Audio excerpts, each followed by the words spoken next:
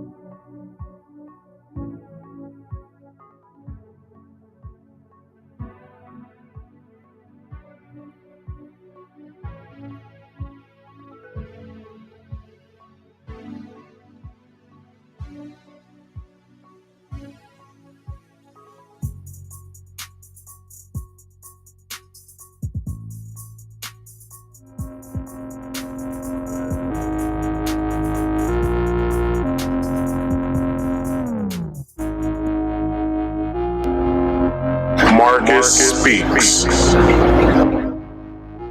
What's up, everybody? Welcome to another episode of Marcus Speaks Play, where Marcus Speaks Play. Sorry, I'm still on yesterday. Welcome to Marcus Speaks Live, the only podcast that gives you all kinds of topics that come from damn near everywhere. Give you guys all trending topics and, some hand-picked ones that I picked myself. Also, people, if you're not subscribed to this channel, I suggest you do so now. Also, what else? Like this video too, alright? And share this to your respective social medias. I would appreciate that if you did. Because we about to have fun tonight. I tell you, we are about to have fun tonight. Now, I want to get through a few promotions before I start, and then we will get into the pre-show. The pre-show is just basically me warming you guys up, and then, also having people come in, and, excuse me, and, then I'll get to the main event of tonight. And tonight I will be talking about Ray J exposing the Kardashians, Kim Kardashian and Kris Jenner to be more exact. And I'll be talking about Fox Soul did a panel where hold on. Let me get this right before I start joking about it.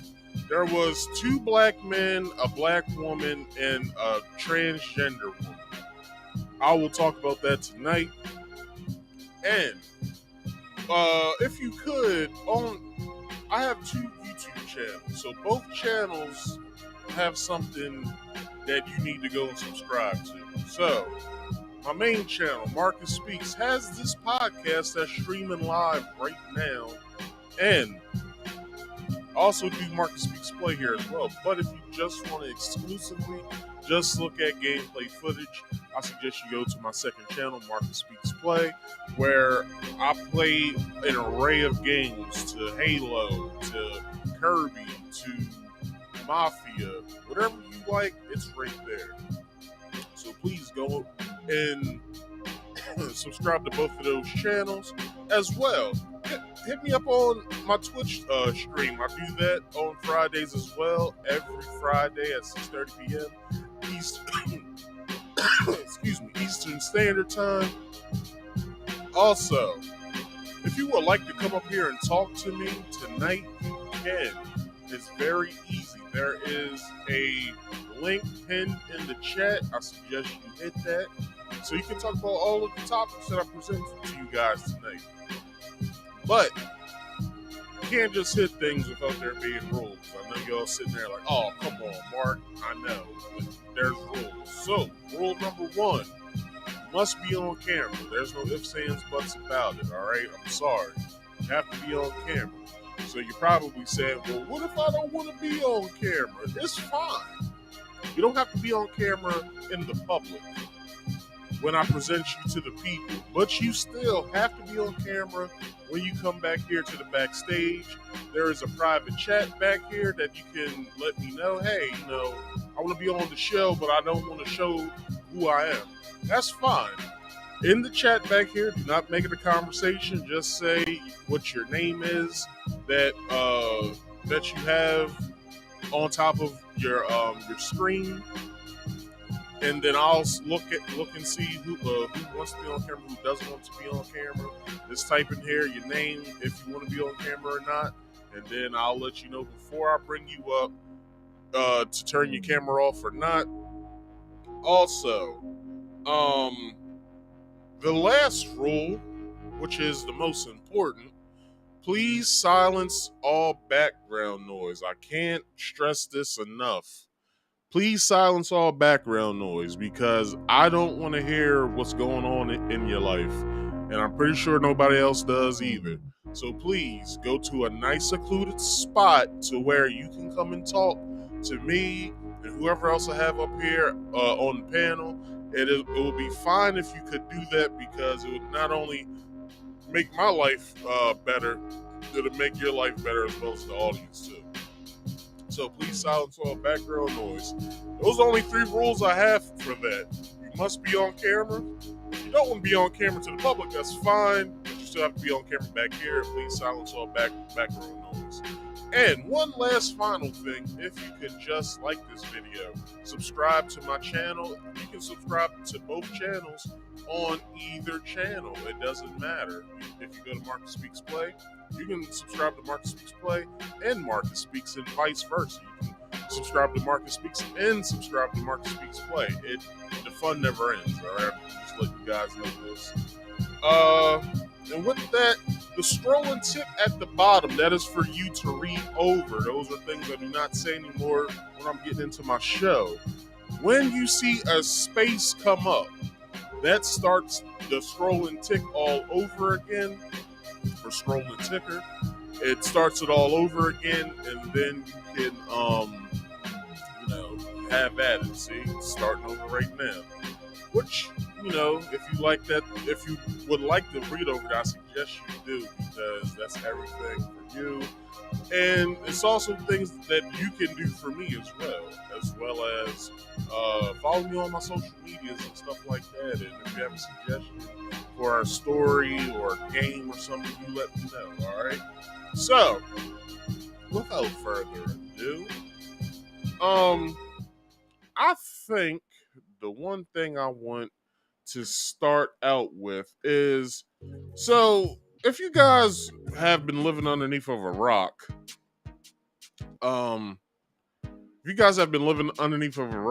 I don't know what to tell you because, oh yeah, I'm starting the pre-show. So, if you guys have been living underneath of a rock, you don't know what's going on out in the world right now. Right now, as we speak, there are 2 people who are suing 2 comedians.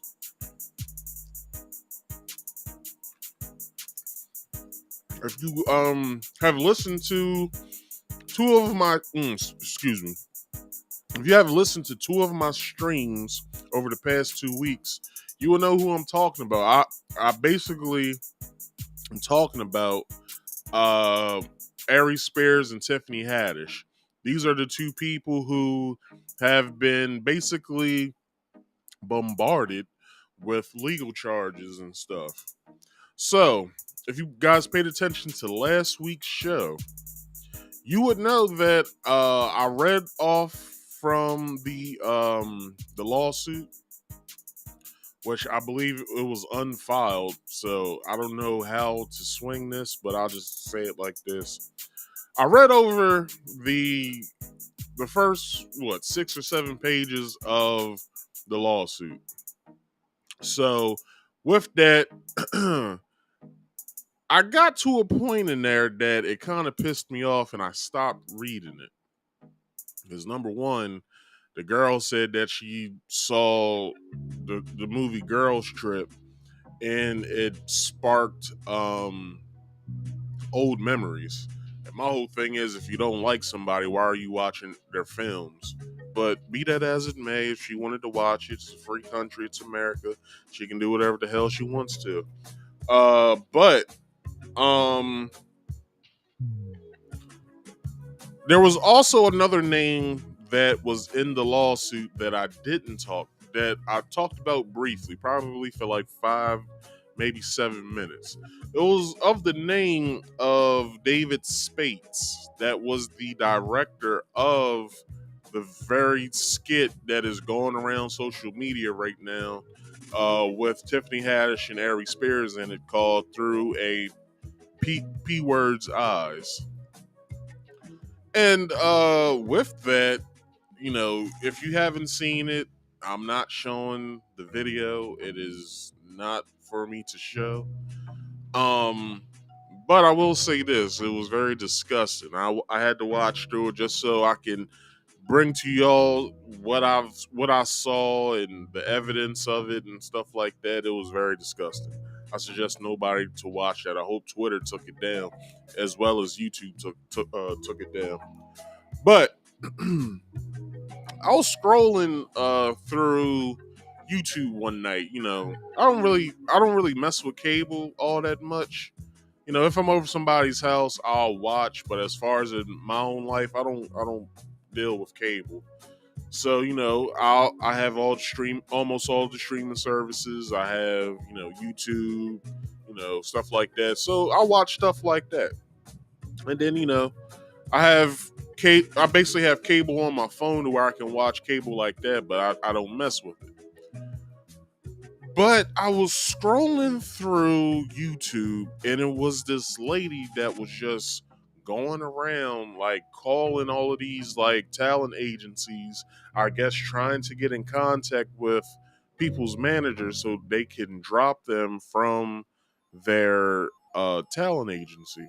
And I felt as though that was a little interesting because you know when you when stuff is coming out about you and it's of the caliber of which Ari Spears and Tiffany Haddish had their, like the display of what we saw in the skit, it was weird, man. So this lady, I'm gonna show you this video of this lady. I'm gonna show you a little bit of it because I think the video is all of like 18 minutes. So I'm gonna show you maybe like 4 minutes of it.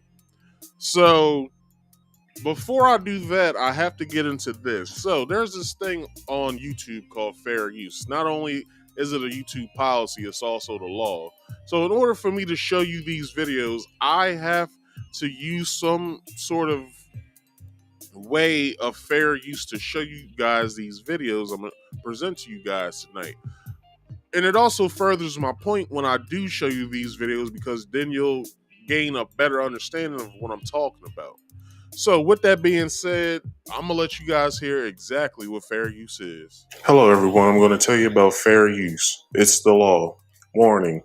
Federal law allows citizens to reproduce, distribute, or exhibit portions of copyright motion pictures, videotapes, or video discs under certain circumstances without authorization of the copyright holder. This is called fair use and is allowed for purposes of criticism, news reporting, teaching, and parody, which doesn't infringe of copyright under 17 USC 107. All right, y'all, that is fair use. So this video right here, I'm about to show you guys, is this lady trying to get the uh the talent agencies of David Spates, Tiffany Haddish, and Aries Spears because of their Speedo tape. Drop the S, and you know exactly what the hell I'm talking about. So this is now she says her name is Tiana J on her YouTube channel, but it's spelt like Tawana. So I don't know if it's Tiana or Tawana. I'll let you guys, whatever. So here's the video.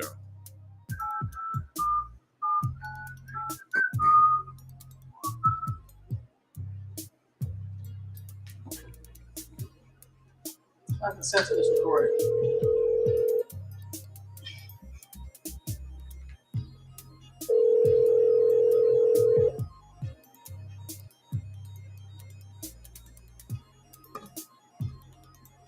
Please leave your message for 3238.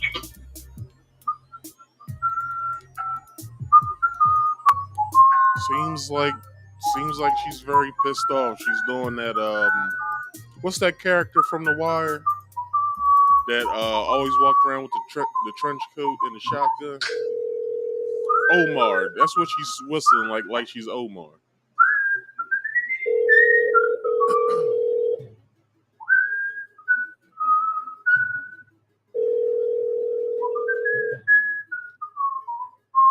Now, if you guys are just coming in here and you don't know what I'm playing, this lady right here, I'm guessing she's like a social justice warrior, and she wants to get David Spates, Tiffany Haddish, and Aries Spears taken off of or dropped from their talent agency. If you guys don't know who David Spates is, David Spates' name was entered into the lawsuit of this Tiffany Haddish and Aries Spears thing that's been going on for like the past 2 to 3 weeks. Please leave your message for 3238. So she's getting a lot of answering machines, but she does get. Hey, I'm trying to track down a comedian, David Spates. This is Tiana Jackson from the Jackson Agency, a Black-owned talent agency headquartered in Century City. I'm putting together a roster for a comedy tour, and you came highly recommended. Please give me a call back, 818-538-5305, extension 1. So if you guys don't know who David Spates is, David Spates' name was entered into the lawsuit. Not only that, he was the director of the In a Speedo's Eyes. Agent? Drop the S. You know exactly what the hell I'm talking about. So she's calling around basically trying to get them dropped from their talent agencies, and I guess she's gonna let their talent agencies know what they've done in a skit in the past and what it was all about.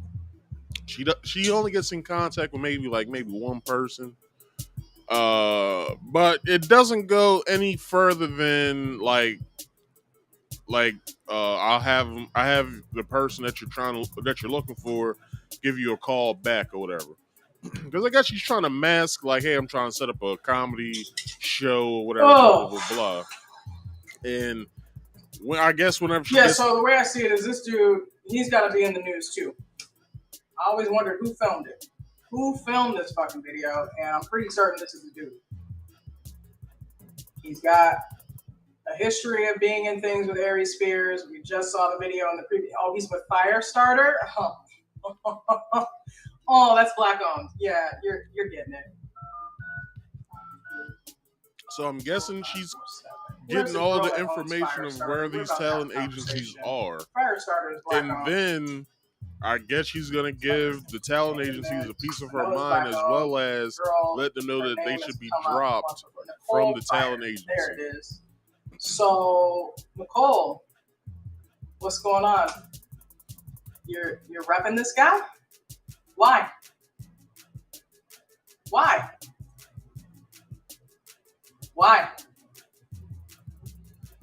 Like I said earlier, I guess she's one of these social justice warriors. So she's trying to get people Thank you for calling taken Firestarter off of their talent Entertainment. agency. If you know your party's extension, please So dial it now. If you would like to use our dial by name directory, please dial extension 8. To reach our like I theatrical understand department, her please dial sentiments extension of 1. what she's doing, To reach our but commercial this is department, just please as dial extension bad. 2. To reach our theater This is just department, as please bad dial extension as 3. To leave a message in our general mailbox, if please you dial guys extension aren't 4. like privy to YouTube, it's this black sector on YouTube called the beef sector. So what the beef sector does, they go into each other's live streams and beef with each other. And then if one of them gets one of them upset enough, they'll get their home address, their work address, and work number, and family numbers and stuff like that. And Hey, they'll start Nicole, it's calling Yana from the around. Jackson Agency. How are you? They'll start calling around and trying to get people fired, trying to get people kicked out of their homes. They'll call the police and say that they're either abusing their children or abusing drugs or selling drugs or whatever. They'll do all this stuff just so they can get back at somebody that they're beefing with in this bullshit ass sector on YouTube. This is what kind of reminds me of what she's doing right now.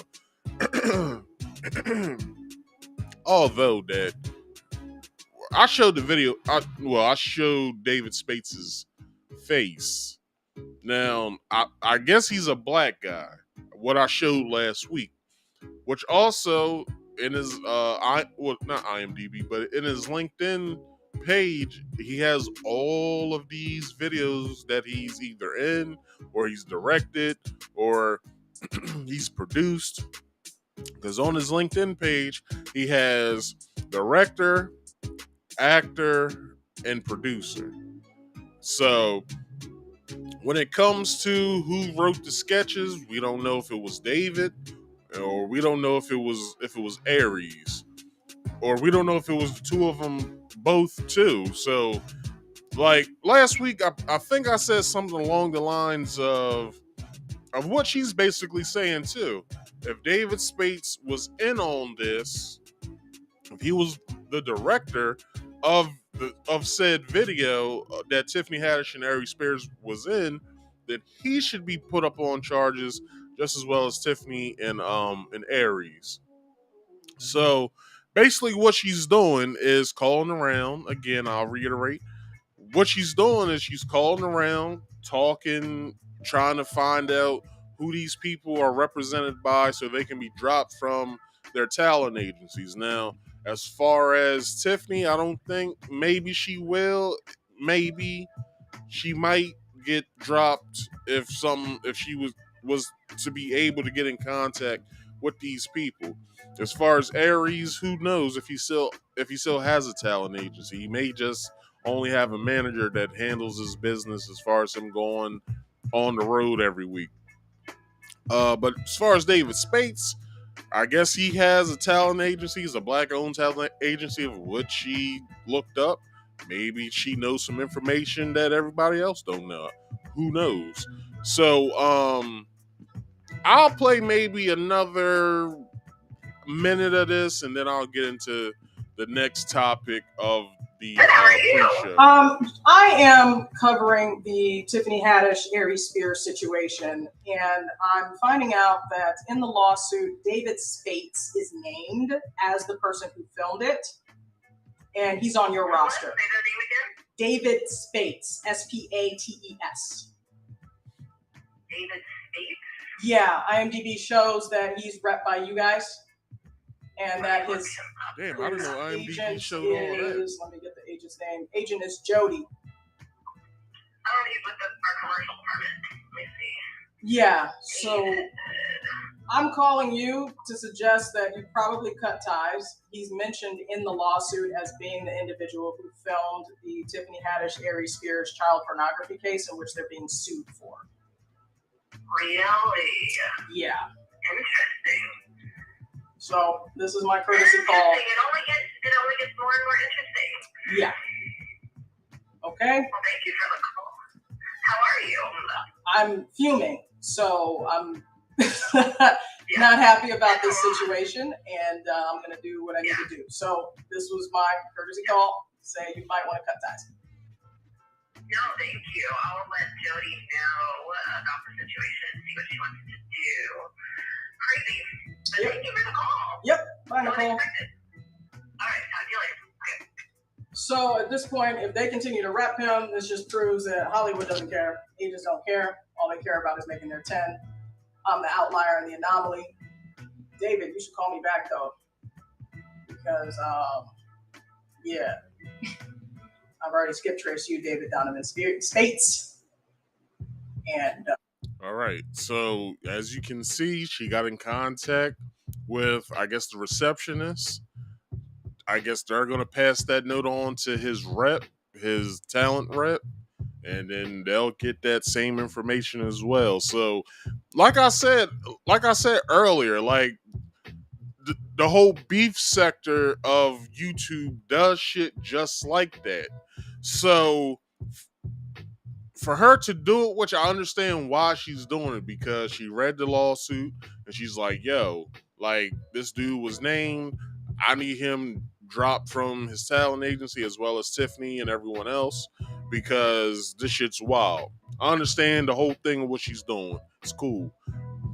But you're also fucking with somebody's money. And if y'all don't remember what Dave Chappelle said when he was in New York and the dude was playing 3-card Monty and he lost all his money to these dudes, and then somebody else came and was like, nah, fuck all that. They all into this all into this shit together. And then the dude picked him up, was like, hey yo, don't get between a man and his meal, nigga. Like, what the fuck is you doing? Like, I understand what she's doing, and at the same time, if this dude is out here filming this weird shit, yes, he should be brought up on charges as well. But at the same time, I understand how she was doing it. How she was doing it was fine, but I'm pretty sure there's a better way she could go around what she was doing. So I will say big ups to Tiana for doing that. But on to the next to the next part of this pre-show. So if you guys haven't seen this video is wild, yo. So I'm gonna set it up real fast. So it's this video that is out now of this woman by the name of Tavia Chapman. So I'll set it up. I'll set it up before I play the video. So this woman and her man, I guess her man goes into Kroger and gets himself either some groceries or tries to or he's trying to cash his check. Who knows what the hell what he's doing. His name is Jawan Lunsford. So he goes in Kroger. I guess he leaves his phone in the car, and his girlfriend sees his phone blowing the fuck up, like, and she's like, well, who the hell's calling his phone? You know what I'm saying? So just like any woman would do, she picked the phone up and looked at it to see who was texting him. And long behold of who the fuck was texting him. I'm gonna leave that right there. Cliffhanger. So when she finds out and she sees what happened, this is what she does to him. So that's him. That's walking out. If you guys don't see him, he's over there. There's the car. It almost tips over. Okay, so if you guys didn't see what happened, let me play it over again. So he comes out. He's right here. He's right there. So he comes out, he's like, yo, come on. Like you all over there, come on over here. Like, I'm trying to get in the car. And she's like, oh, you want to get in the car? Puts the, Van's got this still. So she puts that bitch in drive and fucking tries to kill this nigga. But what wound up happening, he got the fuck out the way, sort of kind of in time, but he breaks his leg, or she breaks his leg in the process. Not only that, she kills a man. This gentleman right here, she kills him, runs him over. Now, here's the crazy part of the story. These two people have two kids together. They have, I believe it's a 2 or 3-year-old and an 8-month-old child or children. So a 3-year-old and an 8-month-old, right? But she don't give a damn. This is what she does when she finds the phone. He's like, hey, yo. He gets hit. Other man gets ran over. The car's damn near totaled. While the kids are still in the car, she runs to her boyfriend and starts whooping his black ass. Now, I know you guys are saying, well, is she not concerned that she just ran over a man? I'm pretty sure she's not. Because as you can see, she's still commenced in whooping his ass. Now, what she didn't see was a tragedy that happened. There is a man laying dead in the blurred spot right there, and she doesn't give a damn. She runs her boyfriend over. His leg is basically broken. And she whoops his ass, runs into the store, I guess she ran into the stop sign maybe. The car's leaking. She has no fucking, she doesn't have any sort of remorse, nor does she have any sort of, like, I'm a mother, why am I doing this shit? My kids were in the car when this shit happened. I'm pretty sure the kids are crying in the car because you just hit a fucking building. And a goddamn that looks like a Dodge. I don't know what Dodge makes. Caravans. That look like a Dodge Caravan. And she doesn't give a damn. She gets back in the car, closes the door. The security guard, he's really not doing a good job of his job. What he should have did was grab her ass. And I guess she tries to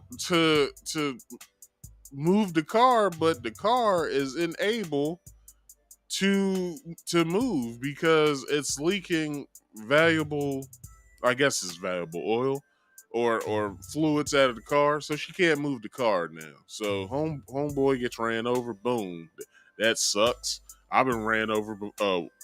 I've been hit by a car. I haven't been ran over by a car. If you want to see that story is in the Marcus Speaks Short section. I forgot what the title of it is. I think it's the time I got hit by a car.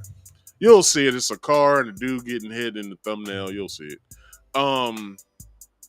But yeah, like this is some wild shit. Like, this is the wildest shit I've ever seen. So I believe the man that like hauled ass over to the guy was his brother. So I believe his brother, the guy who's laying on the ground dead, I believe his brother took him to the store so he could grab a few things and he was going to take him back home.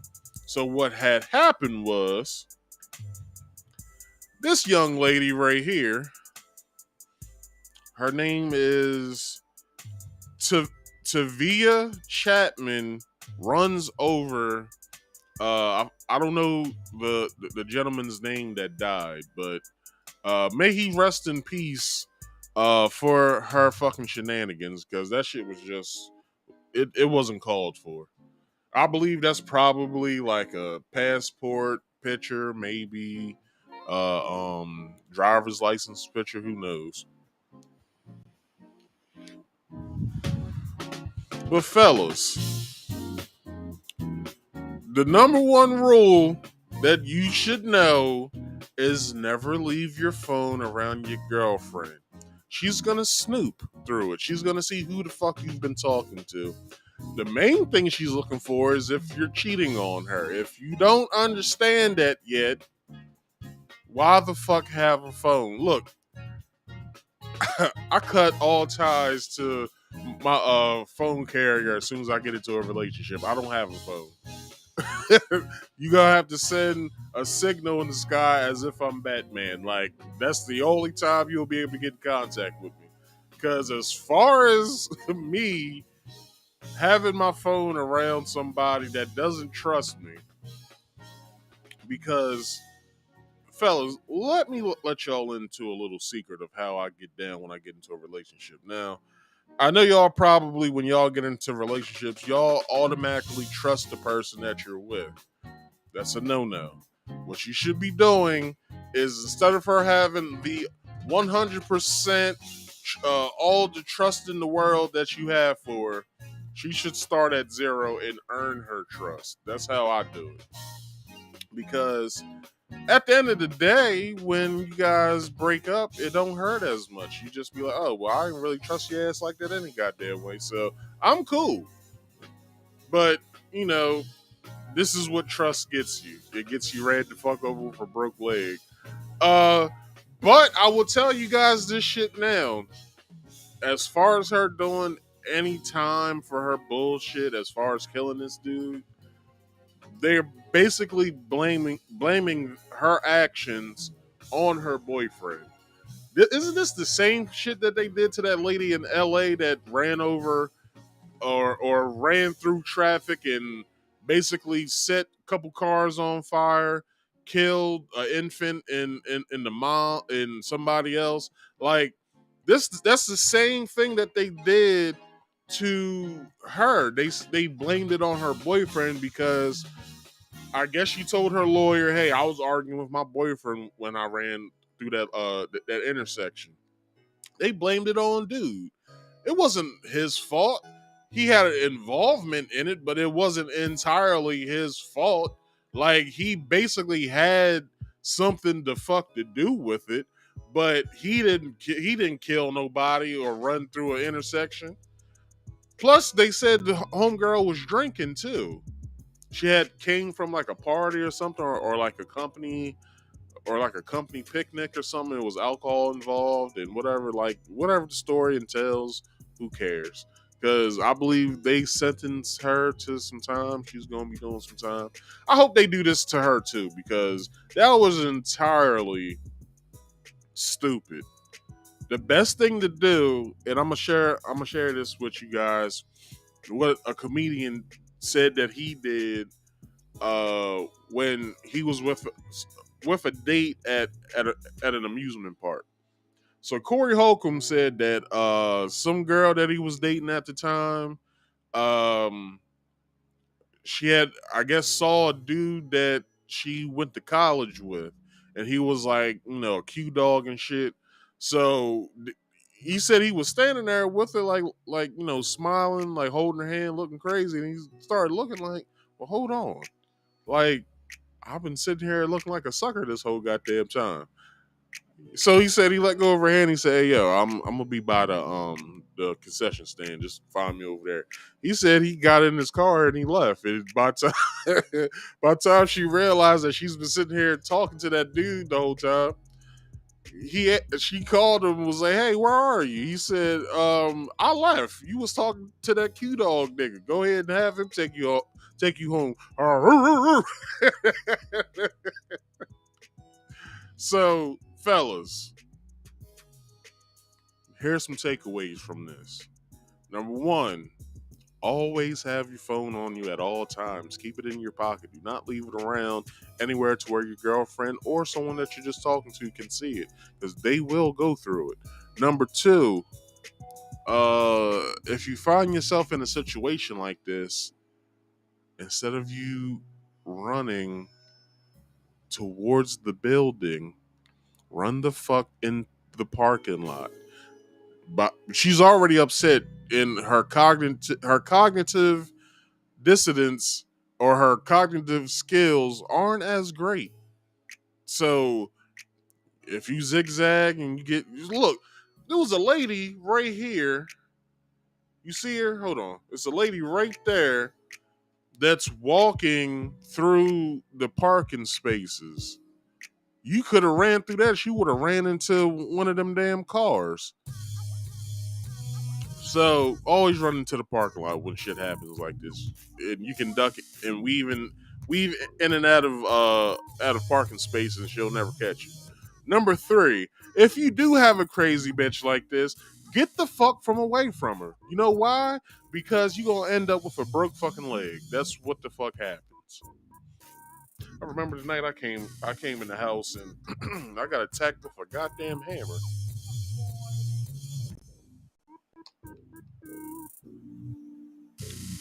What the girl didn't know when she told me get on the floor before she tried to bash my damn head in, she didn't know I was playing coy the whole goddamn time. I was just sitting there. I was like, all right. I said, yeah, I'm sorry. Like, I mean, this shit ain't even gonna happen again. It was all an act the whole goddamn time. Like, this shit ain't gonna happen again. I'm sorry, yo. Like, I got kids and shit. Like, what about my God? Like, she was like, nah, shut the fuck up. I was like, all right, I'm sorry. Whole time I'm playing coy the whole goddamn time. So, I guess she psyched herself up so much to where she got herself to swing the hammer, and she was about to hit me in the head, but it never happened. You know how fast I got the fuck off that floor and shoulder lifted her up and slammed her into that goddamn floor? Hammer flew. I said, hey, yo, next time you try to do some shit like this, call the police, because I'm going to kill you, dumbass. Don't you ever in your fucking life come at me with a blunt fucking object again and try to hit me in my goddamn head. What the fuck is wrong with you, yo? And she was just like, she started sounding like me. I'm sorry, I'll never do it again. I'm sorry. I said, nah, fuck all that. You lost trust points. Now, people, listen to me. If you listen to me earlier, I said when I get into a relationship, I do not start trusting the person outright. She lost trust points that day. So I don't know what to tell you. But anyway, I hope Shorty goes to jail for this because that shit was stupid. She's gonna do life because she did kill a white dude. So, but they blamed it on the boyfriend. So who knows what the hell's gonna happen with this? So moving on. Have you guys been keeping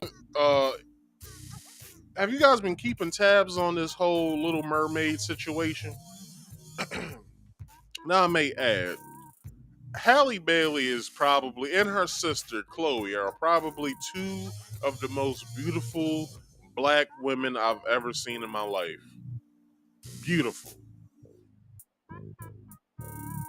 But it seems as though some racist motherfuckers got a problem with her being the Little Mermaid.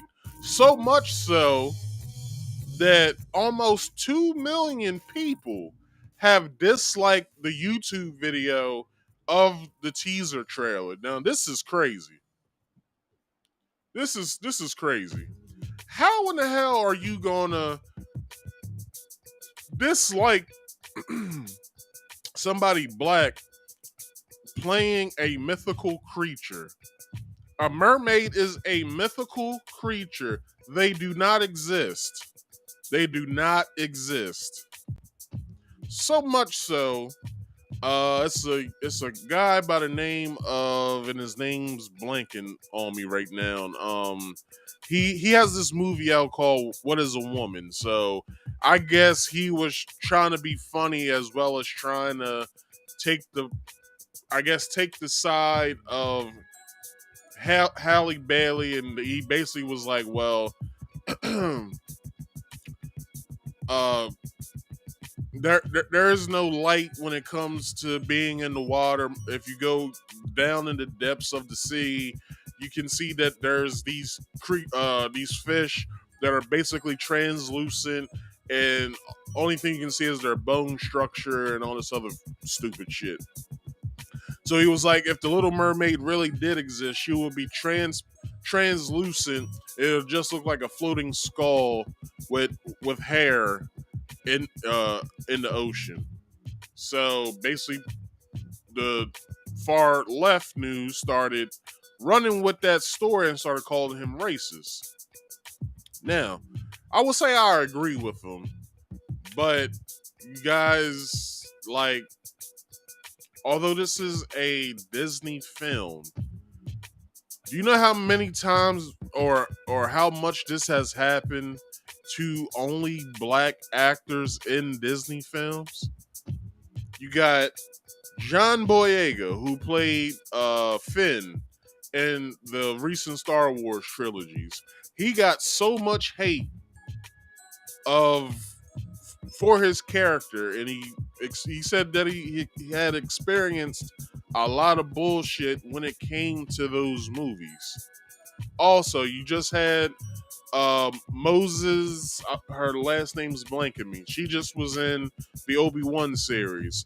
You know how much hate she got because people didn't like her character at all. Also, who else are they having? Oh, they didn't like Anthony Mackie becoming Captain America. Like, this happens to a lot of black Disney, like a lot of black Disney actors. This happens to a lot of them, and Halle Bailey is not exempt from their bullshit. So much so, this is what they did. They CGI'd, and I'll let you guys see this a little bigger. Hold on, let me switch it. They CGI'd her as a white girl. Ain't this shit wild, yo? Now I believe Disney probably hired a company to do this because y'all know in China they don't like, basically the country of China does not like black people.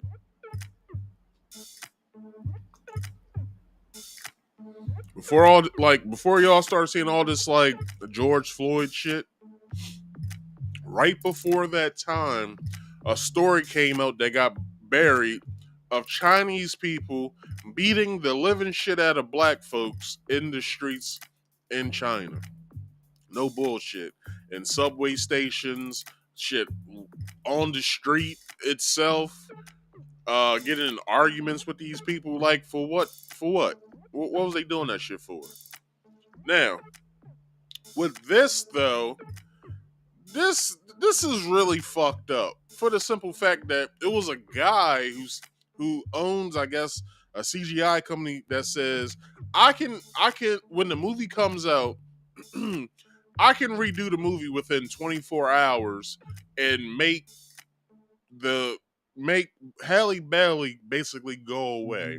It'll be this white woman here. Now, if you guys don't understand, the reason why I brought up John Boyega first, because if you guys looked at the Star Wars poster, the very first one, when it came out, Finn was about this big, probably as big as I am on your screen. Hold on, let me Finn was probably as big on the poster as I am to you right now. Right? So, when that happened, when they did the Chinese poster, he shrunk. Like, he was like yay big on the poster. Now, I don't even know if they'll even preview this in China. Just for that simple fact. But if you look at Halle Bailey, if you just take a glance at Halle and Chloe too, they look sort of racially ambiguous, but you still can see, oh, they're black. But Halle, she does not deserve this. Because as soon as the trailer dropped, everyone was like, mermaids can't be black. We've never seen a black mermaid before. who's doing this shenanigans? It's like, dog, do you understand that mermaids are a fucking mythical creature? Number one. Number two, the story itself, the real story of the Little Mermaid, she actually dies at the end, which I believe is like a Dutch story or something like that, where uh, Ariel, the name Ariel, is I believe it's a Hebrew name, and she trades she trades her voice in order to be able to go to the surface to fall in love with John. I guess that's his name. Yeah, John. Was it John Smith or something like that? I don't know the damn man's name. So she basically trades her voice so she can be on land so she can fall in love with dude. Finds out homeboy don't really fuck with her like that. So at the end, she dies. I believe that's the story, but you know. Well, let's look up the real story of the Little Mermaid. The real story of the Little Mermaid. Let's see. What's the real story behind the Little Mermaid? The U.S. Sun. So, it says it's. I didn't ask you nothing, Siri. So nothing says this Disney quite like a happy ending, but sadly the original story don't always turn out as peachy in the end. One of the darkest fairy tales is The Little Mermaid, which features suicide and murder.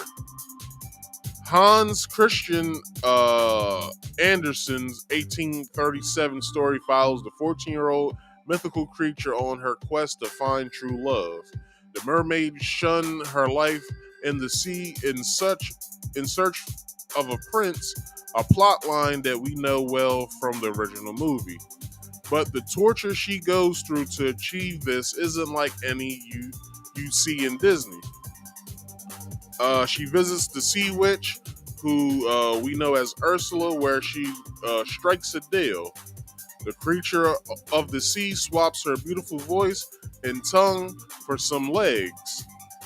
Although she is able to walk on land, every step she takes resembles being pricked by sharp knives. As Hans Christian Andersen's character doesn't have a soul, she will only survive by winning the prince's affection. However, unlike Walt's adaptation, The Little Mermaid fails on this mission. In Hans' version, instead of falling for the mermaid, the prince marries another woman. So the sea witch cuts the broken-hearted girl another ultimatum, ensuring her survival if she agrees to murder her lover. Yes, the Little Mermaid agrees to murdering the prince. But as she approaches the new bride and groom, lying in their martial bed, their martial bed, she can't bring herself to kill him and instead chooses to die herself. She then dissolves everything into foam before being offered one small reprieve.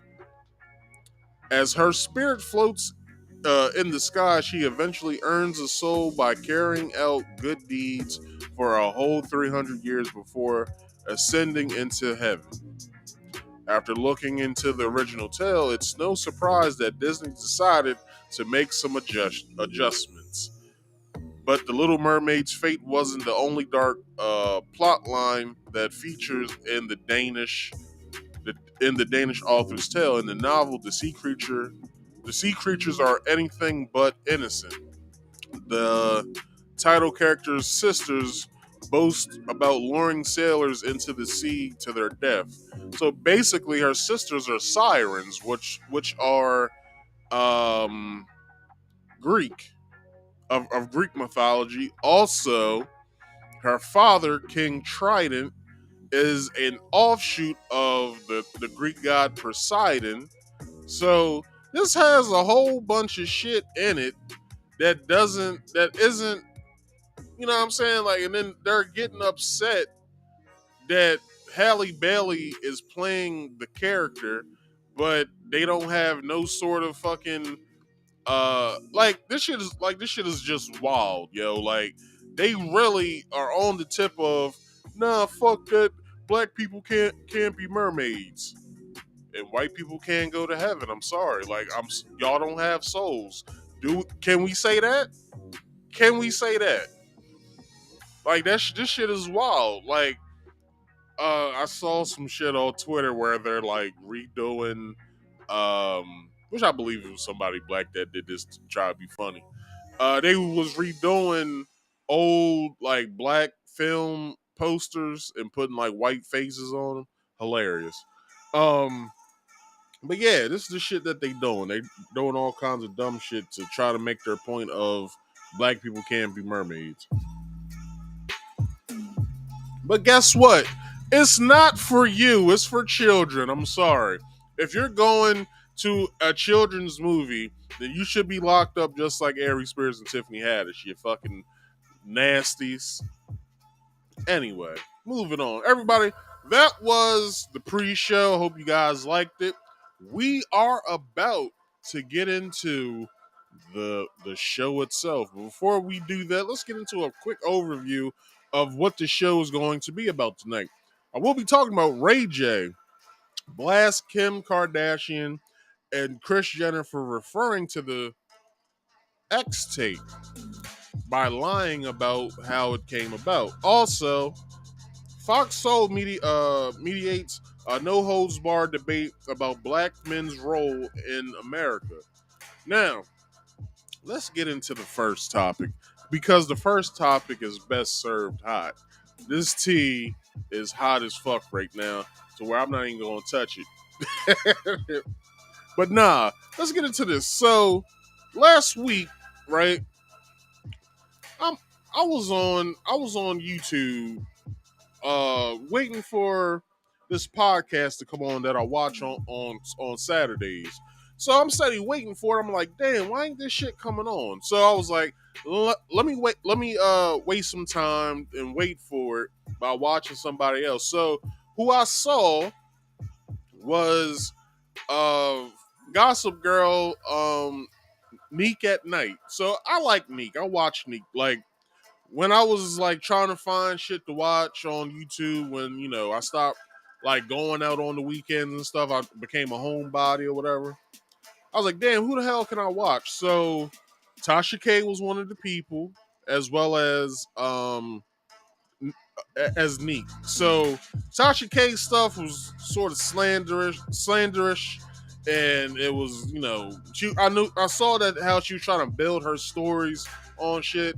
I was like, all right, she's okay, but she's not real. So then I started looking at Neek. I was like, oh shit, Neek is very pretty. She looks like, at the time, I believe she was selling like pajamas or something. And then at the time, I think Neek and Tasha was having some beef. So, I was like, well, fuck it. I got Neek's side because Neek, she looks like somebody that I would date. So, so Neek had her live going, and I kept seeing in the background Ray J, and it was off his Instagram, and it was showing that he was live. I was like, well, let me get my phone out so I can see what he's talking about to see if it's matching what she's talking about. So I kind of gave up on it, and I didn't really care, so I just wound up watching like a couple movies, and I fell my ass asleep that night. But it wasn't until I woke up. I said, so I'm on my phone, I'm on Twitter, I'm trying to get myself acclimated to Twitter. So I'm on Twitter, I'm just scrolling, stuff like that. So I stop. It's a story of somebody talking about the Ray J thing. So I was like, what the hell is this about? Like I saw Nick talking about it last night. Now I'm reading this story here. What the hell did he do? So I'm reading to the story, and they're like, yeah, Ray J blasts Kris Jenner for lying about the sex tape. So I was like, what? Like, why do they keep bringing that up? Like, why does this family keep bringing this shit up? Because as you know, the way that the first, and I went over this when I went over that their new show that's on Hulu. I went over all this, how like it's basically some bullshit, whatever. I believe I did that story. I'm not sure. Um, so yeah, freaking. So how it all started? Kris Jenner went on to some late show that's on TV, and she was up on a lie detector test. And I guess from there, Ray J saw that shit, and he was like, "Nah, fuck all that." So basically, let's get into this article. It's from the Daily Mail. Ray J issued an emotional post in the aftermath of the current feud with Kim Kardashian and Kris Jenner regarding the infamous 2007 sex tape that was reportedly leaked to the public more than a decade ago. So I don't know I don't know like I don't know if this is all stemming from that, but as you guys know, the way no, no, this is what I wanted to say because this is the reason why I was saying I don't know. I thought her show came on back in 2004, and I believe the whole first season was like it was the sex tape thing. Then it was she did Playboy, and then whatever, right? So I thought it came out 2004, 2005. They're saying it came on 2000. Sex tape came out in 2007. Okay, whatever. They got it. So so yeah, so as you guys know, that's how the first show came about that was on E. So um so that's how the whole show started, and they gained millions upon billions of dollars from that. And then they cut ties with E. They did their last season, I believe it was last year. And then they was like, yeah, we're fucking going to Hulu. Like, fuck all this. And then the way that they started the first season, the first episode of the first season of their Hulu show, it was the whole thing all over again, right? So Ray J saw, I believe it was the first episode, right? Because he's like, why is my name in y'all's mouths all the fucking time? Like, why are y'all doing this? Like, I've been chilling. I ain't talked about y'all. Like, what the hell are y'all doing? Like, this is dumb.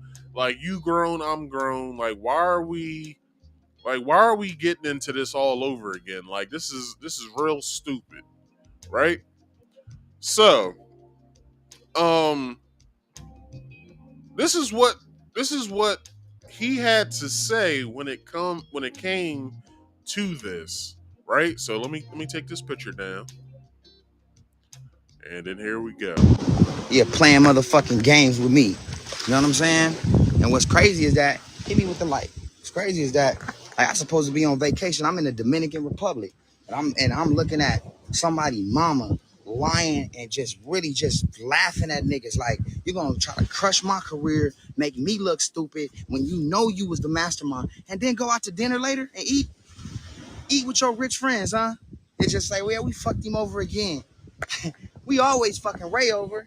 He's our little like scapegoat when we want to just feel like we like special and somebody hurt us. Like, stop, like, you got me fucked up. I start to think to myself, all right, if you already believe what these people are saying about me is true, then what the fuck am I, what do I gotta lose? Then to tell my truth and tell you what it really is, like, and I'm not telling you, I'm telling this, so when my kids grow up, they know the truth. Like, when we was young and y'all manipulate us to do the shit, I take full responsibility for the act. I was lit. We made a fucking lot of money. I get it. I will be getting into how much money they made, like how much the video made, how much they made, and how all this shit came about. I will be talking about this. I have okay, so every article that I have with this is from the Daily Mail. The Daily Mail has been covering this. They interviewed Ray J I believe like 5 months ago when I believe their episode, the first episode of the first season of the Hulu Kardashian show, I believe came on in like January, if not February of this year. I'm not sure, but uh, so Ray J is basically talking about that because Chris went on a late night talk show, got strapped to a lie detector test, and we gonna hear more about this shit from him. So I'm not gonna keep talking. I'm gonna pause it every so often so I can make further points. If you guys haven't seen it, so this is what we're gonna do. But we together, like, y'all really think that y'all was gonna, I don't know. You know what? Here's how I look at it. Your lawyer, Marty, right? Every time somebody talks shit about y'all of this magnitude, y'all always cease and desist. Y'all shut that shit down. Y'all tried to make Black China look crazy, right? Which is true. Which is true.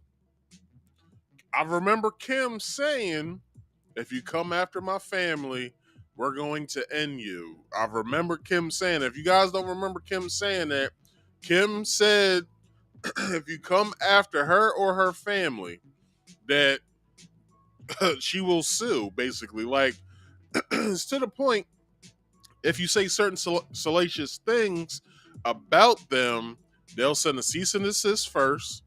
And then if you don't comply with the cease and desist order, they're going to sue you. And that's just what they do. That's, I guess, what they've been doing since they gained their $1 billion enterprise that they have. Like, I don't know if you guys understand. Like, what talent does Kim, Chloe, Courtney, Kendall, and Kylie, and I'll even put the brother in there, Rob. What talents do these motherfuckers have to where they have billions upon billions of dollars? Nigga, they don't have a lick of talent in them. But these motherfuckers get paid to be seen. That's basically what they get paid for. To be seen. Nigga, I'm in the wrong fucking business. I go to work every day. I make the product I make so they can go out and save lives. And then I come home. And then on the weekends, I do my my my my game show that I do on Fridays, and I do my podcast on Saturdays. And then Sunday, I chill out. I drink on the weekends. I'll watch a movie or like a podcast. I'll have a drink or two, and then I sit the cup down, and then I'm off to bed, detoxing for work for the week, and then I go to work through the week, and then I'm back, on the weekends doing the same thing all over again. I'm in the wrong business. I need to get my social my social media career cracking. Because if these motherfuckers could make billions of dollars just doing that shit, I know I'm handsome shit. I can get motherfuckers watching me just doing nothing. But this shit is crazy. But my talent is that I'm very smart. I know how to talk very well. I have the gift of gab.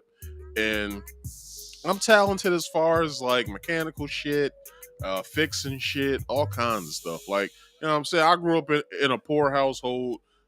I broke my shit all the time when I was little, and then I fixed the shit later. So I know how to fix broken shit. I know how to create things and stuff like that. So I'm I'm not. I guess I'm not worthy of that shit. But these fools, they basically don't do nothing. But you see them naked or whatever, and you know what do they do? Like, what the hell is their talent to where they are being seen all the damn time? And then on top of that, you know, their dating life. We always know who the hell they're dating, which is wild. You would think that would be private, but they wanted to be celebrities. And the price of, ooh shit. I have a nice little ending to this, and it's from a person that we love to hate. And I won't say no more other than that. In the black community, we love to hate this person. All right. So I will continue this video.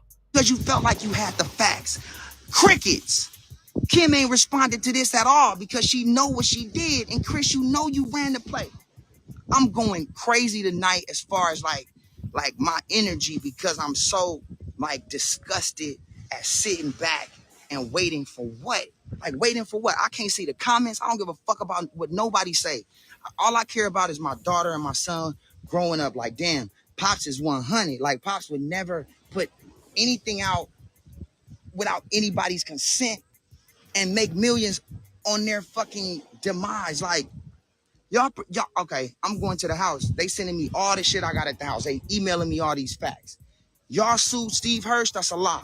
$5 million, you never got $5 million. You can't print those documents up. They don't exist. You never got no money from Steve. You got $400,000, just like I got $400,000. We signed the contract the same day.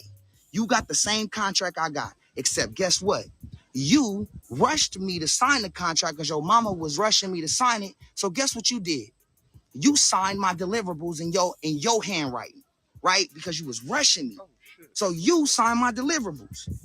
Kim Kardashian got her handwriting and her fingerprints all over my contract. When you look at the two, when you look at my signature and you look at her signature on my deliverables, that shit say sex tape number 1, sex tape number 2, and guess what? The third sex tape or the second they've been trying to play me on, that shit called Santa Barbara Sex. Her mama made us go shoot it for safety. She watched the motherfucker and said, hey, we're going to go with the first one because the first one is better. It gives my daughter a better look than the second one that I made y'all go do. But you watched it. Ain't that some wild shit? Kris Jenner watched the very sex tape that went out to the public that we saw. Now, if you guys ain't seen that shit, come on now. Like, I hear motherfuckers bragging about, yeah, I saw that R. Kelly tape, nigga. That was child pornography. I hope you go to jail. But if you haven't seen the Ray J, Kim Kardashian Superstar tape, which I don't know if you guys remember why she did it, because okay, here are the ties, right? This are the ties. Back in the early 2000s, Kim Kardashian was working with Ray J's sister Brandy. I don't know if you guys know, for all the youngins who's probably watching, Brandy Norwood, which is Ray J's older sister, was a big star back in the back in the 90s and early 2000s. She had like 2 or 3 albums. She was on a hit black sitcom by the name of Moesha. She played in a scary movie. I Still Know What You Did Last Summer. And what else did she do? I believe that's it. Oh, she had her own reality show when she was pregnant with her daughter. And I forgot what else she did. But other than that, she was a big star. She was real, real big. So reaching back to her brother, she picked Ray J up, was like, look, we're going to do this together. So Ray J, he had an album back in the early 90s. I know y'all probably think, well, nah, Ray J didn't, his first album was in the early 2000s. No. His first album came out, I believe it was 96. I forgot what it was called, but he had this song on there that me and my homeboy, Cam, we used to make fun of the song all the time, but the song was tight. I think it was called Nothing Better or whatever. It's a hot song. Y'all should look it up. Ain't Nothing Better. But yeah, we would make fun of the song, but Brandy got her brother on the Moesha show. He had various hits throughout the years, and but at the time he started dating Kim Kardashian, right? She was working with his sister. Shit seemed like it made sense. Then the Ray J and Brandy's mom accused Kim of stealing upwards of $150,000 that she charged on, I guess, the family's business credit card. So they fired her. I don't know if you guys know at that time as well, when Kim was working with Brandy, that's how she met Kanye as well. If you guys don't know, on Kanye's second album, Brandy is featured on the song. Now, I'm pretty sure she had Kim waiting on her hand and foot, getting her food and all kinds of stuff during that whole process of making that song. So that's how Kim met Kanye. As well. So, also, Kim was a lackey of Paris Hilton. If you guys weren't alive back in the early 2000s, Paris Hilton and Nicole Richie, which is Lionel Richie's adoptive daughter, they had a TV show together. They were friends. They had a TV show together. What was it called? The Sweet Life or some shit like that, or the Simple Life or whatever, on Fox. So they had their own reality TV show. I believe Kim was working with them at the time, or was working with Paris at the time.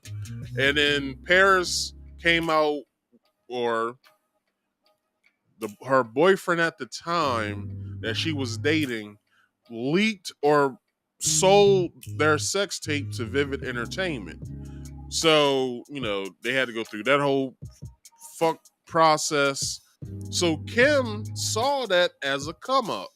She thought, hey, if I do this too, maybe I can get famous as well. Because Paris Hilton, we didn't, like, nobody knew who the fuck Paris Hilton was.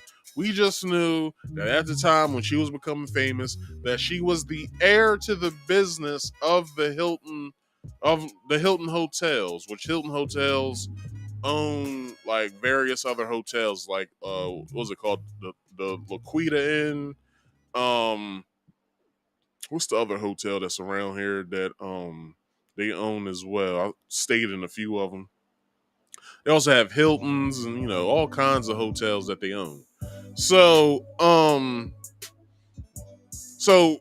Kim saw it as a come up, probably talked it over with her mom, and then they got Ray J in it to where, look, if we do this, we can make him a big star. She'll become a reality star. Everybody know her name. Maybe we have this store that's here in Calabasas called Dash. We can probably have them model for that. Her and her sisters, they'll become big. They'll be these socialites that everybody want to be around, and she'll become famous. And thus, that is the coming up. The was it the come ups of Kim Kardashian and the family. So, I believe I said too much. So let's get back into the video. And made a decision, and then you get on whatever show you was on and take a lie detector test with a fraud. Like John Rogan. Google what his name? Grogan. Grogan. John Grogan. Google John Grogan right now. Look what pops up. First thing that pops up is how to beat the lie detector test. This nigga's a fraud. He don't even have a fucking license. He using somebody else's license.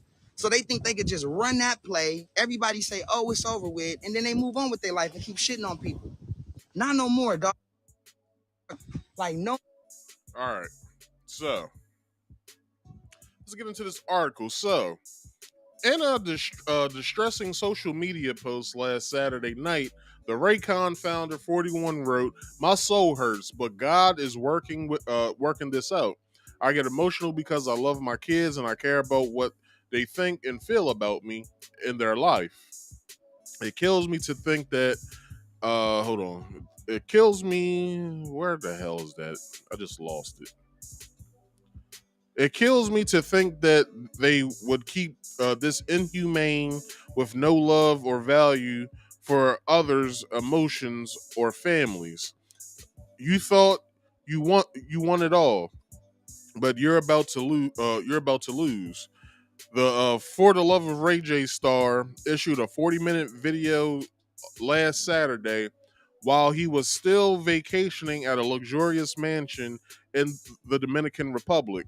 In a bombshell interview with thedailymail.com in May, Ray J claimed the infamous sex tape was released like an album by Kim Kardashian, who also kept the only copy it's stashed in a Nike shoebox under her bed, along with steamy tapes she made with him. During the explicit lace piece of information over the weekend, he lashed out at his former girlfriend and her mother, alleging they reignited the controversy to increase ratings on their current reality show, The Kardashians. Ray J, whose legal name is William Ray Norwood Jr., has shared documents he signed during the era, claiming that the Kardashian family, uh, the Kardashian family matriarch, was behind the entire scheme, and that they made three different tapes. At one point, after refuting allegations that he did something to the Skims founder while she slept, the Pump actor exclaimed, I would not have hold on I will not have my kids looking at me like no fucking I don't know what it's called domestic violence. In a later post, he said, my daughter and my son is like, as he gets choked up and looks at the camera saying, I shouldn't have fucked up, and shakes his head. I guess meaning he should have never fucked Kim Kardashian on camera. But a lot of people say that about themselves. Anyway, uh, as he recovered, he became angry and said, "The only thing I'm doing, hold on." He became angry and said, "The only thing I'm doing this is for my kids because the moral integrity and the values and integrity that I stand for would kind of be a blur." He promised to shut the issue down before his daughter can become aware of it. The actor and producer has since shared on social media that he has left his vacation and is returning to the US, writing in Instagram stories, I'm not stopping until you know it's real. Hate me forever, fuck you, my kids are all that matter that matters. Tagging both Kim and Chris in the post. In a second story post, he shared a video from his drive to the airport, indicating he was heading to New York with the comment, "I'm really about to be a problem." The divorced father of two shares daughter Medley 4 and son Epic 2 with his ex-wife Princess Love. Ray J's allegations are being heard. His most recent live video received more than 600,000 likes. The first received more than 400,000. Kris Jenner 66, but we don't know. We can't get a good age on this bitch because some people are saying 67, some people are saying 66, some people saying 64. Some people saying 68. We don't know how old this woman is. Let's just say she's in her 60s. All right. so, uh, so Kris Jenner has denied she helped leak the tape and took a lie detector test when she appeared last week on the Late Late Show with James Corden. Ray J has pushed back, claiming the person who administered the test is a fraud, as we saw in the video. Right. So we will get back to this video, but first we have to get to why did it go there?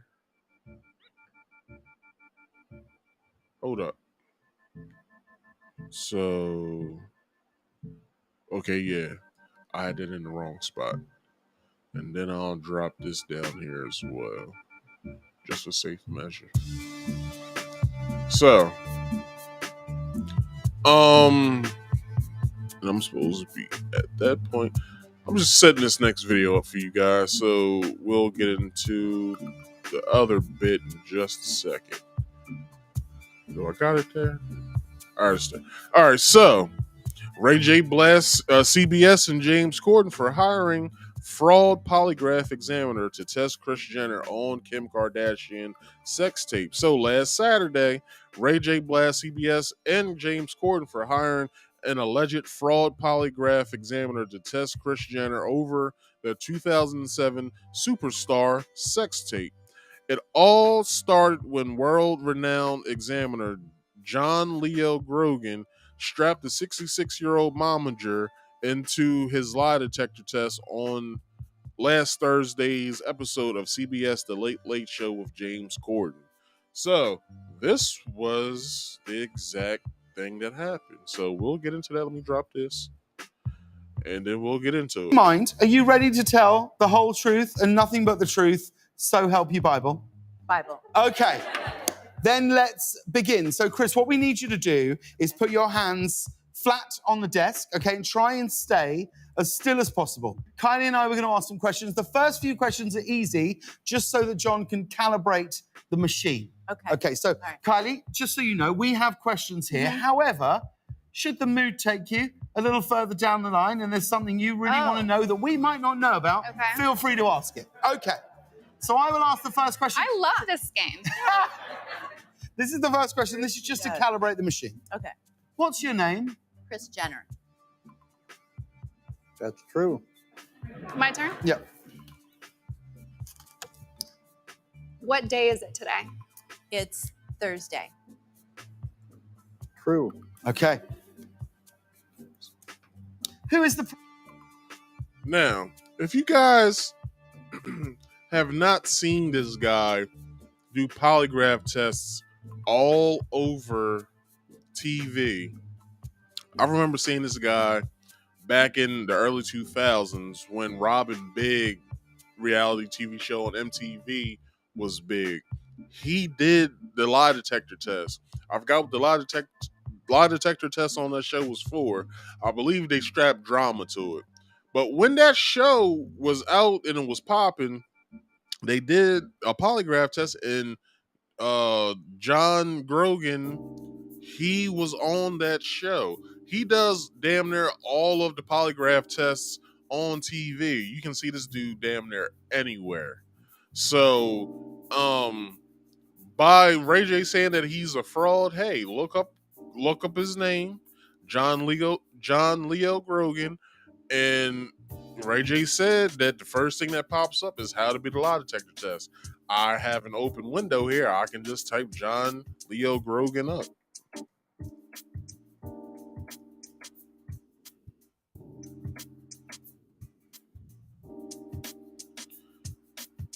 Okay, hold on. Let me put the Leo in there. So John Leo Grogan. Grogan polygraph. He's on Van Nuys Boulevard in Los Angeles. He also has an IMDb, if that's the same guy. Dr. Phil replaced Jack. I don't know how to say Jack's last name with polygraph operator John Grogan. November 2002. John Grogan is a fake. He is not a polygraph examiner. He is quite accurately known as the polygraph parasite. He's been convicted of 26. Hold on, let me read this real quick. He's been convicted. Where was that part at? Featuring Operator John, who has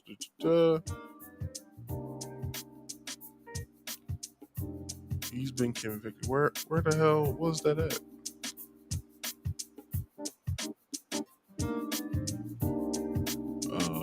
Blah, whatever. John Grogan.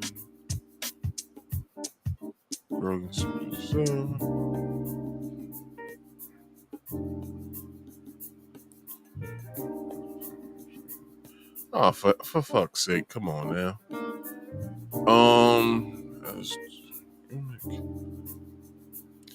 Okay, let's do this. So the tabloid television talk show Dr. Phil, which debuted in 2002, has long used polygraphs as a ratings gimmick, especially during the Nielsen sweeps, basically sweep. A ratings period that is especially important for advertising revenue. For years, the show primary polygraph operator was retired FBI Special Agent Jack Tremarco. Is that how you say his last name? Jack Tremarco?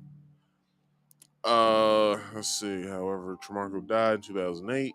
For the same time after that, it seemed Dr. Phil's show did not feature any polygraph examinations. That has changed.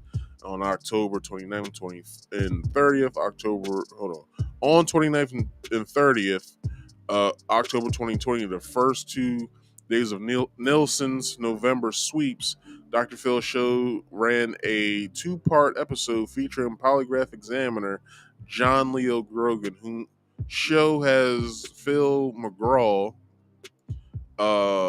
introduced as one of the most respected polygraph examiners in the country. Polygraph operator John Grogan on Dr. Phil, October 3rd, 2020, that John Grogan is the most respected polygraph examiner in the country, who has been a shock to Jack Tremarco. Okay, where was the part where it said how many counts he faced? That's what I want to know.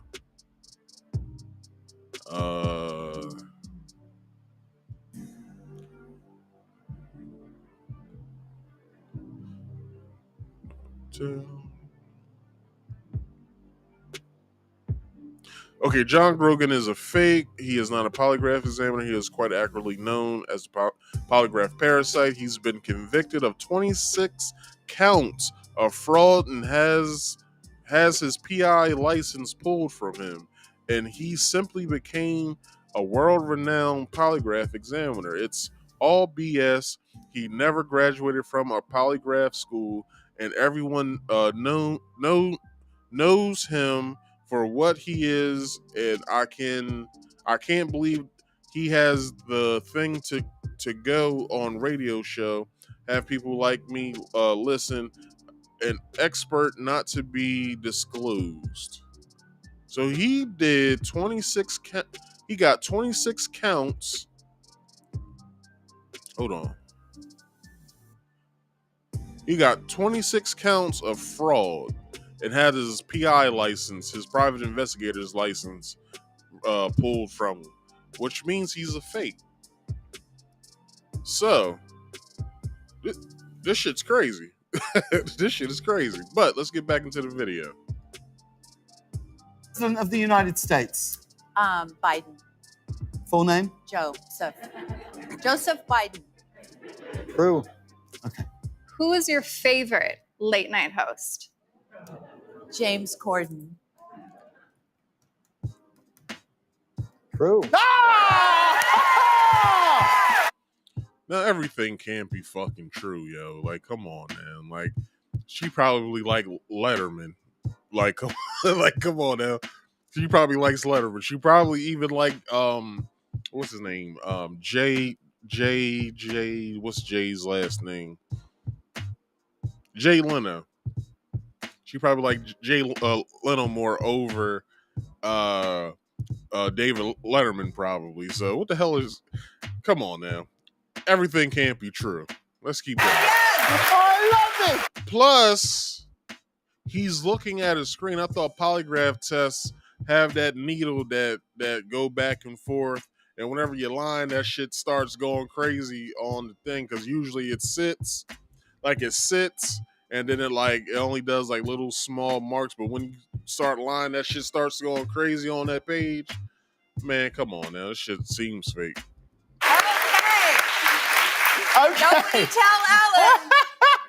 Well, she's retired now. She's not That's on the right. air anymore. Current. So current, exactly. Okay. So, John, the machine is set. So let's really get into this, okay? Chris, take your time with answering the questions. Don't feel you got to rush in. Okay. I will go first, Chris, and I will ask the first question. Okay. Chris. Yeah. Do you or your family have any overseas tax shelters? True.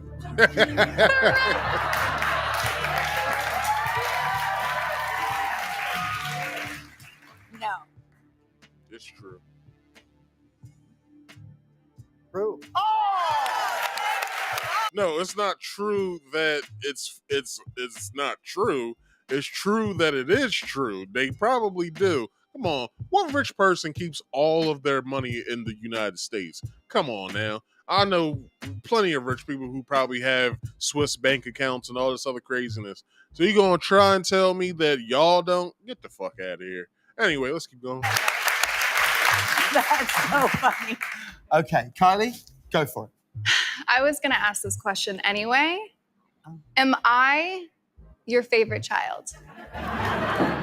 Nah, Kim is. Yes. Whatever. True. I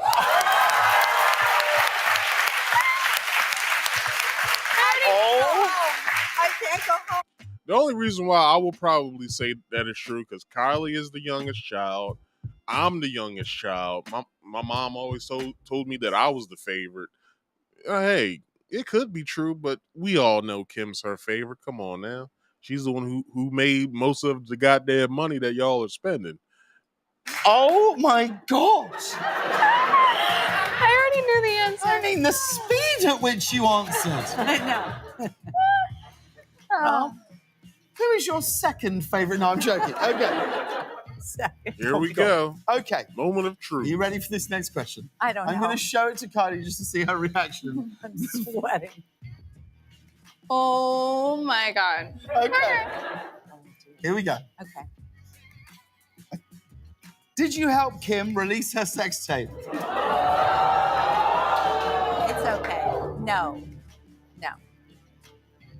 True. Of course it. Get the fuck out of here. Get out of here. Because we have somebody who's going to basically tell the truth. So let's get back into this article. So did you help Chris? Did you help Chris? Did you help Kim release her sex tape? The 44-year-old host asked Chris. As the studio audience gasped, Jenna shook her head and replied, "It's okay. No, no." When John gave a thumbs up, indicating that was a true statement, the twice divorced grandmother of 10 looked genuinely surprised and and exclaimed, "Thank you, James Corden. Of course it's true." Chris added, "Oh, I like that. We cleared that up." Or did we? Ray J was so outraged at the late night talk show stunt that he called it a janky fake lie detector test. All you got to do is Google him and look at what comes up, which I did. The Mississippi-born 41-year-old, I didn't even know he was from Mississippi, who boasts 5.9 million social media followers, wrote on Instagram, "Clown shit, John Rogan is a fake." So we will continue the video that we were just watching just a few moments ago. Right now, look what pops up. First thing that pops up is how to beat the lie detector test. This nigga's a fraud. He don't even have a fucking license. He using somebody else's license. So they think they could just run that play. Everybody say, "Oh, it's over with," and then they. Isn't that illegal? He already got 26 counts and got his PI license revoked. But wouldn't that be illegal to use someone else's license for some fuck shit like that? Anybody who knows California law, please write in the chat if that's illegal or not. Move on with their life and keep shitting on people. Not no more, dog. Like, no more, dog. I don't need your fucking money. I don't want you to call me and try to stop me. Like, I want to sue you. I want to sue every network. I want to sue the dude that did the lie detector test, the host, because the host didn't know. He doing what he thought was facts. Hulu and all of them said it's gotta be facts that what Kim is saying because it's been this long, obviously, but you fucked yourself because it's not. So now all of y'all owe because y'all putting out false narratives of stuff that's completely not true without me being able to defend myself. You get what I'm saying? And so, like, honestly, like I was gonna chill, I was just gonna sue y'all and I. Because if you look at it, the only person who has yet to say anything about all of this, which we'll see with the contracts when the video, when the first episode of Keeping Up with the Kardashians came on, right? Ray J was in a couple shows, you saw him here and there. But other than that, you never heard him say anything. I just watched sometime this week. I guess it was a talk. Oh, Wendy Williams talk show when it was an actual talk show. When she had it, right, she asked Wendy Williams asked Ray J and Brandy's mom. I don't know her name. We'll just call her Miss Norwood. She asked Miss Norwood about like the whole like sex tape thing and all this, right? So after Wendy asked her that, oh, moms went off. Like y'all can look this up. Please do yourselves a favor. Y'all's homework assignment tonight is to look that video up. I'll give you guys a good way to try to look it up. Just put Miss Norwood blasts Wendy Williams on the Wendy Williams show. Or not even put the last part. Just put Ray J's mom blasts Wendy Williams, or put the first thing that I said and put Ray J's mom blasts Wendy Williams on the Wendy Williams show, and you'll see it. And check out Ray J's body language. Ray J's like this the whole time.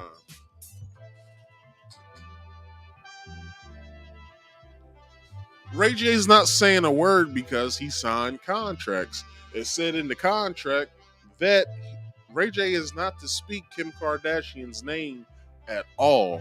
So, hey man, look it up. That's y'all's homework assignment tonight, all right? That's the only thing you guys have to look up tonight. It's your homework assignment, and y'all gonna have some fun with it. So just go ahead. Not right now. After this stream is done, that is your homework assignment. Shit, and I just kept feeling like y'all, like no, niggas already don't fuck with me anyway because of that shit. Like you can't, like if I was like I'm single now, but like if a girl wanted to if she wanted to send me her pictures and shit, right? So I could look at her. They don't even want to because they think I'm gonna put the shit out. You know what I'm saying? I talked to the homegirl Keisha Cole. She like, man, I didn't forgive you. I forgot about it or whatever. But you my homie. But I always had this dark thing about what you did, so it always made me hesitate on really fucking with you because of the morals behind the overall situation. So niggas forgot or whatever they did. Let's just move on. Whatever happened, Ray, whatever. Like, no, nigga. Nah, we gonna clear this shit up. Because when I showed her all the facts, she started crying like, man, I'm so sorry that I didn't, that you've been going through this shit for this long, dog. Like, y'all been, we were done with it. I wasn't gonna say nothing. I moved on, I got kids. Fuck it, y'all won, whatever. And then y'all come back and talk about some shit about Roblox and your kids on Roblox and I'm thinking about my kids. Google Roblox and what they responded to when Kim them said that they saw the fucking Roblox on there. Dog, there's no way you could see Roblox and sex in the same thing because the algorithms don't even print up sex. You can't even. Now, I went over that story. I went over that exact thing, and I even showed the video where Tristan was looking all funny like he did. So he was sitting there in shock like, what they talking about? It's about me? No, I'm cool. All right, cool. But he still was looking funny. But yeah, I did that part where like that, like it all came back up. I believe I said something to the fact like, "Damn, all this damn time, and y'all bringing this shit back up again." And then Kanye, he goes and grabs the computer that it was on. Ray J gave it to him, shit like that, and she's crying, saying, "Oh my gosh, I can't believe it's happening again. Like my kids seeing it on Roblox and blah blah blah. And I will sue the pants off of all of these people." And I don't. It's like, man, if you don't get the fuck out of here, yo. Like, people, is this the price of fame? By like, is this the price that you pay for fame? Like, this shit is weird, yo. Like, if anything, Kim, you did a sex tape with your boyfriend. Your mom caught wind of it. So, why didn't you try to capitalize off of it even more? If anything, what you should have been doing instead of trying to have a clothing line and trying to sell perfume and stuff like that, what you should have been doing, which is, I believe, it's $1 billion industry. Why didn't you just start selling sex toys, selling mold castings of sex toys of your that part of your body that's real blue the fuck out? Like, why didn't you just sell products like that? Like, I don't understand. Like, you would have made more money over time doing that than Skims and all this other bullshit that you're doing, makeup. Like, it's ridiculous. Sell sex toys. But if you guys haven't seen the sex tape, y'all would know she sucks in bed. Like, I'm just saying, she sucks. Anyway, let's continue with the video. Anything like that in there because it doesn't go through. So another lie that people just believe and shit, you know, where like I stuck something up your ass while you was asleep. Your ass that loose, or did I do something that was illegal to you? Which one are you insinuating? Because obviously you. What is wrong with Ray J, yo? But she did say that though. In that first episode, she said, like, there's a, because okay, if you guys don't know the story behind that, so her son was playing on Roblox on his iPad or whatever. So she said, or her son started laughing and showing her her cry face on Roblox. I don't play Roblox. I don't know. I'll probably have to ask my niece if she sees advertisements on Roblox. I don't know even if she plays Roblox anymore. But I'll ask my niece. If there's advertisements on Roblox. So her son saw her cry face and it says, Kim's new second sex tape now released, or come watch it now, or whatever, right? So she calls her lawyer right away, saying, "Hey, yo, like, you need to come over here because my son saw the second sex tape, and thank God he can't read yet because he would have been all traumatized like I am now. What if he stuck something in my ass?" And it's like, what? Like, if anything, why? And I will say this to all men: never, ever, ever in your life think of doing something with your woman if she is not up and she well know that what the fuck you want to do. Always ask for permission first. Just don't go off doing shit on your own devices. Ask for well, that seems kind of weird to ask for the pussy first, but I'm just saying, to keep yourself out of harm's way and out of legal people's way, always ask first. Don't start sticking and touching and hitting shit that's not yours. So, I would say this when he's from that. Ray J is irate at this fucking point because not only are you gonna lie on the dude, and that's exactly what she did. She lied on him. Like, what if she stuck something in my ass? Why are you painting this man in a bad light for? He ain't do none of the shit that you talking about right now.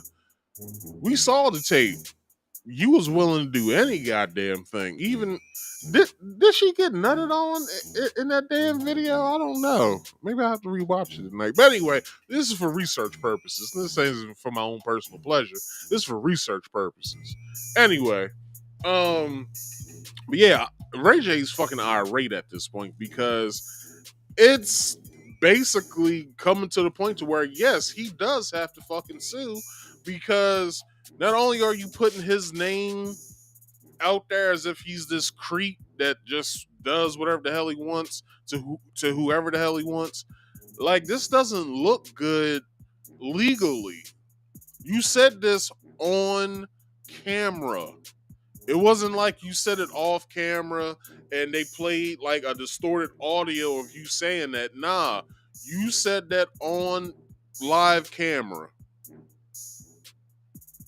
So I can see why Ray J's so irate. Because number one, look, if one of my ex-girlfriends that I made a sex tape with is still talking about this goddamn sex tape that we made back in 2007, I'm not pinpointing any point in time of when I don't even record myself. So don't go, oh, Marcus recorded. No, I never recorded myself at all. I want nobody to learn what the fuck I know. Like, come on now. It wouldn't be me. I wouldn't be Marcus now. Anyway. Anyway, but yeah, man, like that's messed up on all sorts of levels. Like, you don't say somebody sodomized you while you was sleeping. Are you high, bitch? Like, nah, yo, you don't fucking do shit like that to people, and you don't say shit like that about people. If Ray J says that's what he's never done that, then I believe Ray J. He's never done that. If we find out some evidence of him doing some foul shit too, then that's when we'll go, nah, Ray J must go. But as far as we see now, he showed receipts. He showed everything that happened. Well, he didn't show everything that happened. He didn't show the tapes. But he showed everything that happened as far as the contracts go. And not only that, he lets us in on a little secret of who actually signed his deliverables on his contract. And it wasn't him. Let's get into it. How sodomy is how long in the state of California? 25 to life? 25 to life? And you was asleep. And I was just fondling with you and recording it. And then you woke up and then it came out. Like, stop playing with me, man. Y'all about to stop playing with niggas. Like, people already feel it. I'm going to ramble all night if I want to. I'm going to the house to show y'all everything I got. Like, look, if I fucking put the tape out on you when you sued Steve Hirsch, why you didn't sue me? You didn't even sue me. The story behind it is that the tape leaked. That's the reason why you had to sign to Vivid stating that you're willing to put these videos out or the video out. Now, she said that she sued Steve Hirsch for it, but it isn't Steve Hirsch's problem. You agreed to being on camera. I don't know the laws in California. Maybe I should ask my uncle what those sort of laws are. I don't know if he. Never mind. That's neither here nor there. But I should ask my uncle because he lives in. Well, he did live in California, but I'm pretty sure he still knows the laws. He was out there for at least 30 some odd years. But anyway, but yeah, he. Like, you basically didn't sue the correct person, which would be Ray J. If the tape leaked, it would be in Ray J's hands. It wouldn't be in Steve Hirsch's hands. Steve Hirsch is the third party on that. That he received it. He wanted to meet with you and be like, "Yo, we received the tape. we like it. We want to, produce it, put some production behind it, and then, put it out so people can see. We're willing to give you such and such amount of money for it. What do you want to do? And she went along with it. She was like, "Yeah, I'll fucking sign. I'm trying to be famous. I want to get my clothing line out. I want people to know about my store Dash, and I want to know, how, like, you did this with Paris. Like, how big is Paris right now? Like, can I be as big as Paris, or can I be bigger?" He was like, "You can be whatever you want to be, darling. You're gonna be a fucking star." You get that pun, fucking star? Y'all don't get me. Get the fuck out of here. You didn't sue me for criminal. You didn't sue me for nothing. You didn't sue me for nothing. You know why? Because you, my friend, and Chris were the front runners. How did I meet Steve Hirsch? Chris Jenner, Joe Francis. What up, Joe? Joe is Girls Gone Wild. Shout out to Joe Francis. He the one that connected Steve Hirsch to Chris, and Chris connected me with Steve Hirsch. So, in court, when y'all get subpoenaed, y'all got to tell the truth. It's 4 years with perjury. 4 years, right? Niggas ain't gonna lie for y'all, yo. They not lying for y'all. Like, I'm a. That'll probably be 4 years of community service. They have the money to not go to jail. So, y'all got to remember who her father was and who he got off. So let's not even play with that. On everybody nerves that's watching for the night. And y'all can say we still on this old shit, whatever. I ain't even got my glasses on. I gives no fucks about none of y'all. And Kim kind of knows the law too, so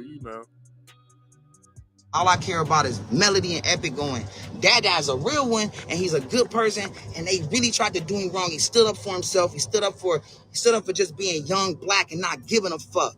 Y'all tried to fuck every black person that y'all been fucking with and put them in the ground. Like, and just ruin their career. Kim talk about, I changed Pete's life.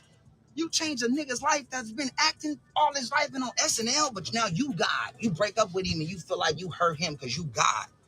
Like, you janky, yo. You janky. I know. Let's say also, didn't Kanye have a girlfriend right after their divorce? Several at that. He's dating now, I believe they said, somebody that works for Kim. He's who Kanye's dating now. Some white girl. I don't know. I'm not into white women like that. So he's dating some white chick that works for Kim now. That's what they're saying. So people been calling my phone trying to offer me a little something to hold off. Nah, fuck you. I'm not picking up y'all calls. I'm not stopping the rain. I got the messages. I'm not money hungry. As you can see, I'm in the DR. I'm in a $40,000 square foot spot. I'm already living. It's not about the money. What it's about is about you being the fucking devil. Like, you're the devil. How can you be 64, come in and say, man, tell Kanye to keep my name out his mouth. It really stresses me out.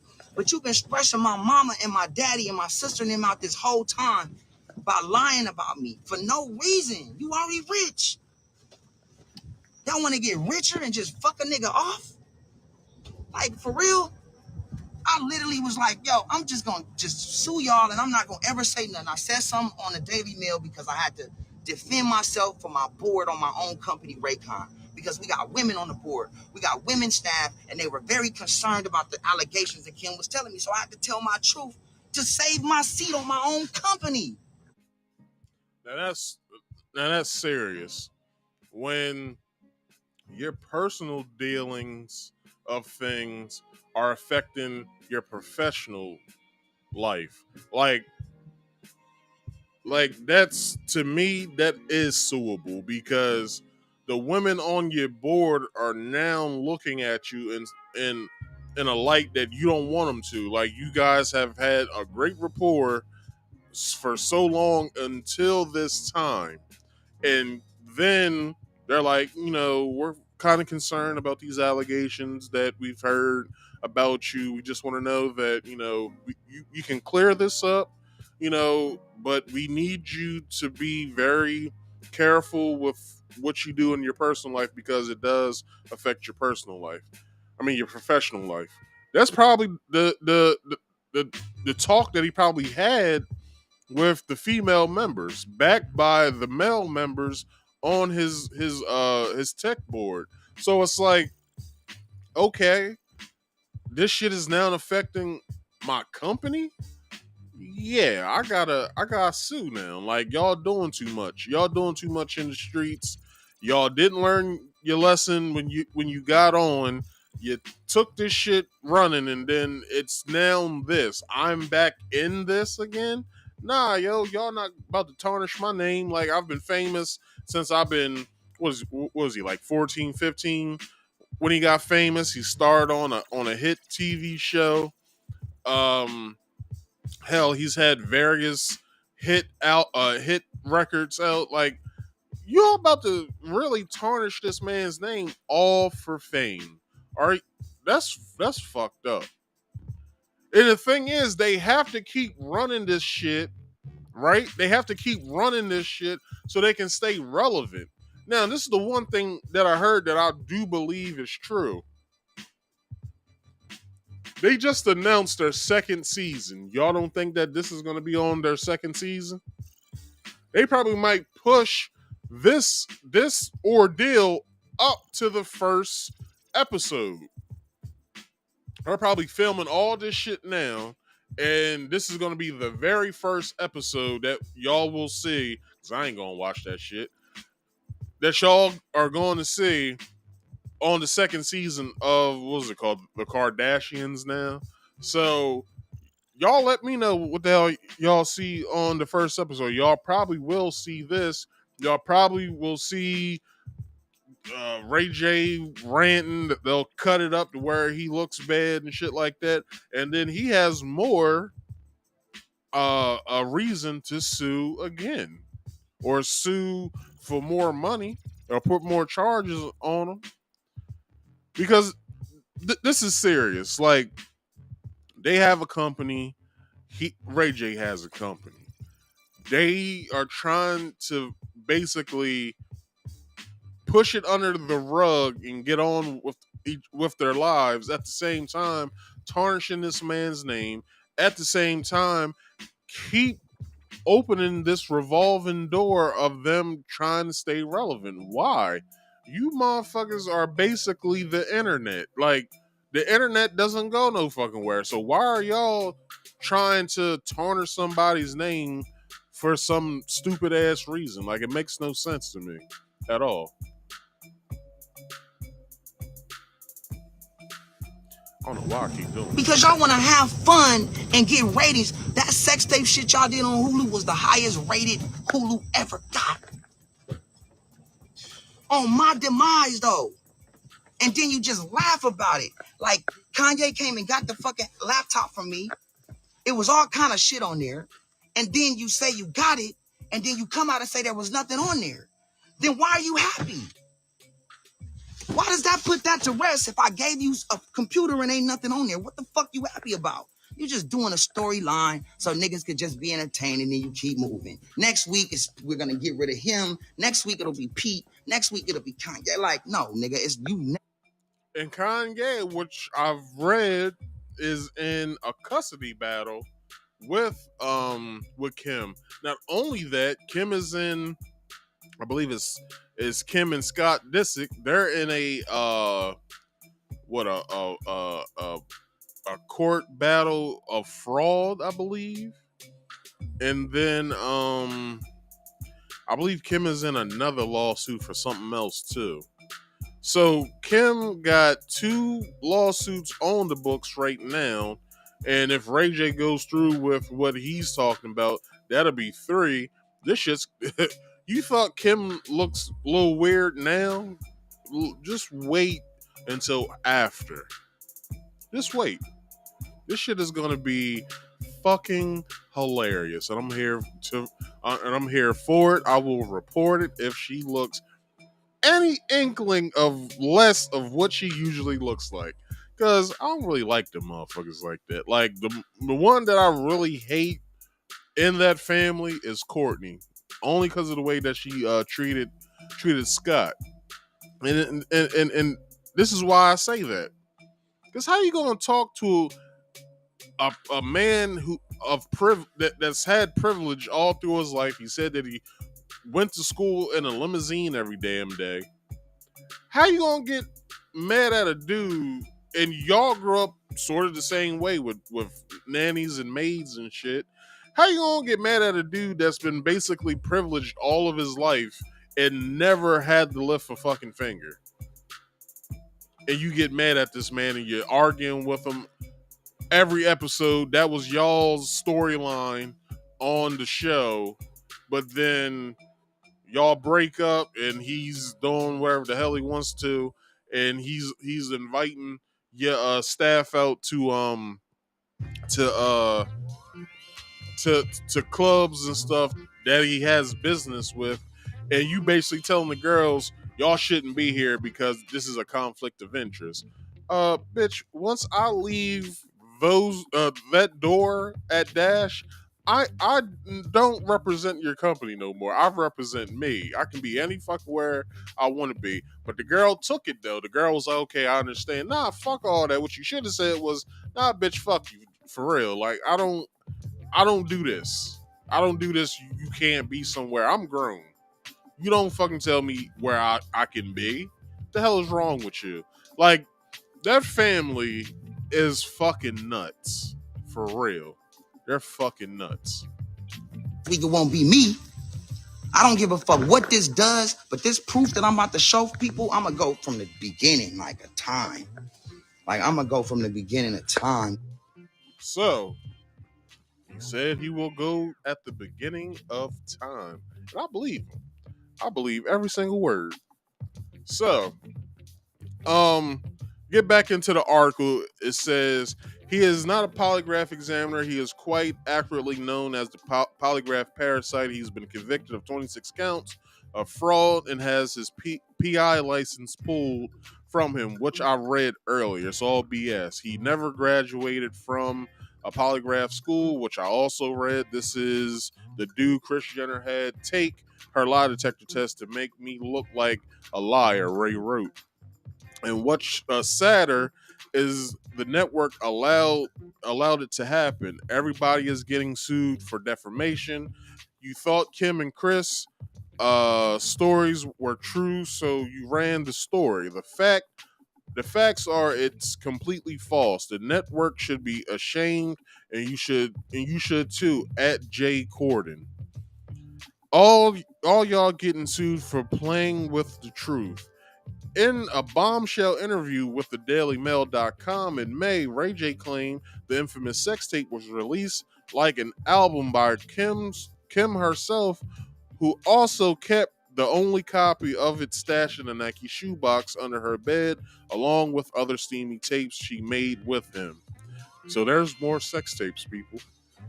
The younger brother of Brandy Norwood continued. You are all in trouble. The Kardashians fuck you too. Because you thought they were telling the truth, but all of it is a shit show. Watch me expose them slowly and fast. Nothing can stop the rain, Kim. No, no, no, Kim. No, no, no, Kim. Enough is enough. In a series of videos, Ray claimed he and the 41-year-old Skims SKKN CEO both signed $400,000 contracts with Vivid Entertainment to release their ecstasy-filled sexploits from her 22nd birthday in Cabo San Lucas in 2022 or 2022. Sorry, in 2002. I'm sorry, I say 2022 all the time. So the College Hill Celebrity Edition star alleged Jenner masterminded the deal with Girls Gone Wild creator Joe Francis and Vivid CEO Steve Hirsch as E aired Keeping Up with the Kardashians just 7 months later. Okay, so here's some more information. Wait till they see your handwriting and fingerprints on my contract, wrote Ray. directly addressing Kim and wait until they see your contract you signed the same day as me. You guys should have you guys should have quit when you were up. But now you will be another American Greed story. Clowns cakes. I don't know what that means, but anyway. The talk guests hold on. The talk guest co-hosts shared comparisons of a love note Kimmy wrote to him back in the day with the handwriting on the contract's deliverables, the 3 sex tapes, and they appeared to match as a quick glance at research notes on Tort's Kardashian Kardashian and wrote for her law studies in 2019 also appeared to match the handwriting on the contract. Last year, the Kardashians producer star admitted Keeping Up with the Kardashians would not have been as successful had it not been for all the publicity surrounding the sex tape. I'm going on the biggest rant of my life tonight to clear my name of this negativity and show you how these people are fucking devils, wrote Ray. So here's the third. What's this? The second or third part of this? Ray J claims he shot 3 sex tapes with Kim Kardashian and Kris Jenner picked the best one. Ray J says, hold on, let me get this video ready before I do this. So what is that? All right, I'm right on it. All right, so Ray J says that Kris Jenner selected one of 3 sex tapes he shot with Kim Kardashian for the release of the 2007 adult film Kim Kardashian Superstar. Here we go. Done with this, like, pretending like, you know what I'm saying? Y'all can do something to me. Y'all keep putting this shit over my shoulder. Fuck you. Do whatever you want. I don't care anymore. You know what I'm saying? That's when I go big. I never leaked anything. Why are you still believing your lies? I never leaked anything. You get what I'm saying? Like, dog, I'm not trying to prove nothing. I'm just telling my truth. Like, I don't know. I don't care what this shit do to anything or anybody, but I can't sit at home and let her like lie about some shit that we supposed to all be 100. Like I take responsibility for whatever bad shit I did, whatever when it came out. All right, you gotta take the same responsibility. Like we was in this shit together. Chris, you know what you did. I'm about to show people what you did. Like I'm just getting started. Like if I come on your DM 12 or 15 years later and tell you if you don't hit me back, I'm gonna tell everybody what happened. I'm gonna break it all down, right? And you hit me back 2 hours later. Like, come on, y'all. Case closed. Like, and then don't even go and tell the press, like, yeah, I talked to Ray, you know, and we really had a good talk about it. And we really want to buy, like, you know what I'm saying? Like, nah, none of that. He's a piece of shit. Look at the bag, oh, this janky bag. I think Ray stuck something in my ass while I was asleep. And I think 99% to take, like, what? I get 25 to life for sodomy in LA for that. You get what I'm saying? Cause you having a joke, then you put on the DM, you was just joking about it, about my life. Like, that's all it is. That's all niggas are, is just throw niggas away, huh? And just keep it pushing. Kanye come get the shit. I'm bonding with this nigga, telling him I'm gonna help him because he told me some crazy shit about Kim and Kris in the room. And I damn near broke down and cried with the nigga. He was sitting on the floor. Not gonna say what he said because I'm just not gonna do it because it's too much. It's too much to put out. And it was used other names used that I'm not gonna put them niggas on blast because I got nothing but respect for the overall community, but I don't have respect for Kris Jenner and Kim because you guys know that we was all in this shit. Like, how dare you talk about your kids and not think, damn, he got a 4-year-old and a 2-year-old. What is his daughter gonna think about him? Like, growing up, like, what is my son gonna think? Oh, it's okay to do that because my dad was successful? Nah, fuck that. That shit didn't happen, son. Like, nah, they tried to put me on blast and I dealt with it. And this is just the beginning of it. Like, I'm gonna haunt you guys. Wherever you go, as far as like trying to lie on me, I'm gonna haunt you with the truth. Until, I don't know if this is criminal, but I want the DA to just demand, like, all they gotta do is say, yo, Kim, prove that Steve Hirsch gave you $5 million. Just show me the case that you said, because everybody said it, and show me the contract that you did. You don't have it. But show me the contract you signed with Ray J and Steve Hirsch for the deal. Where is that contract? Pull it up. And as soon as you pull it up, it's me and Kim. We signed the contract the same exact day for the same amount of money, $400,000. That's it.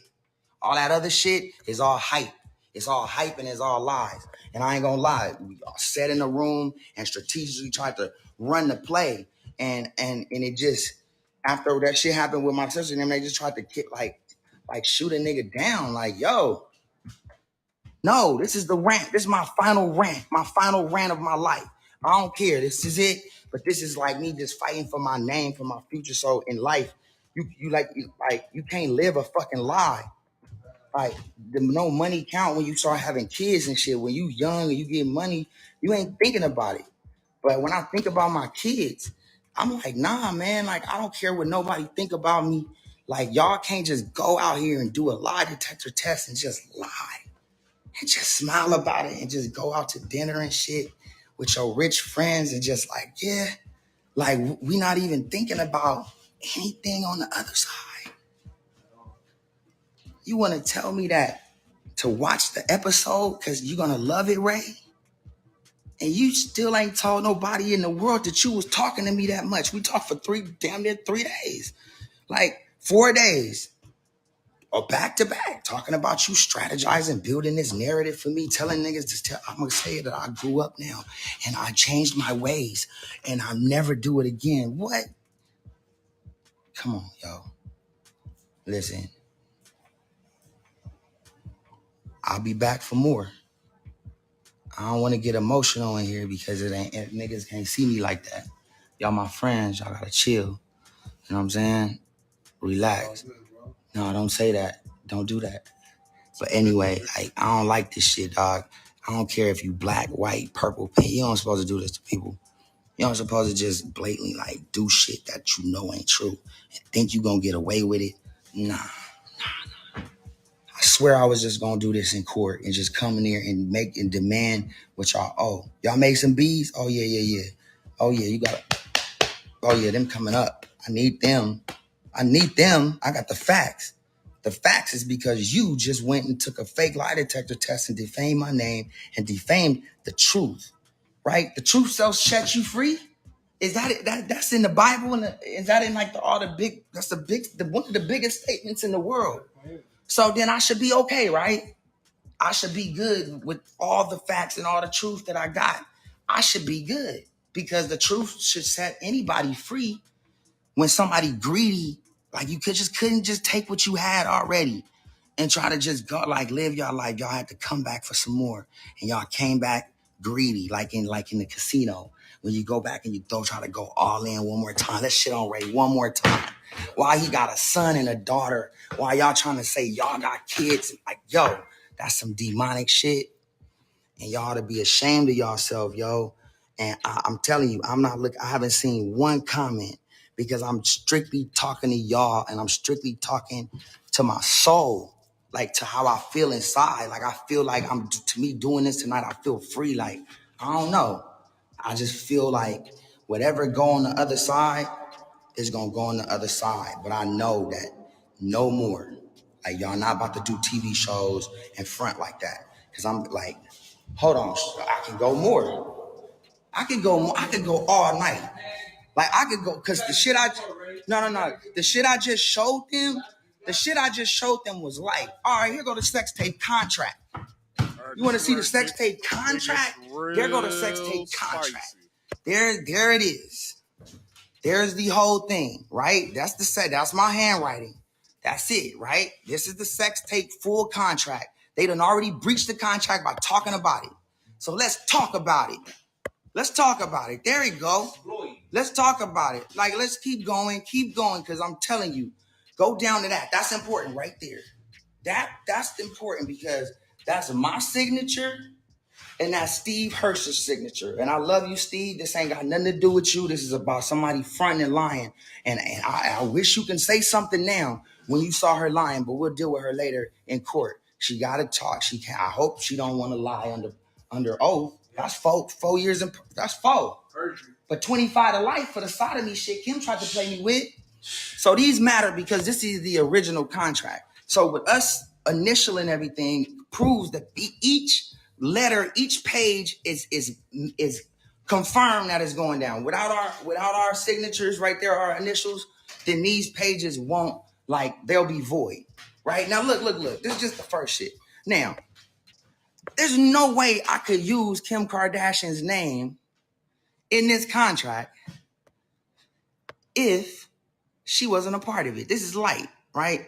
It shouldn't even say that. It should say like superstar something else to just keep it really vague so it's cool, right? But this is a full-on contract. I got 12.5%, Kim got 12.5%, right? Now, she got the same exact contract I got. And when we go to court, guess what? They got to pull that up because we got to see that because moms was lying and we need to make sure that it's not right? Same contract, we signed the same day. Go up some more. Now, I'm going to show you the whopper. Here's my handwriting. That's my handwriting. Check it out.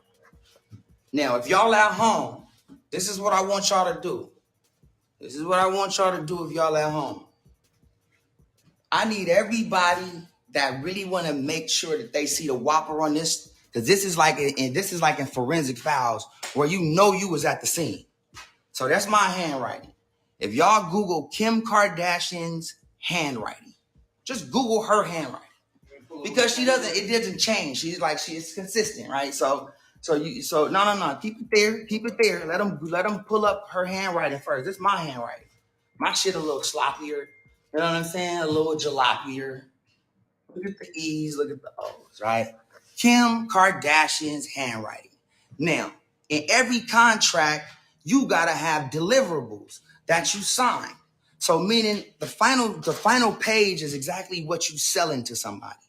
You get what I'm saying? So if I'm selling a music CD, it'll say deliverables, and at the 3 things or whatever you delivering, it'll say album number 1, Ray J something. Album number 2, this fire is good, whatever it's called.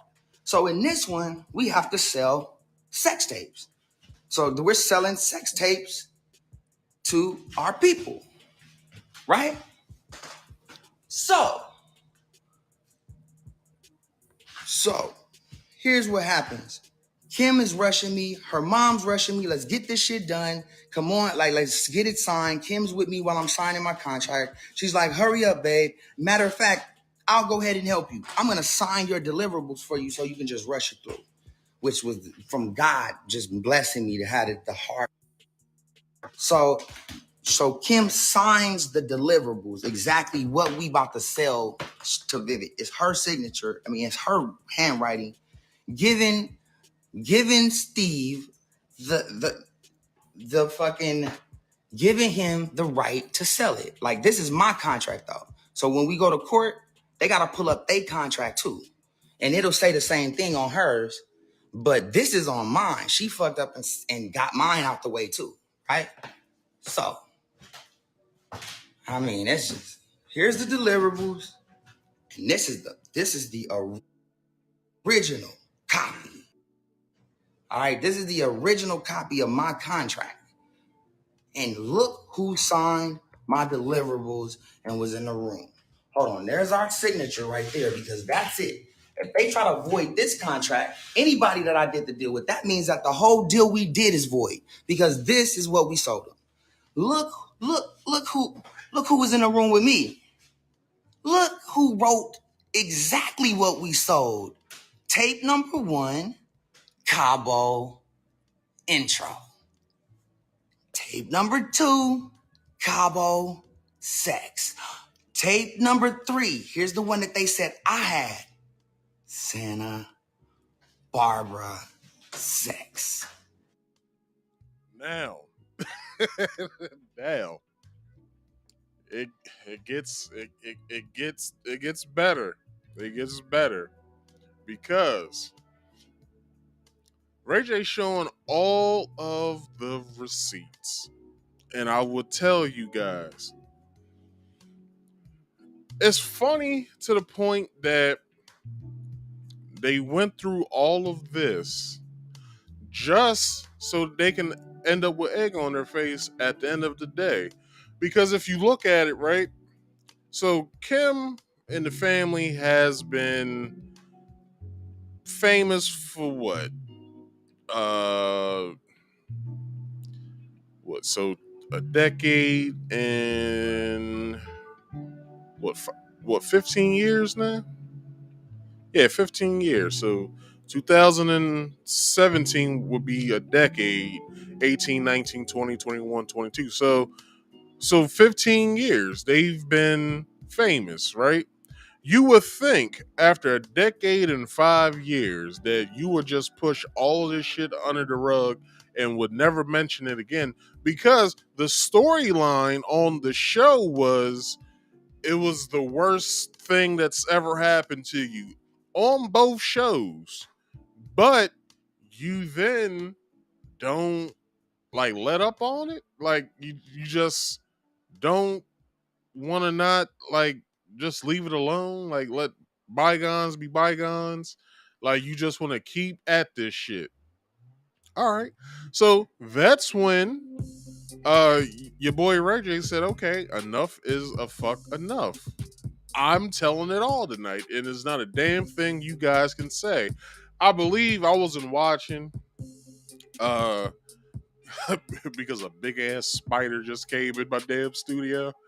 And I'm not afraid of spiders. I just don't want the motherfucker around to crawl on me. But so yeah, I believe he put in this video, I believe it is this video, he put not only the text messages up, but he also put the comparisons of the handwriting. I'm not sure if he did that yet, but he will do it on this video. So let's just watch.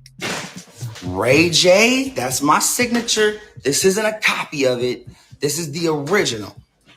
So what did I do? So I just pull up the handwritings of other people. I even went further because she wrote me a letter. So doing my forensic shit, I had her take the fingerprints off the letter she wrote me, right? I took the fingerprints off the letter she wrote me a long time ago, and it matched exactly to the ones on my contract. Whoa. Could it be? Could it be? Could it be forever yours? Same I, same E, same everything. Same everything. Wait a minute, catch it. Listen, here's what's funny though. Y'all could just Google Kim's handwriting and it pops up. It's like the exact same. All you gotta do is just Google Kim's handwriting. Oh, I got that for you. It's easy. Like, oh, they gonna say, oh no, we have an expert saying that this is not Kim's, it was forged, right? Here go. So if it's forged, then that means the whole contract is void, right? And that means that we all sue everybody. Right.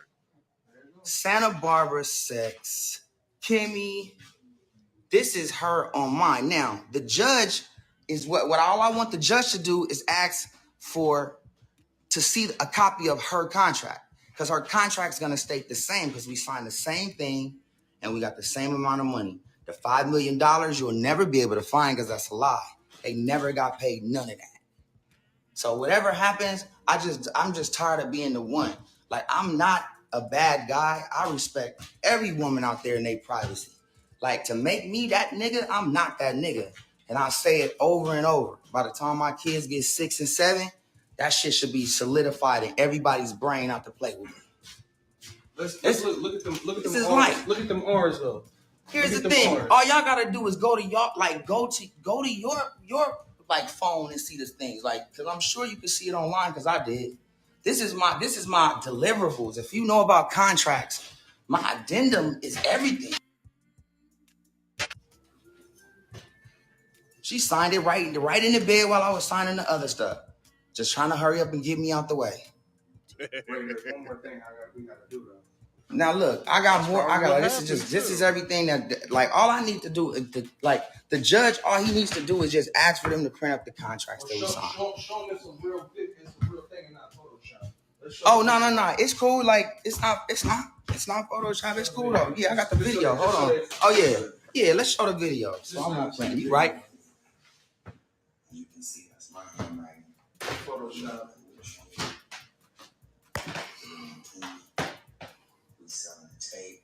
We actually selling it with her name. The mic is already on it, so you know it's already approved. And let's keep going. I wish I told myself I'm blinded to the truth, right? And like I'm just telling my truth.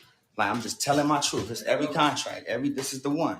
That's at my house. It's been in my safe, chilling, like waiting for God to tell me when they gonna do what it's gonna do. Did I know it was gonna be tonight? No. Am I gonna stop after tonight? Nah, hell no. I'm gonna annoy niggas with it. I'm gonna annoy niggas with it because everybody out there should demand for them to respond and demand like with all the shit they've been doing to niggas need to like demand some kind of like explanation and like demand them to admit that they've been fucking me over and they should immediately bow down to the facts, like, and just go ahead and apologize. Like that'll make me feel better than anything in the world. For them to play with me. Like this. Oh, I went over the video time. But anyway, that doesn't matter. But let's get back into this article. So it says Kim's mother and manager, Kris Jenner, 66, watched the 3 sex tapes and decided to release one which was shot at a resort in Cabo St.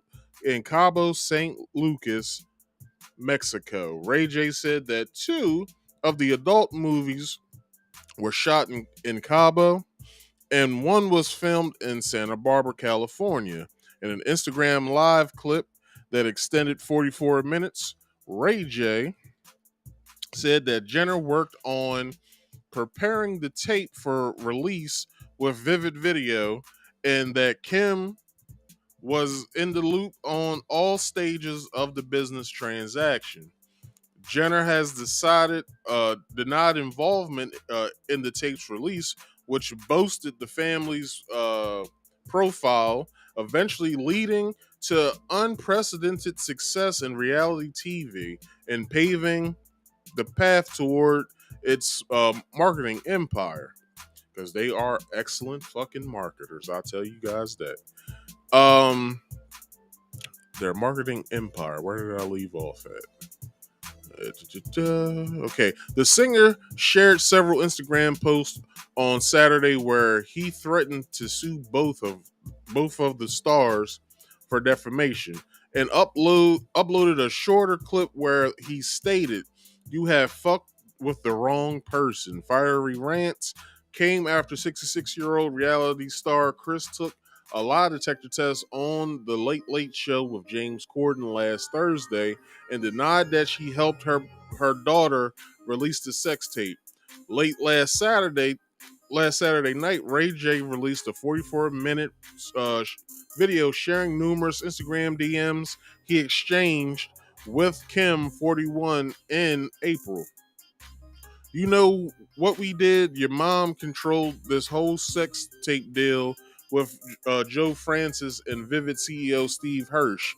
It was her idea to put out the tape with Vivid. All I did was agree," Ray wrote on April 14th. "Now you want to make it seem like I'm doing it again without your control. All those fake tears, your fans trust you to be honest and sincere, but it's all fake for the cameras. I was playing my part until you started doing all of this. What are you trying to ruin me when you know I was just a player in this? You have to." Well, hold on, Ray J. Look, with every crime, somebody has to be the fall guy. Since their family, right? Since their family, you got to be the fall guy, because you got to remember, they're not going to break their business partnership with Joe Francis and Steve Hirsch. They got to get their foot through the door. They're not going to go against them. So the only person that comes now is you. So you're the person that they have to that they have to blame. So that's the reason why you've been getting the blame for all these years. Now, where the hell was I? Player in this, you have to stop believing. You have to stop believing your lies. I have to let the world know the real because you've been taking it too far now. Somebody needs to explain the play you are doing to me ASAP, or I will have no choice but to protect my brand and family and expose real. The show filmed in real time the day in hell that I had with my lawyers when your manager threatened to release another tape that doesn't exist, and my son, who was five years old, saw an ad with my cry face emoji that said Kim's new sex tape as clickbait in Roblox. So as you Kim Kardashian wrote, as you guys know, Ray J said that never happened at all. It never happened. So I would say yes, she is lying with this Roblox thing, but like I said, I don't play Roblox. I would have to ask my niece if there's any advertisements that pop up. If there is, then somebody's gonna have to explain something, because if there are ways that you can advertise things on Roblox, and let's say that was the one, maybe they do have an algorithm to where certain words can't be said to where it'll automatically knock that advertisement off, then that's when I'll believe that, yeah, it never exists. But I am on Ray J's side. I'm not taking, there's no ifs, ands, buts about it, because I really don't like the Kardashian family. I'm pretty sure y'all don't like the Kardashian family like that either. So let's get back into it. It was upsetting to deal with, and I can certainly understand how that feels. My burn them to the ground comments was a generalization to anyone threatening to hold this over my head 20 years later. We are both parents now with young kids and careers, and I'm sure you want to move on from this just like I do.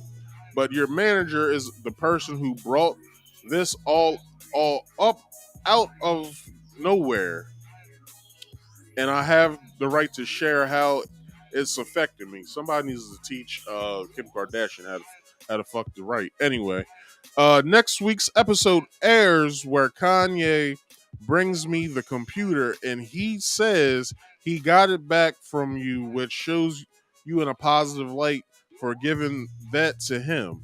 So, this is Ray J talking about that. Let me get the correct timestamp. Where am I at? Here we go. And here we Press until you get things right.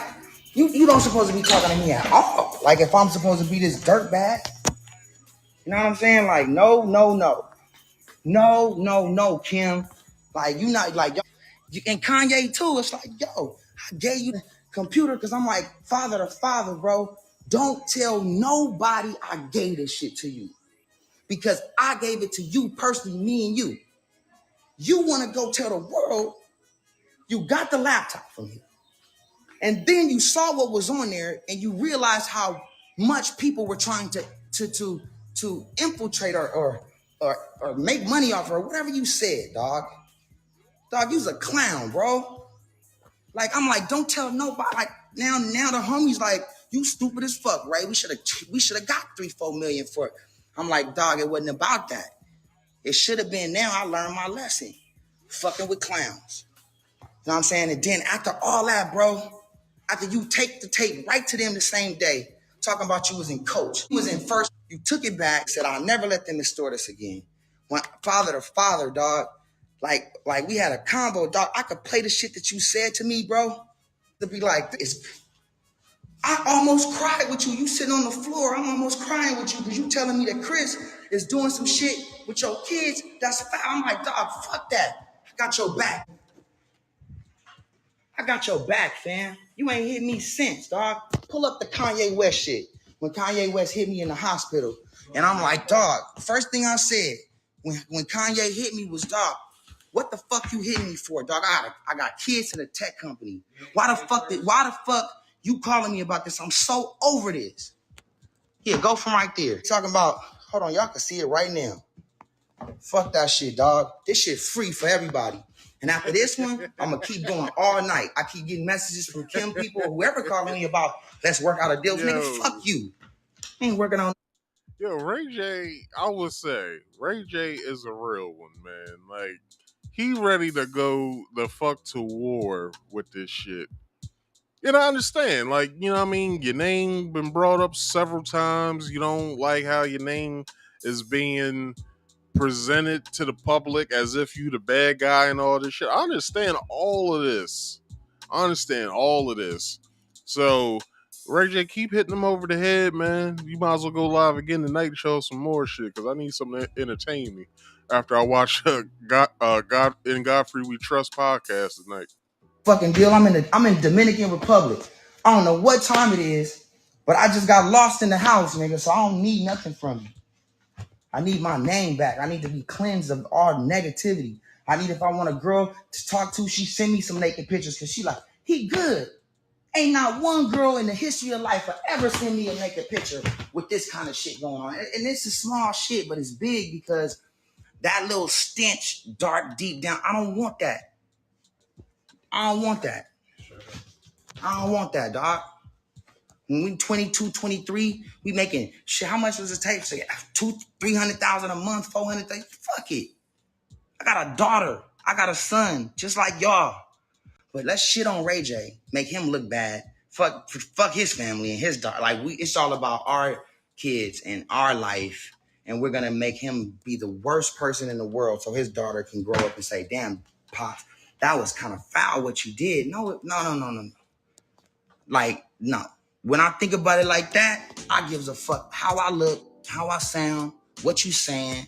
I'm on y'all heads until all y'all gotta do right now is say, I apologize, Ray. It was us, and we won't let it happen again. We're gonna give you what you deserve. If y'all wanna comment, Kim them, and do it. If not, y'all over with. Cause I'm going big. This is just. Who thinks that the Kardashians owe Ray J a payday? Y'all let me know in the comment section. Because they're worth billions. He's worth millions. Do y'all think that Kim Kardashian and the crew owes Ray J some money for blowing up the way that they did? Y'all let me know in the comment section. Like, I'm giving you the appetizer. Here go me and Kanye's conversation. All right, let's go with it. Here's me and Kanye. I hope they can see it. I don't got my glasses yet. Zoom in. Go all the way to the top, though. Look how much me and Kanye talking. Look at all that. This me and Kanye, like, this more. It just keeps going. This me and Kanye talking because I'm trying to help him with whatever he needs help with as a father, and just to show him that I got his back, and I told him the real story about how Kris Jenner then put the tape out. So here you go. Yo, no, go back down. It's too fast. Can y'all see it? I'm blind as fuck. I swear to God. That's how big my shit, yo. I swear that's how big my shit is on my phone, though. I'm blind as a motherfucker. Yeah, I believe. They blinded me. Hold on. All right. So look at this nigga. Yo, go down a little bit, can y'all see that shit? All right. Yo, it's Ye. I spoke to Wack and he said you still had some tapes. I need to get those back and contracts. Like, he need to get the contracts back too? Because he don't want, because the contracts that Sim contracts. Kim don't want people to know that she signed my deliverables. So she trying to have Kanye go get the contract that I got back, and he like playing for her, right? He talking about he want the contracts back. What the fuck does that mean, dog? So he goes, can we hop on this? I'm in the hospital. Look what I say to this nigga. Hold on. Go a little faster because these niggas is impatient sometimes. First off, hold on. There I go. I'm like, go down a little bit. I'm the nigga with the substance. No, go back up, nigga. You can't, like, look right here so they can see it. Like, look at my phone. What the fuck you talking about? I got 2 kids in a tech company. Why would I involve myself in this? I'm so past this. Isn't that what y'all want from me? That's where I'm at. These niggas got niggas hating me, thinking I'm fucking crazy. So this is what this nigga put after. let's not sense. And you know what? It's so crazy because this nigga Kanye like can put up everybody text message that he talked to, right? And then a nigga like us will do it, and everybody will be mad. He did it with Pete. He did it with Pete, or should we say Ski, which was a bad nickname to give a nigga that's fucking your ex-wife. Well, no, was still his wife at the time. So Kanye fucked up. But get this nigga the glory. Fuck that nigga's glory. Let's talk about it, dog. Y'all can hate me all you want. I'm doing this for my kids, nigga. I got nothing to lose for my kids. Check it out. So let's not use profanity. This nigga tell me let's not use profanity. Let's hop on a phone call later. Wack said you had the tapes in the safe. He lying. Because Wack ain't never said that. Because me and Wack both know that Wack was just playing around because Kris Jenner is the one who made us shoot the second sex tape in Santa Barbara. She made us, we'll get to that because I got all the proof on that too. I got all the emails. I got Kris Jenner. I got Kim walking into Vivid. Kim had on a white dress. I had on a white shirt. We walking into Vivid together with Kris. Like, it's over for them. Hold on, this is an appetizer. Go up. I'm assuming you know the full story. This is just me being honest. Of 05, right? How it happened. Who brokered the deal? Who put it all together? ET. Dog, all of what I'm... Can you not focus on your phone and just focus on this, please? Like, we live, nigga. For real? Like, fuck your phone. I'm assuming you know the full story from 05, right? How it happened. We already did that. See, you late. Like, you late. Come on, B. Like, you have to understand that all of what I'm going to break down to you out of respect for you being the man of the house, protecting your family, I would do the same, man. I will make sure you safe forever, I promise, if you keep it 100 with me. I'm in the hospital right now. I got pneumonia. So I'm stuck here by myself. Keep going up. Terrible on the prompter. Terrible on the prompter. Kid B, my nigga. He too rich. He over here doing a favor for me. Terrible on the prompter, my nigga. Man. Look, I'm here for, listen, I'm trying to be super cool. I just want my name to be clear. I'm here for peace and happiness for my kids' future. That's all I care about. This shit isn't in like, that's all I give a fuck. Let's put it all to rest, bro. I'm in the hospital. God wants this to happen. Absolutely. Let's hop on when you get out the hospital. Listen, I'm going to be here for a week getting over pneumonia. I'm sober and I'm honest in here. All by my fucking self. And then keep going. Much love, yada, yada, yada. Fuck all that shit. Is it too late to call? Yeah, nigga. I'm up whenever. Keep going. Let me know when. Keep going. My bad, I just woke up. Look how much we talking though. This ain't how they make me look like. They don't make it look like we talking like this. They make it look like I'm just a terrible person. Keep going. Faster.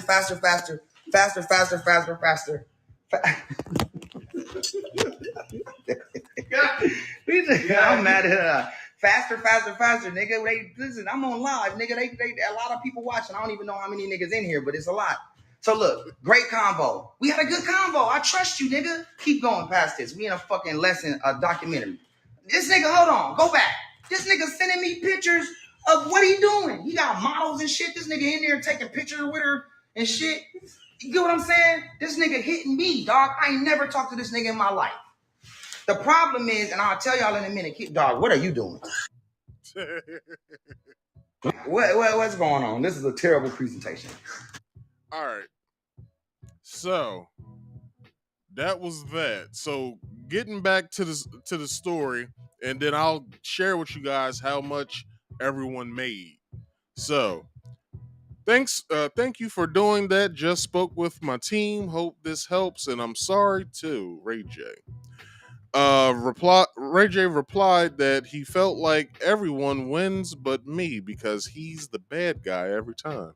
I'm tired of playing that role as the villain. I did it for us in the beginning, but now with your without your support, it's fucked me all over. He wrote. It's another word, but it doesn't fit. So anyway. The Kardashian star replied, "Wow, I had no idea that that was supposed to be private. I was filming my normal days and that just happened and I had no clue and I thought you and Wack we're working together because on his Instagram it says he's your manager in his bio. So it's so this entire time I thought you were working together, and I was so confused at the statement you put out saying you had nothing to do with it. Kim gets in touch with Ray J. Just wanted to clear with you if you wanted it out that wanted hold on because this bitch don't know how to speak. I just wanted to clear with you if you wanted it out there that we spoke. Why the hell would he want that? Like that's dumb. What y'all say in private should be private. Why should everybody all over America know what the hell y'all talked about? That's dumb.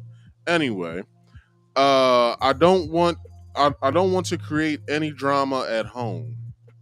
But the story that we will work together to speak to Vivid to get it pulled off the air is a bigger story and shows Unity that there's no more bad blood or drama. She's basically doing this shit for a fucking paycheck, basically. So I'm gonna go over these facts and figures for you guys. This is how much they made, y'all. Both received $400,000, right? So both of them got 12%. Both Ray J, well, hold on, 12.5%. Both Ray J and Kim.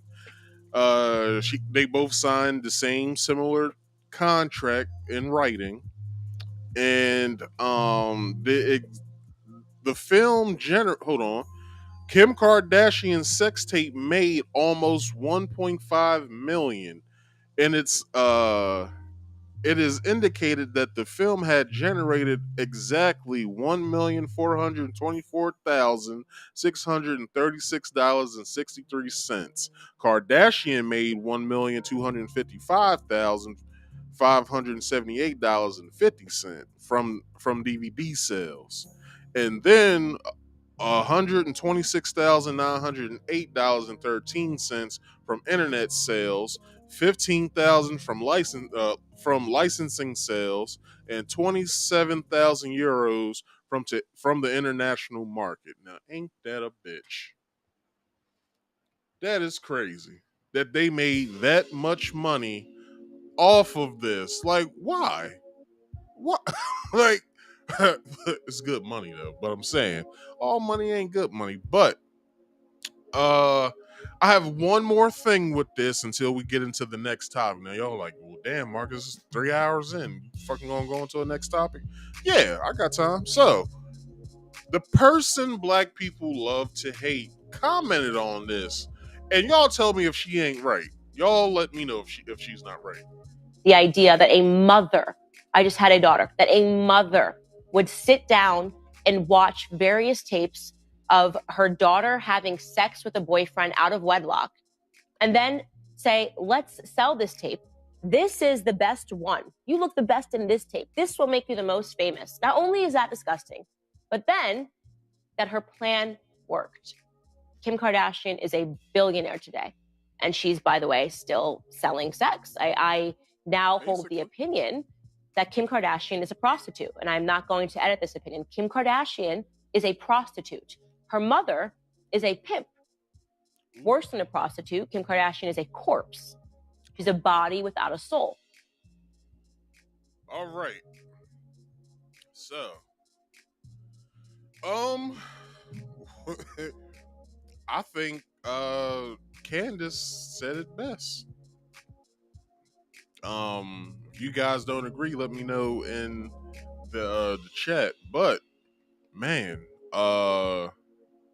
called her a prostitute and a corpse.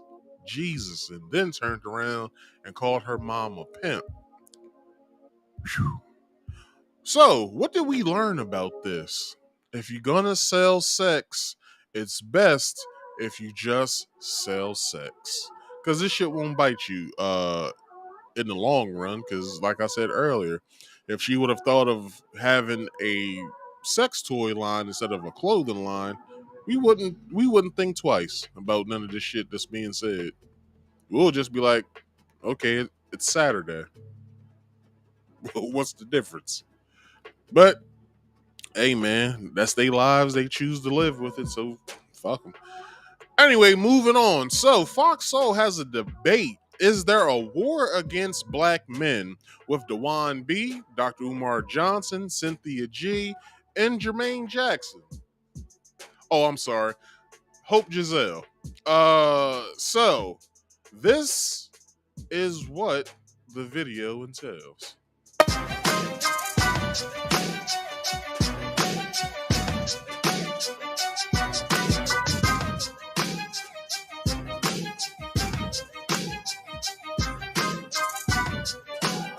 I know I had a timestamp.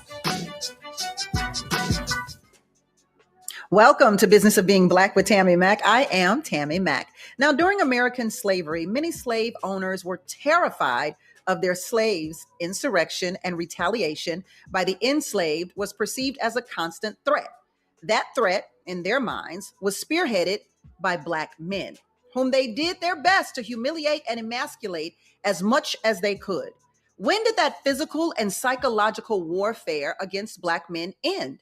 Or is there a war on black men to this day? The business of being black today is the war on black men, or not. Please welcome author and activist Hope Giselle. Hi, Hope. Hey. Doctor of Clinical.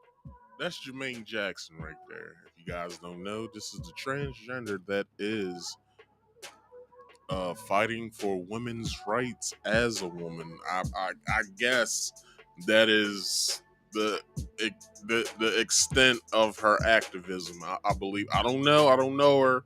I'm just saying. Jermaine Jackson over here is about to sing us a few songs tonight. Psychology, Dr. Umar Johnson. Hi, Dr. Umar.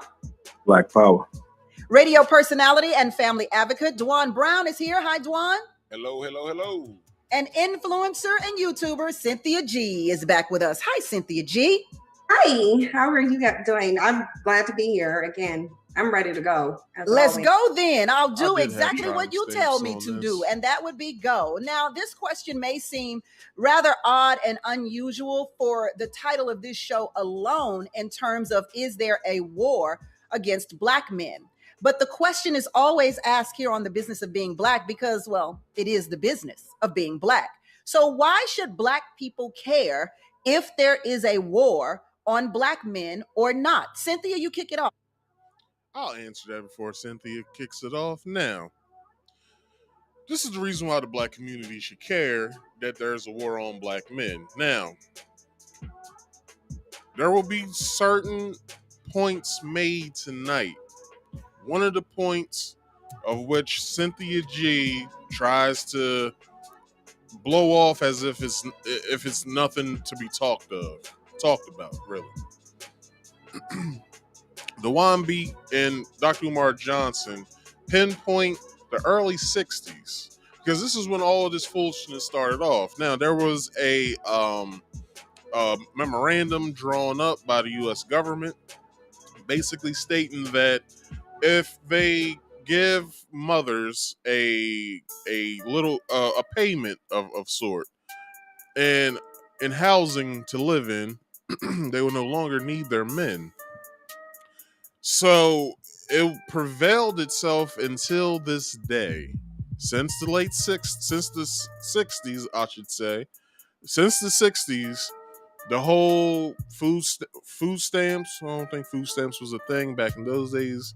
In the 60s, maybe in the 70s. But public housing, food stamps, cheese, and all kinds of other things were given to women to live on and live with because they saw as though that if they break up the black family, the shit that you see now would happen. And what they probably predicted was right because that shit's happening now. It's a lot of young men out here that's only being raised just by their mothers. They're very emotional. They're very angry at the world for no damn reason. I was one of those guys. And they don't know how to express themselves.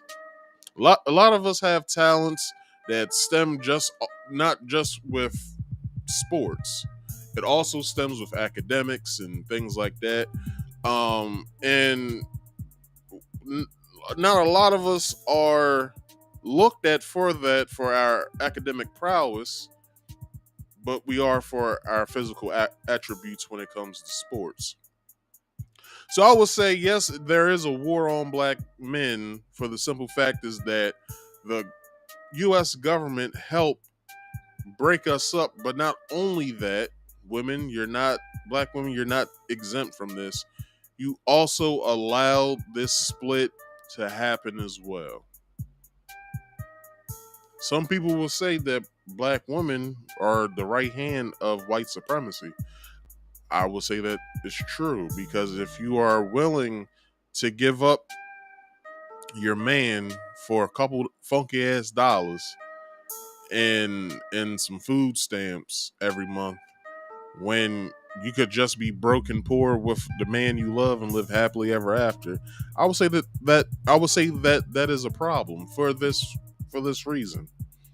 That means that you don't believe in us enough to help to be there and help out with raising of the children, keeping a healthy household, and keeping children with good attitudes that's well rounded.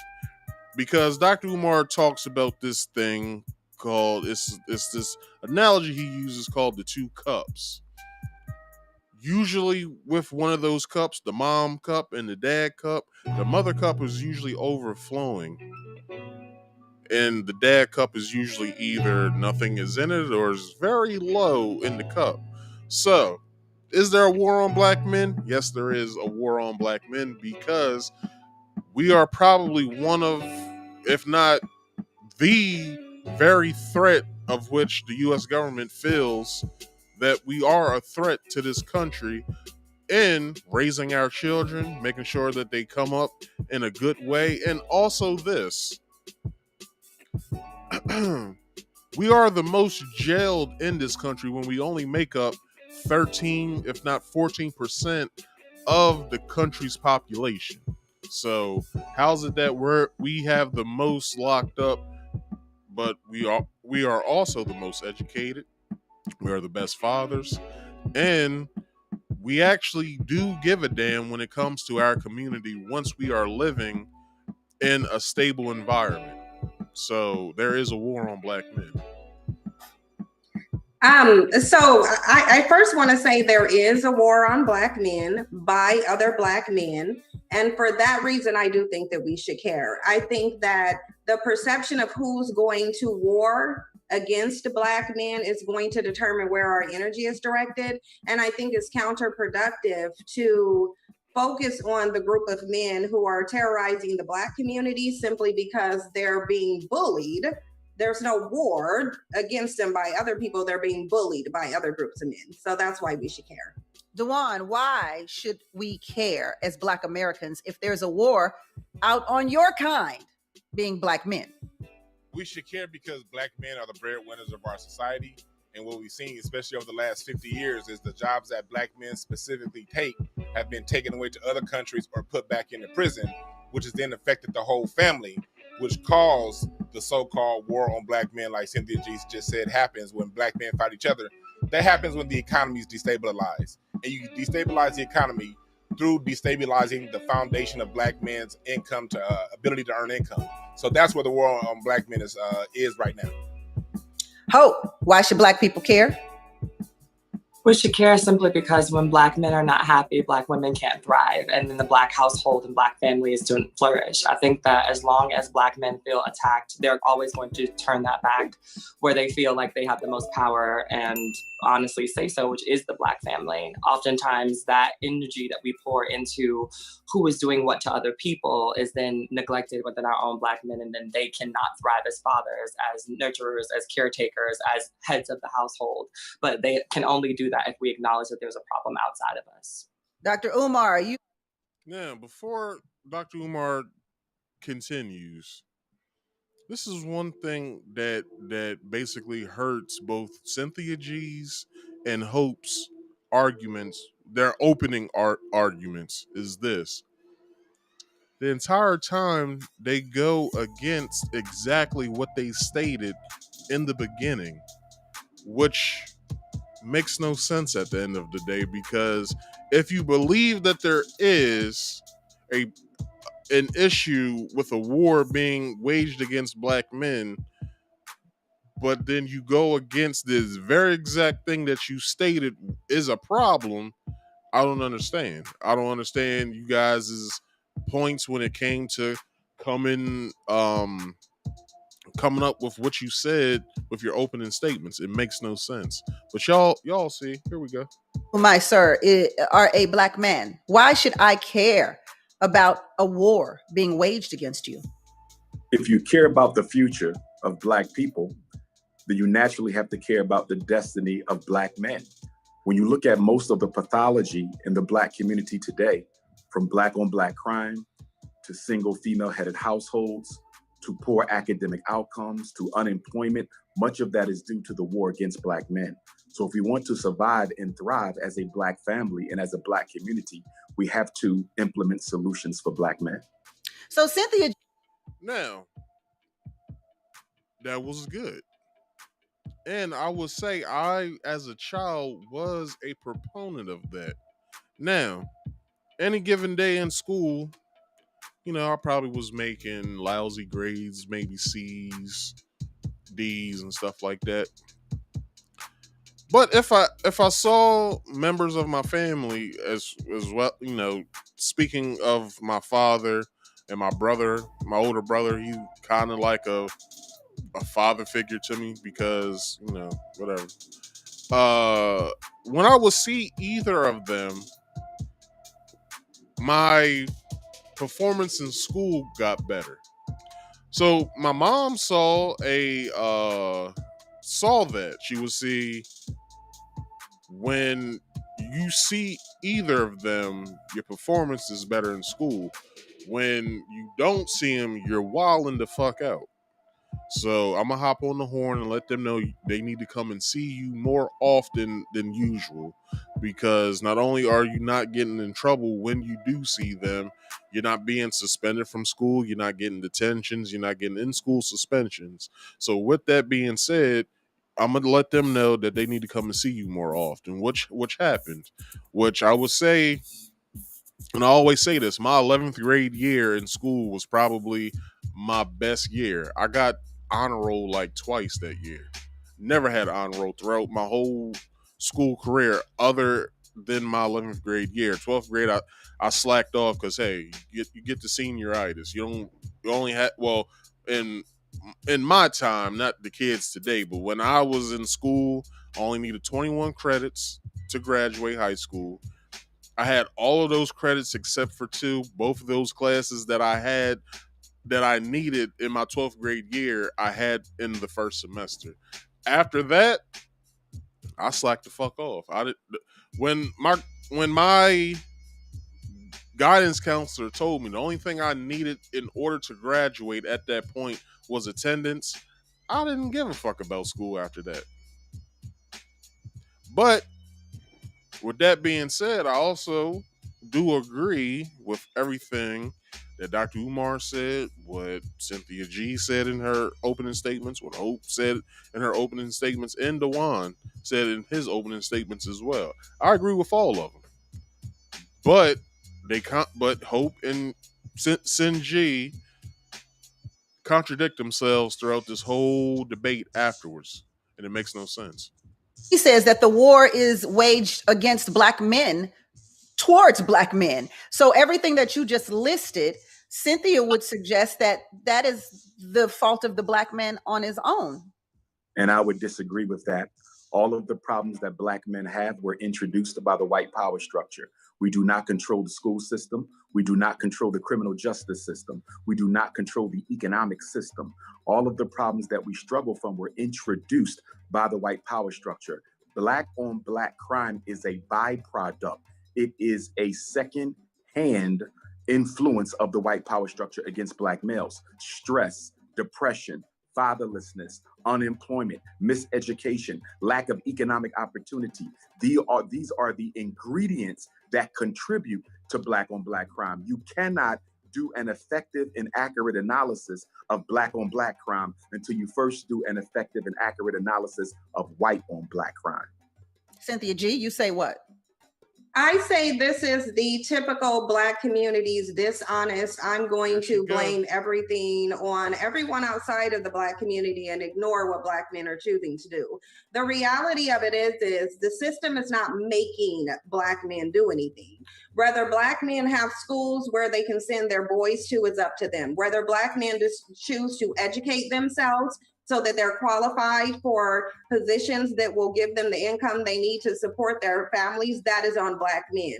Nobody's forcing Black men to walk away from their children. Nobody's forcing Black men to murder Black women every 5.5 hours. Nobody. That statement is not true. The last part she said, it's not true. I even debunked that on my show. I forgot the figures on it, but like I said, we only make up 13, if not 14% of the population in this country. For Black women to be killed by Black men every 5 hours in this country, you're looking at a big number. If you're looking at this over a week's time, it's not that big. In a year, I believe the figure was, which is a big figure, but still, I think the number was up to like 1,200 Black women die of the hands of their boyfriends, if not husbands, every was it every year or something like that? I forgot. I think that was the number. So for her to say within every 5 hours a Black woman is killed by the hands of a Black man is not true whatsoever. So any women and men who's watching this, who, if you hear anybody say that shit, immediately tell them that it's not true. And I'm sure they will not be able to pull the figures up at all. Tell them, do not get into, look, I'm not here to argue. Pull up the figures. Show me the figures. It's not true. Forcing Black men to abandon their children, publicly display how they don't like or care about their children. No one's forcing Black men to do. Also want to bring up the point too when she says that Black women, Black men are choosing to are choosing to walk away from their families. This is what also is happening. Black women are also choosing to put those men on child support. What I learned, right, about child, like the whole child support system, I was taken aback. A man gets his passport taken away, he gets his license taken away. Now, you tell me if that makes any sense. A man not having a license, but you still want the man to provide for the child, right? But how the hell can he get to work if not only am I shelling out, let's say, I don't know, $900 every 2 weeks off my paycheck, but I can't get to the job of which you're getting this $900 every 2 weeks? Like, it's not making any sense. Like, in order for me to get to the job, why would you revoke my license from me, take my license away from me? And then on top of that, I can't even leave the country now because I'm contractually obligated now to take care of the child of which I made. Which isn't bad, but this is the bad part. Y'all couldn't come to a consensus together to where it was like, you take care of this, I'll take care of that. Like, not one time do any of these people, or women, I should say, when they're having these financial disputes when it comes to taking care of the child, they don't ever sit down and have a talk, talk with each other like, this is how much I make at work. This is what I can take care of. This is what I'm bringing home every 2 weeks. This is my bills that I have. And this is, this is what I feel is reasonable that I can pay every month to you. Never does that happen. it's automatically let's go to court. Let's get into this custody battle because I feel as though that you need to pay. It's like, well, look, and Dave Chappelle made a great point. A lot of these women now are saying once this Roe v. Wade law was overturned by the Supreme Court, they were saying my body, my choice, right? So why isn't it my wallet, my choice, of which Dave Chappelle says, why can't I choose who the fuck I want to take care of? If I tell you I don't want to take care of this little bastard, I don't want to take care of him. It should be the end of it. But they make us obligated because they're obligated. They have no other choice but to take care of the child unless put up for adoption. So since they have to suffer, they want to make us suffer as well, which is wild. Misery loves company. And I think it's a great disservice to pretend that someone is forcing Black men to do things rather than to put the accountability where it needs to be, which is Black men. If they have an issue with the system, they should have addressed it a long time ago. You don't get to complain that you don't have any power in a system that you didn't fight to have power in. You fought for assimilation. You did not fight for equality. That is on you. I think we're making excuses at this point. It's the other way around, Cynthia. Martin Luther King wanted equality. He did not want assimilation. He did not want the country to be desegregated, which he says in a speech. I feel as though I led my people into a burning house, because what Dr. King was actually asking for was, hey, we want equality. We want to be able to walk into a white restaurant and not get fucked with. We just want to be served. We don't want nothing done to our food. We just want to come eat at the lunch counter and then leave and not be messed with. That's all we want. We want to be able to be in our own communities and not see white men driving up and down our goddamn community streets as if they own this place. It's like we don't want that. We wanted, well, he wanted, Martin Luther King as well as Malcolm X. They just wanted to be equal to white people. That's all. But when Lyndon Baines Johnson, or if not JFK, basically fucked over Martin Luther King and basically desegregated the country, these are the issues that we're dealing with today. So, Dwan? And I would like to say, Go ahead, that Dr. Umar. briefly, that Lyndon Baines Johnson had commissioned a Kerner Commission in 1967-68 to investigate the causes of the 1967 Red Hot Summer. As you know, there were more race riots across America in 1967 than any other year since 1919. Led by Newark, New Jersey, and Detroit, Michigan. The Kerner Commission were experts in criminology, sociology, education, politics, and etc. They produced a book that is, I believe, at least 500 pages that details the reasons why those riots took place. And according to the president's own commission, the problems that exist in the Black community were created by the white power structure, maintained by the white power structure, and enforced by the white power structure. So Cynthia G's position is totally inaccurate and has been refuted by expert testimony coming from the Kerner Commission itself. And I would also say, good sister, that Dr. Martin Luther King Jr. was assassinated. One of the reasons Dr. King was murdered is because the Kerner Commission was released, which would have gave Dr. King all the ammunition he needed to lead his breadbasket campaign. Even the white power structure admits that the problems Black men face were introduced by the white power structure. And to go on top of that, to bring further evidence that Dr. Umar, what he's saying is right, we can go back to 1967 in South Central LA. There was one murder. Look it up. There was one murder in South Central LA in about an 18-month period between 1967 and 1968. Why? Because there was adequate resources. UCLA was bringing Black people in for free.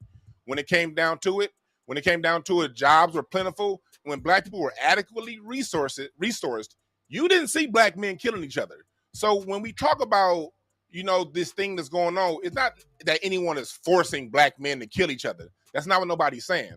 There's a cause and effect relationship between everything. And we're talking about having a full cause and effect, full on viewpoint of what's going on. What's the cause? What's the effect? When you live in a violent society that murdered its way to make a country and goes around the world enforcing murder, what's going to happen in that country is similar to what's going to happen outside the country. So we got to look at that. And when we talk about black men killing each other, it's just a handful at the end of the day. When black men interact, 99.9% of the time, the interactions are positive or neutral. Well, then you don't have an argument for the system, because the whole system isn't doing anything to you. It's just a handful of people, right? But I wish we could get out the 1960s and jump into 2022. I feel like this is also another way for black men to gaslight, because they know they have done absolutely nothing. Even if you are complaining about the system and the Kerner Commission and all of these policies, you failed to do anything about them. It is your failure to address the issue as men that have these problems going on. You can say it's only a handful of black men killing other black men, but the reality of it is you don't have the same energy when you're talking about police shootings of black men. Then you act like the entire police department, every last one in every single state, is doing something to you. But now when it comes to black men terrorizing the community, making the community unsafe, killing black men, women, and children, now you want to go to, oh, it's only a few of them. Be that as it may, the bottom line is the issues that black men are inflicting on the community are issues that we should be focusing on. I want to get Hope in on this real quick. Before Hope talks, you have to listen to exactly what Dr. Umar and Dewan was saying. What they were saying, and mostly what Dewan was saying, was when a community is well equipped with an economic basis to where they ain't really gotta ask the government for shit. They can do for self. When that happens, then everyone's happy. Everyone in the black community's happy. Everyone in the white community's happy. Stuff like that. Dewan said that in Los Angeles, in South Central Los Angeles, there was only one murder in 1967, what he said? 1967, only one murder. But if you looked around, there were adequate resources, adequate jobs to take care of your family, right? So why isn't that something that can be done today? Because it's this thing that jobs do where they speak on the job of choice.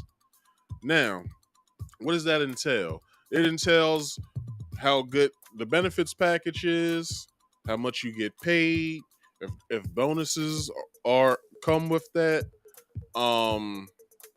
a retirement plan, if this place ever goes up and to where we have to lay everyone off, is there a good severance package? Those are the things that jobs want, or basically want to attract people to. We're the job of choice because we give you this, this, and that. So with that being said, why isn't it that when it comes to black men wanting to take care of their families, the best job that they can get without an education is basically either factory work or working in a warehouse? Why isn't that they can't, have an adequate job that pays them well to where when they do go home and, go home to their girlfriend or their wife and kids, why isn't that the woman in the family can't look at her man and be like, that's my man, he takes care of us, and blah blah blah blah blah. It's usually fucking arguments that happen when it comes to shit like this because black men aren't adequately employed enough to where we can take care of our families. Number two, they put fuck shit in front of us, such as Love and Hip Hop and this bullshit ass rap that we listen to. Well, that y'all listen to. I don't listen to none of that shit. That y'all listen to, which always talks about, how much money they got, how they stunting, the cars that they drive, to where it takes their minds off of doing the thing that they need to be doing, to the point to where they don't even pay attention to trying to rear a family, to where they're just running around just being hoodlums all fucking day. I was one of those people. And they don't give a fuck about life, basically. They just want to stunt, get bitches, and get money. That's all they want to do. Like, it's whack to the point to where fucking this has been going on since the 60s and nothing has changed. Nothing has changed. To the point to where, I mean, you can look into any urban area, any city, how many crimes are being committed, how many murders are being done, and how many women are in poverty, black women at that, and how many of them are getting government assistance. And this is the world that we live in. I have no more to say other than it's not only just a black man's issue, it's also a black woman's issue as well. And I believe Tammy should do the reverse of this and ask, is there a war? Are black women waging a war, or are black women with the US government to wage war against black men? And have a panel of all women on there just to see what they say. And they'll probably pick all feminists, so, whatever. I mean, the fact of the lack of elevation and evolution that we see in these arguments are my biggest issue. Once again, we're back in the 1960s when we should be having, like Sin just said, a current conversation. Currently, black men are not being held at the fire and said that if you don't provide. Now, 1 second, y'all. I want to ask y'all a question. I don't mean to cut her. Anyway, tell me Hope doesn't look like Jermaine Jackson. Y'all, if y'all say no, y'all bullshitting. She looks exactly like Jermaine Jackson. I don't give a fuck what nobody said. This, or if you don't show up in this way, we're going to do X, Y, and Z to your family. Y'all just are not showing up. And then when you're asked to be held accountable to these things, you say things like, well, back in this time, and when we tried to do this back in a couple of years ago, half of y'all weren't even around when those things were, put into action. And then when you found out about them, instead of bringing them back to the forefront to see if they would work for you in this day and age, you just talk about what didn't work on the back end of things. I think that a lot of the times you all find it a lot easier to gaslight us into believing that we're the problem so that you can have more time to figure out what the solution is. But hold on, before she continues, they say you never know where you're going unless you know where you've been. Basically stating that in order to pave a good future, you have to know what the past was like.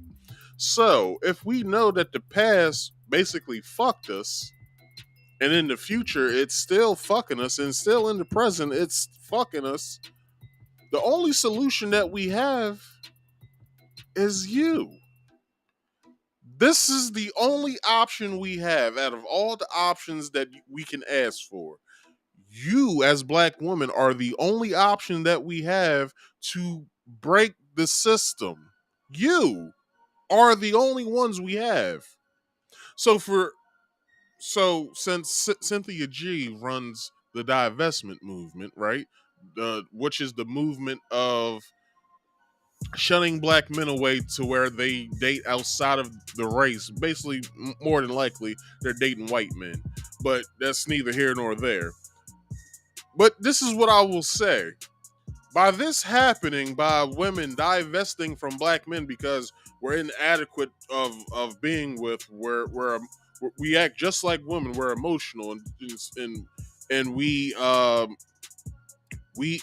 don't look like good enough leaders to lead a family because we're always out in the street cheating on y'all. Well, guess what? If we weren't getting the women that come from the same place as us, such as the hood, projects, or wherever the fuck you want to call it, if we weren't getting these same fatherless women of fathers who can instill good enough values into her as a young girl, we will then get good enough adequate women to when they grow up, they want to seek out a husband, not just be taken care of by child support, food stamps, checks on the 1st and the 15th, and fucking blocks of cheese. They don't do that no more, but still, they get WIC and shit like that. You wouldn't need that if you, in life, when you left high school, college, and thought, well, maybe if I just searched out for a husband to take care of me, and if we have a family, take care of our family, I won't have to deal with putting him on child support. I won't have to worry about being in public housing. I wouldn't have to worry about taking care of my own bills because I'll have a man with me to do that. And that's what I feel as though that young women nowadays aren't understanding, to the point that they're as loose as we are now. Now, for a young 20-year-old male like I was, to just go out, not want to be in relationships like that, just want to go around and fuck around, that's totally fine. But I will tell you this, by the time I turned 24, or no, but when I was 24, about to be 25, I looked at what I was doing. I was like, yo, this shit is whack. I'm out every weekend. I'm fucking a bitch where I don't even know her last name. I just know her first name. And she's down with what the fuck I want to get into, basically, is fucking. So my best bet really is to just push away from these types of females that I'm dealing with in these club settings and try to find somebody that's good enough for me to be like, you know what, I'm proud of this person. I'm proud of who I'm with. Now, when I did that, I had all of the help that I could. I had my cousin be like, all right, well, if this is what you want, if you don't want to go out no more, this is what you gotta look for. This is the type of girls you gotta look for, blah, blah, blah, blah. Other than that, if it's anything like these other females you've been dealing with, then you know those aren't the ones you deal with. You deal with the total opposite of that. And I was successful for, 2.5 years? But I will say with that relationship, we met at the wrong time. You might meet that person that you weren't supposed to meet at that time. You usually, like I say now, with the girl I'm speaking of, I should have met her now instead of when I was 24. Because I feel as though with what she was dealing with her mother dying when she was 23, and her, basically not really trying to deal with life as it was, and just trying to cope with how she was going to deal with the rest of her life. And me dealing with the issues I had when it comes to me having, father issues. Me and my dad wasn't really speaking like that. We didn't really have a good enough relationship to the point to where I could call him up and just talk to him. You know what I'm saying?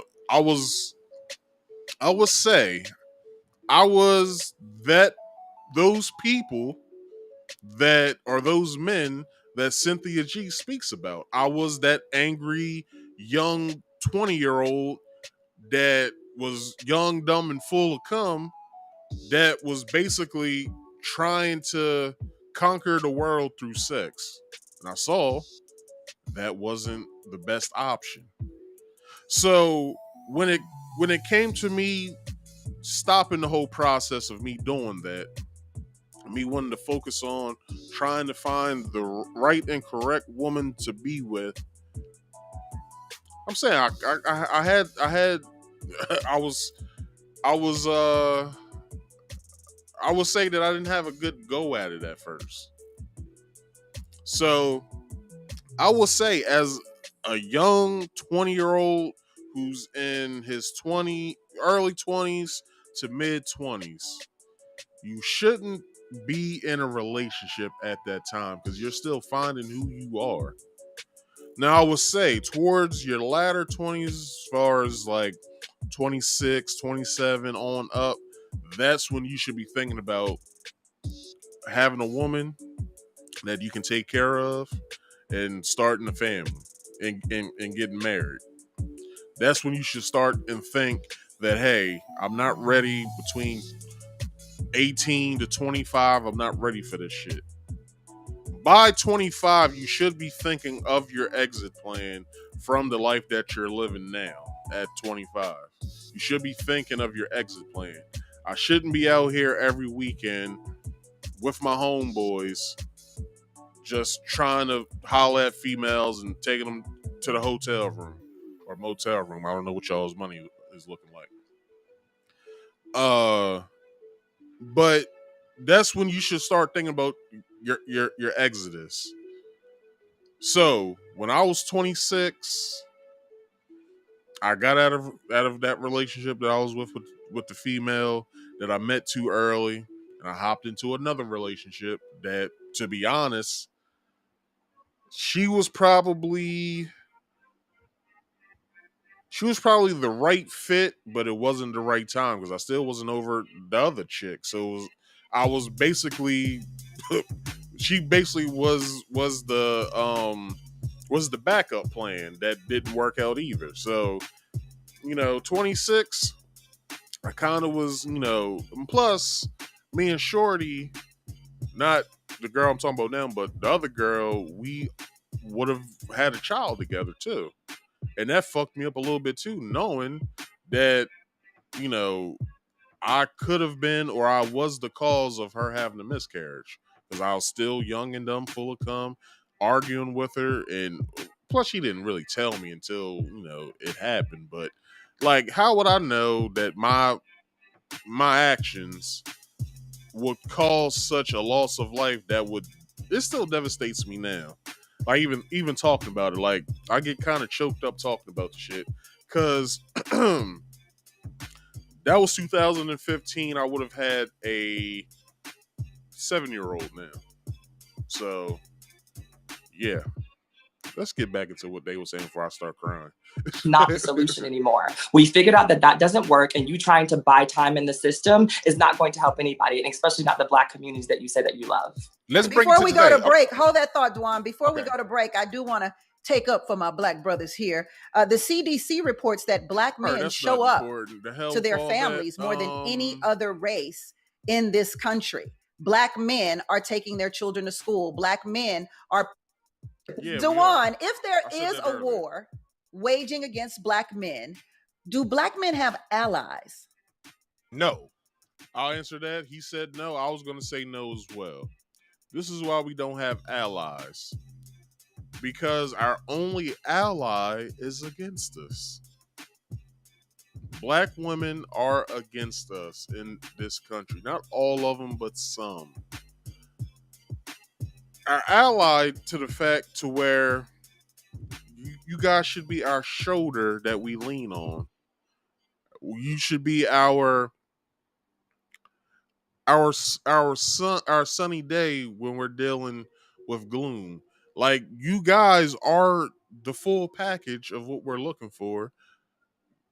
I know some of Black men don't, they don't date Black women, or they've made it to the point to where they say that shit out loud that they don't date Black women. But for the ones that do, you guys are our allies. And I say that because there's no other word to say other than you are. You are our ally. You're our ally because I would say probably only Black women will understand. You only understand the plight of which we come from and the strife that we deal with on a daily basis. Some people may say that this is a cliche, but in a way that it's true. The most dangerous place for a man to be is outside. A Black man to be is outside of his home. But nowadays, that's a dangerous place to be now too. But the one thing that we don't want to deal with is this. The fuck shit we deal with outside of the home, we don't want to deal with that same fuck shit inside of the home. We don't want to deal with it. We want you to be our peace. That's what black men want in this country. We want peace. We want, as soon as we come home, we don't want the world to filter into our house. We want to be able to come to you and look at you without you giving us the stink face. We want to be able to come to you and be like, that's my woman right there, man. I love her. But we can't get that for some reason. I'm speaking too highly on the generalized side, but to generalize it all, the allies of which we seek is in you. Now, the only ally black men really have in this country is the black man himself. So the only people we can really confide in when it comes to our big personal problems, when it comes to the world and shit that, you know what I mean, we got going on and shit that we're going through, is our homeboys. But if we come home to you with the shit, most of you may say, well, I'm not your psychologist. Deal with it on your own time. Or that's not why I got with you. It's like, look, this is the same fuck shit we're dealing with in the world. I don't want to come home to this. So, is there, do black men have allies in this country? We do not. So, that's my answer. The only allies we have is our other, I would say we don't have any outside allies as far as any other races, no. The only allies we have are black women who are on code with black men. Because I was about to be real mad. I was about to go ham. No. Because it's a lot of black women who are on code. I know I'm married to one. You know, I've been with the same woman for 20 years. So I can preach, I can walk what I preach when it comes down to this. We do have allies, and the allies, the ally is the black man, woman, and child. With this whole fight between black men and black women, it's like the women forgot about the kids. It's like it's this whole war going on, and it's like the kids be damned. You have people like Dr. You jumped on me there, Dewan. You jumped on me. I don't even know how we got to the kids. No, because we're all one. Black man, woman, and child. Are you talking about the kids that black men abandon and publicly talk about how they don't want those children? I can't speak for your life, but all I know is my father's always been there for me. My wife's father's always been there for her. I'm there for my wife. My grandparents are there. I have married lineage. I can go back 400 years of marriages, so I don't know. All right, since I'm running so late, I want to go over this with you guys. I will deal with maybe two or three short questions that I have here in my notes, and then we'll end the show because this is running a little long. Be that as it may, it's very well documented. I was talking. When it comes down to it, there are some men that leave, and we're going to talk about the men that leave. Let's talk about a lot of men that leave because of how they were pushed out by people who were going around trying to get government benefits. Let's talk about that. If he's not there, let's talk about all these single family households that are there because somebody wanted a baby so they can get a check one day and didn't give a damn about who she had that baby with. 80% of the women having sex with the same 20% of men. If you keep in that same loophole, you got to look in the mirror. Well, I don't know, Dewan. I mean, your points are well taken. I'm just confused on how we go from a war against black men to women having babies by different men. It's not. Well, his statement stands. The black women you hear that always say there aren't any good men out there. No, honey, you're dating the same man every fucking time. It's just a different face on this nigga each time. You're dating the same nigga every fucking time. And the reason why you have so much issues when it comes to your choices is because you make bad ones. That's why. You make bad choices in men, and then You fall so much in love with the dude that you have kids by this motherfucker. Now, not one time did any of these people have a conversation about how they want to rear children, what their negotiables are, what their non-negotiables are, how would they want to raise a family, if there was a place where they would want to raise that family, where would it be in the country? Would it be in the South? Would it be in the North? Would it be in the Midwest? Would it be in the West itself, Southwest? Where would it be? Like, none of y'all are asking each other these goddamn questions. I know I do. Because I want to know what pushes your buttons, what your non-negotiables are, what your negotiables are. Where you want to rear children at. What type? Not what type, but how do you want to rear children?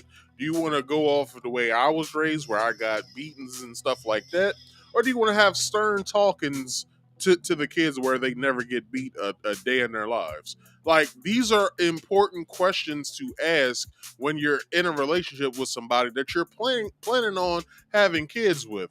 Most of your moms and dads didn't have a good go at that, so that's the reason why most of y'all probably was raised in single parent households. So, in order to break the systemic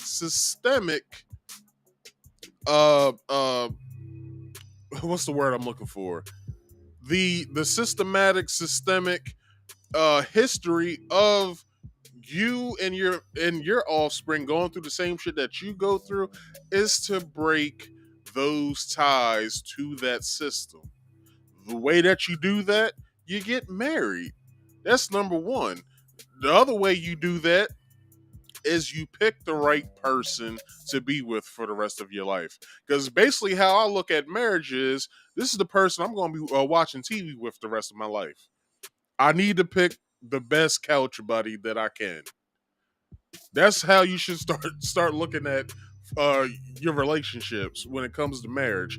Do I have a good couch buddy? Can I snuggle up with this person when it gets cold in the wintertime? Will I be able to get a back rub if my back hurts? Will I be able to be, what's the word? What's that R word? Will reciprocity be a part of our relationship, or will it be a give, give, give, and someone else takes, takes, takes? That's what you should be really looking at. It's not adding up here. Dr. Umar, help me make the math. Well, there's a couple things. Number one, we have to make sure that we conduct a systems analysis and an institutional assessment. Communities are made up of institutions or the lack thereof. Communities are governed by systems or the lack thereof. Let us be very clear about something. This fratricide, this black on black crime that so many of our brothers are engaging in, let us remember, Irish did the same thing. Italians did the same thing. European Jews did the same thing. And in the 1930s and 1940s, the United States government decided to upgrade them to white status, and in so doing, gave the Italians control of the fire departments in the black community, gave the Irish control of the police departments in the black community, and gave the European Jewish immigrants control of the civil service municipal jobs that they still control in many city centers today. The point that I'm making, Tammy, is that America gave Southern European immigrants an economic stimulus package. Before they gave that economic stimulus package to Jews, Irish, and Italians, they were doing the exact same thing black men are doing today, selling drugs, breaking the law, running in gangs, killing one another. But the government intervened and aided them. The reason black male pathology is still going on 30, 40, 50 years later is there has been no resolution, there have been no solutions, and there have been no governmental intervention. With that being said, I'm not waiting on the government to solve the problems of black men. We as black men have to unite, come together, organize, and solve our own problems. Just because we can admit that the government introduced pathology into the black community, we can still take full responsibility for ending it ourselves. All true. See, this is the issue that black men have, though. Did y'all just look at what happened to the Philly rapper PNB Rock? He posted, well, his girlfriend posted a Instagram post to where they were at in the city, which was at Roscoe's Chicken and Waffles, which I believe is the first one that ever was built, and that one was built in the hood. So he, they're eating, and then these dudes come up and tell him, hey, yo, you know what I'm saying, blah, blah, blah, give it up, nigga, or whatever, whatever. Now, had the dude that was robbing him have some sort of cognitive dissonance to where this isn't the right thing to do. This black man is with his woman. They eating. They're just trying to have a good time here at Roscoe's Chicken and Waffles. It's one of LA's famous restaurants. I'm gonna leave him alone. But most black men were not on the same page with shit. Like, I would say the people that I align with the most is people like Dewan and Dr. Umar. I want, instead of, well, I don't like giving solutions on camera because I believe government sees this, they put it in their plans to where they can further split black people up. I don't like doing that. But I do agree with that black men need to be the guide in this to unite first, because then that will show our women where us as black men are coming together to to bond and get this shit going to where we can further speak on, how we gonna go about this whole how are we gonna go about this whole uniting thing? How are we gonna put our families in this? What are their benefits? Like, I believe that black men should be able to unite, but we got a lot of fuck niggas that we need to get the fuck rid of first. And point another person out on here, Umar Johnson has said this, that all the niggas that's on the block, on the corner selling drugs, them niggas need to be exterminated.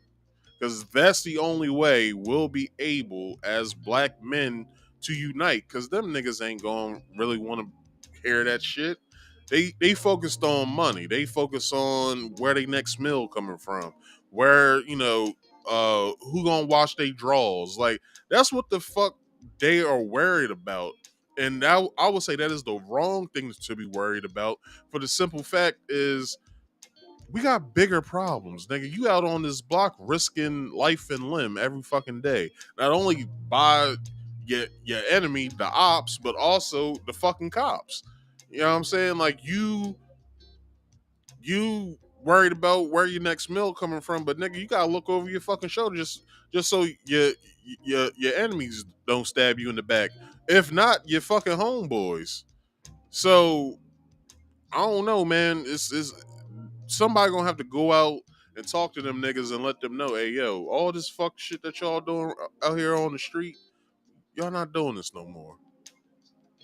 And they're not gonna take kind of that, I already know. So you gonna have to threaten their life. Hey, yo, I'm gonna have to take you the fuck out if you do this shit on this street corner again. If I see you out here, nigga, I'm taking you the fuck out. I'm sorry. There's gonna be some slow singing and flower bringing the next time somebody sees you, because this fuck shit you doing out here on this corner, look, we trying to clean our fucking streets up. We trying to make this a better place for our kids. We don't want our kids to be ducking every fucking time that they outside playing, dog. Like, I'm not dealing with this shit. Either you get the fuck out of here, or I'm gonna get you the fuck out of here. You pick. So I would say that would be a solution for us black men to unite. You nodding? Yes, because I feel like when you can name all of these things so eloquently and so beautifully, and yet y'all still fail at being able to do these things after years and years and years and years and years of trying, where do we find a new solution? Because if you can't talk to each other, if the old men are scared of these new boys because they're a lot wilder than y'all were, because they're a lot more buck than y'all were, what ends up happening is I see that a lot of y'all see these young boys, and instead of addressing them, y'all are afraid of them, and so you walk away and say, well, that's their generation's problem. And it can't just be, have you seen these monsters that's out in the street? Jesus. A 12-year-old scared the shit out of me one day. I said, hold on, nigga. Like, and that's a problem. I know that is a problem. that what she said is actually true. We are sort of, as black men, sort of afraid of these young dudes out on the street. We are, in a way, kind of afraid, but you gotta look at it like this. I was growing up. Some of my homeboys was selling drugs too. Still are now. They 20 years deep in this shit. And just the thought of how people who are older than us looked at us, I don't know if they was afraid of them or not, but if they were, then that's the problem. Like, it's this dude, me and my cousin, my cousin lives right next to me. He always, it's this dude that grew up in it's this dude in our old neighborhood that he's a commissioner of the town we grew up in. Black dude. And we used to always fucking like talk about him, make fun of him and shit. But to be honest, not only him was complained about them doing the fuck shit out in the streets. This guy, Mr. George, before he died, he always called the cops on them niggas. As well as this other guy, which is probably one of the wealthiest dudes in my old neighborhood, Mr. Chucky. Shit, he did it too. So it's like, not only was the women in the neighborhood doing that, but these three men also was doing this in the neighborhood, as well as other men in the neighborhood that saw it as well. They called the cops. It's like, I didn't buy this house for y'all to be out here doing this fuck shit on the streets I'm paying taxes on. Like, y'all niggas is tripping right now. Like, I'm about to go ahead and get the cops out here to get y'all taken the fuck away, because it's kids out here, dog. Y'all doing this shit right in front of these kids. I was a kid when this shit was going on. So it's like, it's kids out here, dog. Like, what the hell are you doing? Like, these kids don't need to be seeing this shit. So, shit, as many times I've seen cops driving in my neighborhood every 15 minutes. Like, every 15 minutes this shit was going on. So, I'm saying, man. Generation's problem. Like Sin has been continuously saying, if I have to just answer the question with a yes or no, my answer is no, because the war that we're fighting for black men is the one that black men are fighting within themselves. Is it about adjacency to whiteness? Is it about being able to assimilate to that white hand? Or is it really about the freedom of black men and the black family and the black community? I like that question a lot, Hope. I want to hang on to that question. Dewan, if there is a war against black men, what exactly is the war? The war is to disenfranchise black men economically, because when you destabilize us economically, everything else is going to fall. We can take this back to Maslow's hierarchy of needs, which Maslow didn't come up with, but that's who gets credit for it. When you take away food, clothing, and shelter, everything on top is going to crumble. That's just human science. And what I'm hearing right now is people that are saying, ignore the science, ignore what's been proven for thousands of years, and let's just focus on these black men. I don't care that everyone else has done it when they were in the same economic situation. I don't care the fact that black men don't do this when they're sort of stable.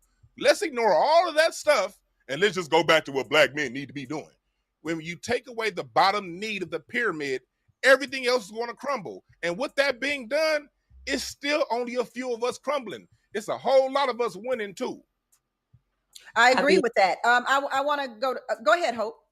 I was going to say, but it's at the expense of the black families that y'all claim to care so much about. I think that what we fail to realize is that when the black men who do have that platform that are not doing those things get on, the last thing that they're thinking about is the black adjacency to their family. They want to assimilate to whatever whiteness, whatever white male privilege they get.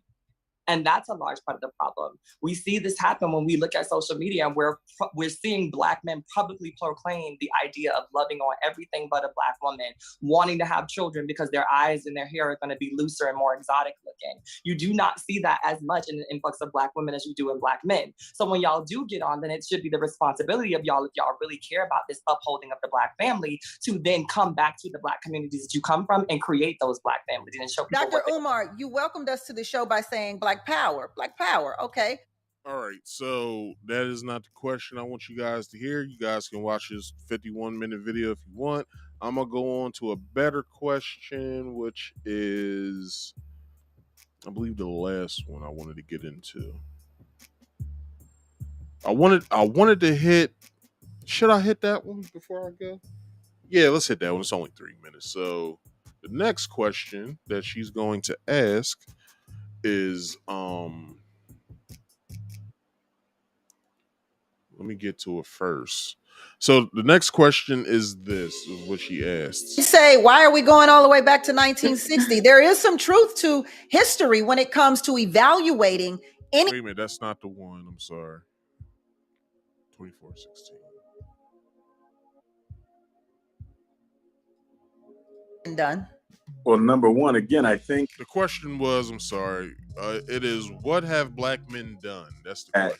It is such a shame, coming from a psychological perspective, that we seek to heal our wounds as a people by relying on unprofessional testimony by individuals who have a vendetta against the opposite gender in their community. When you hear Sister Cynthia speak, you can hear a hurt and a pain and a hatred towards black men. We cannot find an effective solution to black male-female relationship issues or the oppression of black men or black women when the people at the table having the conversation have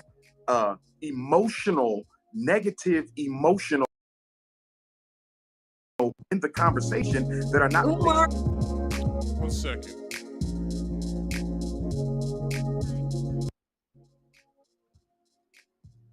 The question wasn't about my emotional state. The question was, what did black men do in response to their disenfranchisement? Yeah, because you're trying to pathologize my emotional state, not knowing that I'm a psychologist too. But what you're not doing is telling us what black men did. I believe he'll get there, Dr. Umar. Dr. Umar. And I'll end it quickly, Sister Tammy. According to Mrs. Cynthia G., Dr. King was assassinated because he was doing nothing. Malcolm X was assassinated because he was doing nothing.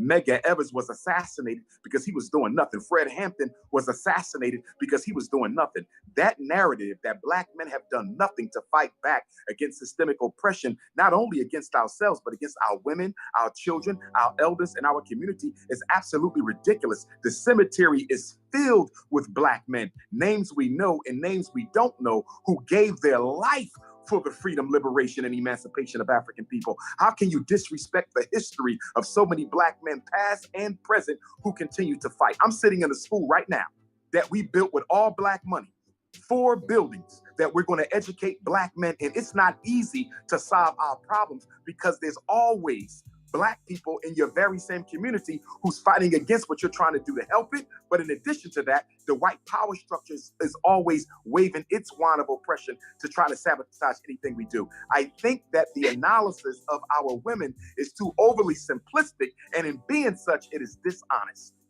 They've done so much. You've only listed names and not accomplishments, though. I can list some accomplishments. Okay, when it comes down, Dewan didn't have to say it like that. I can list some accomplishments. Come on, Dewan, just jump in there. To it, what have black men done since the 60s? We've turned around and we've gotten, we're still inventing things. We still open up businesses. Here in LA, you got black businesses all around town. It's just that when we open these businesses up, you have a city that these black businesses suddenly catch on fire. You have issues when it comes down to what's going on right now with one of my cousins and these abatement laws, who's built plenty of properties here in LA, managing it, but because there was some gang activity down the street, a nuisance abatement is about to get all of his properties taken. So when black men do build things, and we build things on individual basis, you're not going to see an NBC special about what the great black man built.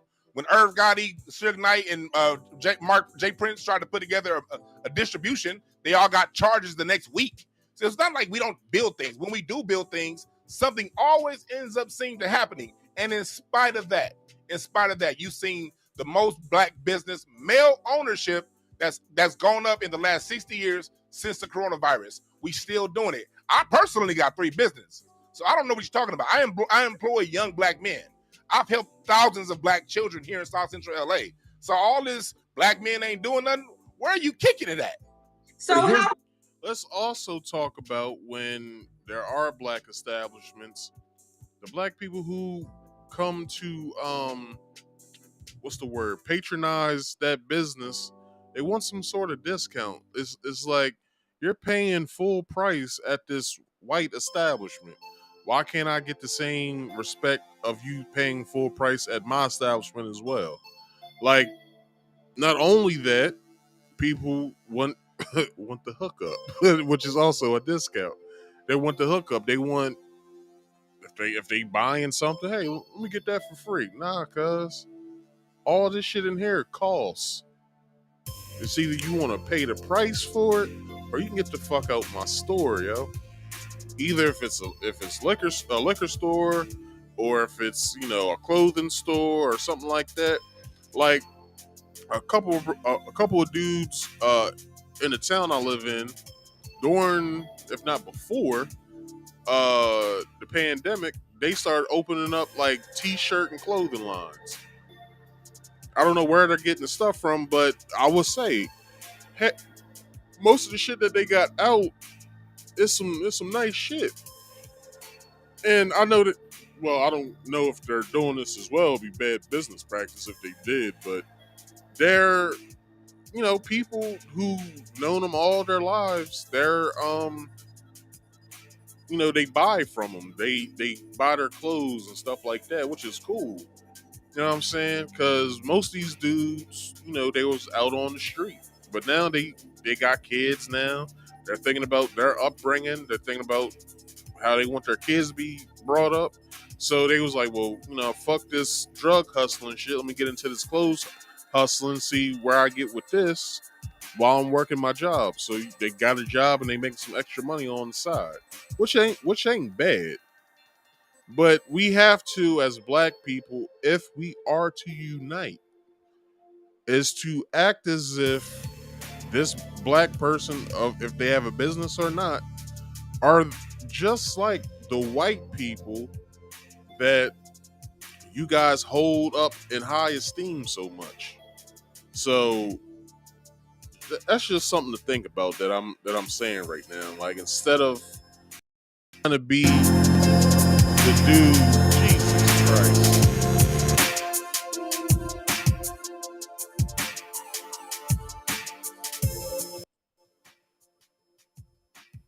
If that was loud in y'all's ear, I do apologize. But but yeah, man, like it's just wild, man. But anyway, let's get back into this. I got one more. How are you? So how are I got one more question, then we'll get into like the ending parts of it, and then I'll get y'all out of here. creating all these businesses and still costing the I government want to get 50 billion a year? hold that Here's thought. the I want one to get thing that is I want to being get hope in ignored. here real quick, Dr. Umar. I want to get hope in here because Dr. Umar listed a plethora of black men that we know, and I'm assuming he listed the ones that we know so that we can identify and all agree that these black men have done something in terms of the fight for equality in America. How do you feel about those men that he listed, Hope? Have they done anything for the black community or not?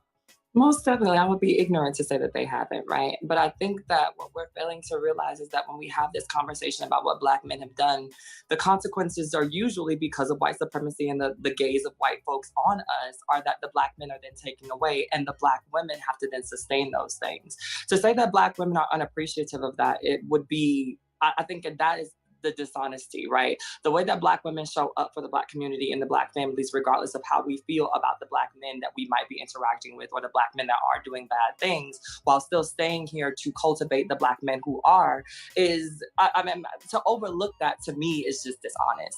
The idea that y'all, a lot of you all were raised by grandma and them and auntie them and all of these amazing black women. Just like y'all as well. But I've heard this said before. The same respect that a black woman gives her boss at work should be the same respect she gives you. If there's anything to where, even if you see them interact with each other, like a boss, like your girl or your wife's boss, if you see them interact with each other and you see how she acts with that person, compared to you, and it's not the same. If not, they treat them lesser than and treat you greater than, then there's a problem. There's a big problem.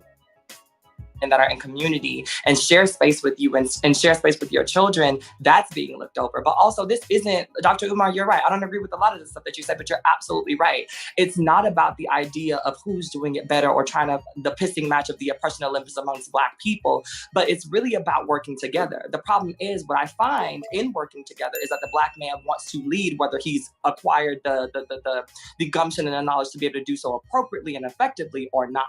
The thing about it is, when you're working together, we are a team. You get to lead this portion because you're better at it. I get to lead that portion because I'm better at it. And then we come to a common ground for both of us to succeed. But a lot of the times when we're talking about these succession plans and we're making all of these advocacy movements in order to progress the Black family, the Black man says, listen to me or fail. Right? As if Black women have nothing to contribute to that. And I think that that's where the problem is. That's where the discourse needs to happen, is how do we work together so that Black men understand that we are meant to work side by side and not with me following you with my head down and saying, yes, that's our master. Because that is me being subservient to you in a way that I might not want to do, especially considering if you do not have the credentials, the know-how, the wherewithal, or the lived experiences to lead me in a way that I might be better suited to do in this point of our journey. And Dr. Black Umar. Now, this is what I have to say to that, because women be thinking as if Black men be taking leadership courses. It's like the only effective way to lead by example is practice. Now, guess what Black men don't have a lot of when it comes to being in a household around his woman and trying to take care of her and stuff like that? Guess what we don't got? Practice. So how's it that you can get mad at us for not having the know-how on doing that? You can't get mad at us for shit that we haven't done. That makes no sense.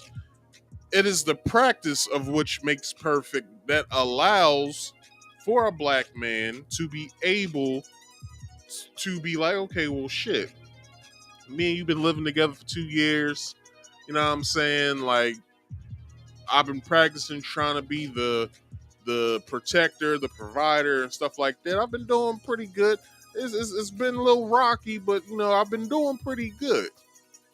So the only thing I can do is learn from my experiences and then go from that.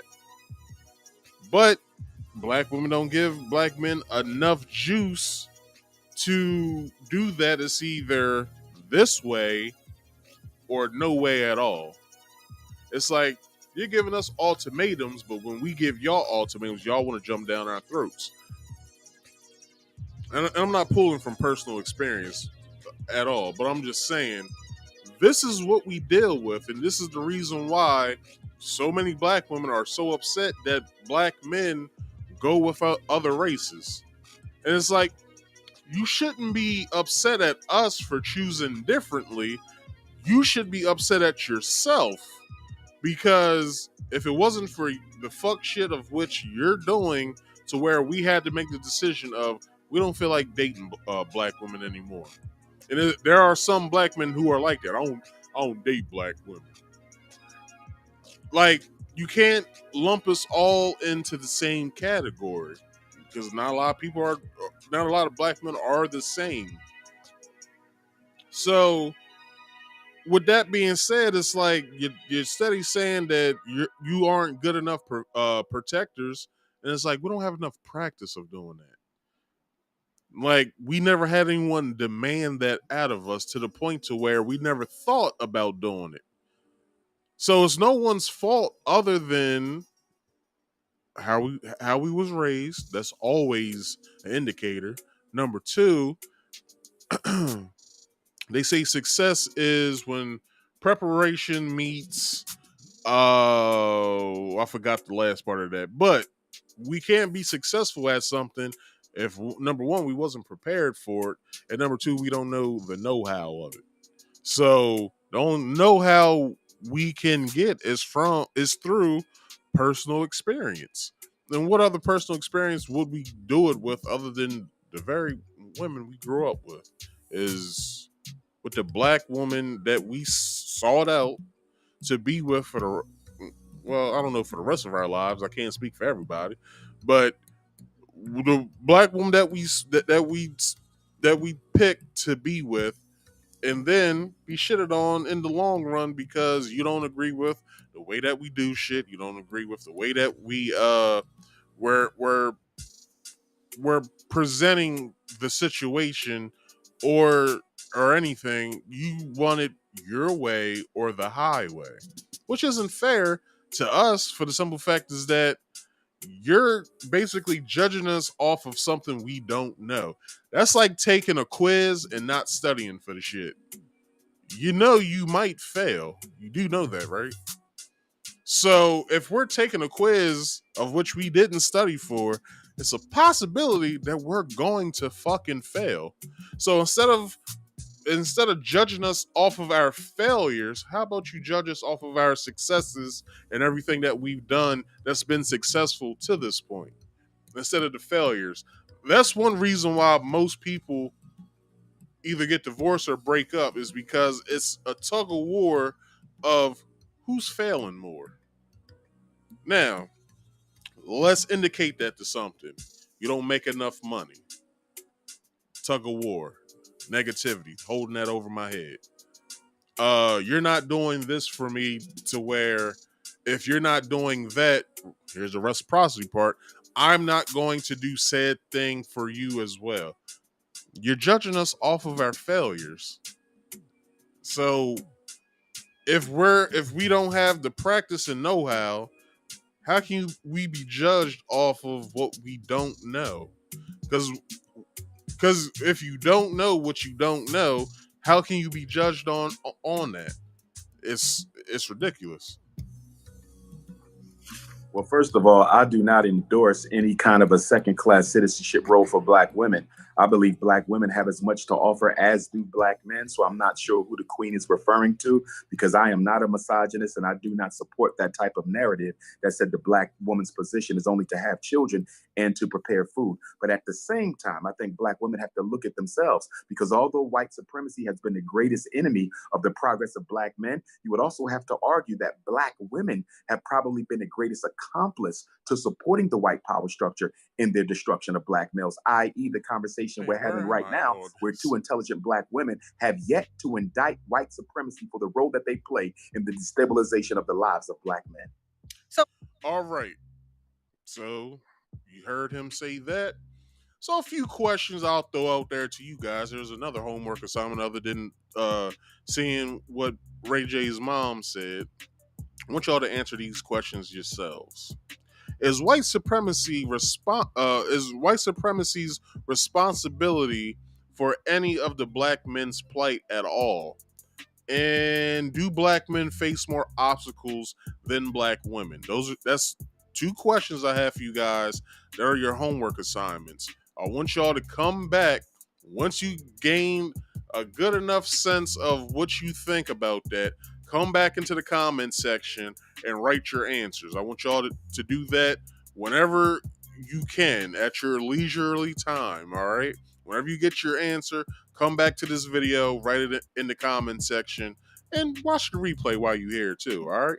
Now, I'm going to get into this last part. This last part is no more than like probably like a minute and a half maybe. So it's the last question, which brings out a little something of what Cynthia G is imposing on her pink pill movement. So here is the exact thing of what they spoke on. Why are you so upset? When I always hear, like, when Dwan, when you were talking about the government subsidies that black women have, it always makes me think about the movie Claudine with Diane Carroll and James Earl Jones, and him being the trash man and having to hide him in the closet when the people came. So I do believe that it definitely was a setup for a letdown in the black community. Dr. Umar?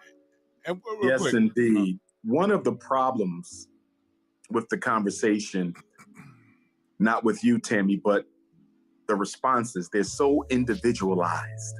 Nothing is being evaluated from a group perspective or a community perspective or a systems perspective or an institutional perspective. The bottom line is anything Black men want to do to liberate ourselves or our community, we can't do it without our women.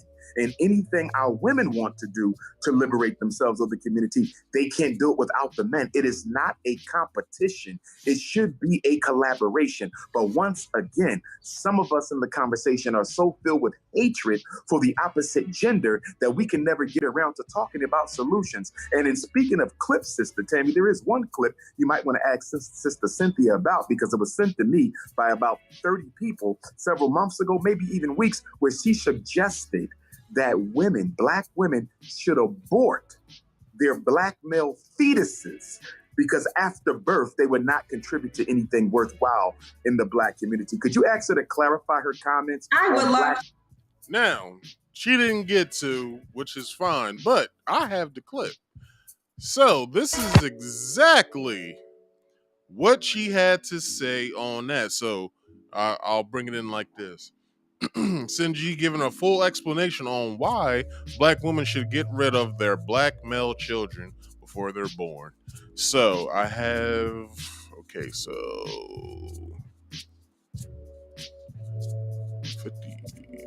51? 1151. So I'll do 53. No surprise to anybody. I don't value Black men. There's nothing to value. Therefore, I don't value them. Black women are so much better than Black men. Black men are like the mutated, weirdo, defective version of a Black woman. That's what they are. That's what they are. They're Well, to be honest, Cynthia, all men are mutated from women. That Y chromosome we get, that's the mutation. So instead of men having breasts and hips and shit like that, we then have phalluses and balls or testicles, as they call them, and we don't have breasts. We have chests, and we don't have hips. So you're right in a sense, but in another way, you're kind of off. So. like they're just a weird version of us. No, we're not a version of Black men. Black men are a weirdo version of us. Why are Black men a weirdo version of us? Well, because his XY chromosome cannot exist without the X chromosome, but our X chromosome that we have, our X chromosome standalone. So yes, Black men is kind of like a degraded version of us, like a mutated, evil, something went wrong in the lab version of us. The majority of the Black male collective is trash. You can choose to terminate the male children if you do get pregnant. Regardless of what Black men say, I'm not. Did you hear what she just said? You can choose to terminate a Black male child if you choose to. Now, the hate of what she is spewing right now is dangerous. This is why it's dangerous. This lady goes on the internet damn near every day and says this exact thing all of the time. And she has up to maybe, let's say, like 500 viewers who agree with her. That's the dangerous part. When you're bringing people who agree, that shit is wild, nigga. Now, the campaign of which we should be doing, Black people, is we should abort Cynthia G and save the babies, because for the simple fact that she's probably, let me not put that on her. But people like Cynthia G are probably the cause of probably why most Black women abort not just their male fetuses, but their female fetuses as well. Now, although, however the hell a woman gets pregnant, that's none of my business. But I will say this. No matter what happened to you, that child of yours that's inside of you, that is a gift from God, not from the man. That is a gift from God. No matter what happened to you, that's still a gift from God. Now, with that gift, you can also gift it to someone else, i.e., adoption. You can give the baby to someone else who wants to take care of the child. But just know that gift that you have inside of you is yours and yours alone. But it's your choice. If you do not want to take care of this child of probably whatever happened to you, you do have that choice. But no stretch of the imagination should you be thinking that a black male child is the scum of the earth because this person told you that exact sentiment. Let's continue. Birth to a black male son. It just is what it is. I don't care if you're mad about it. You can call it what you want to call it. You can say whatever you want to say about me. I don't owe you access to my womb. I don't owe you existence. I don't owe you anything. And I'm not birthing any of you into existence. It's just that simple. And you can say that it's targeting males. Okay, that's fine. It's my womb. I choose who comes through it. And I don't want one of y'all to come through it. If you depended on me to give birth, oh, please, you ain't get you, but you just won't exist. If it's up to me, whether you get birth, you just won't exist. And I don't have a problem doing it because I already see who you really are. I have zero problem, no guilt. I feel nothing about saying I'm not birthing a male child. I'm just not going. Do you hear the bullshit that's coming out of this woman's mouth?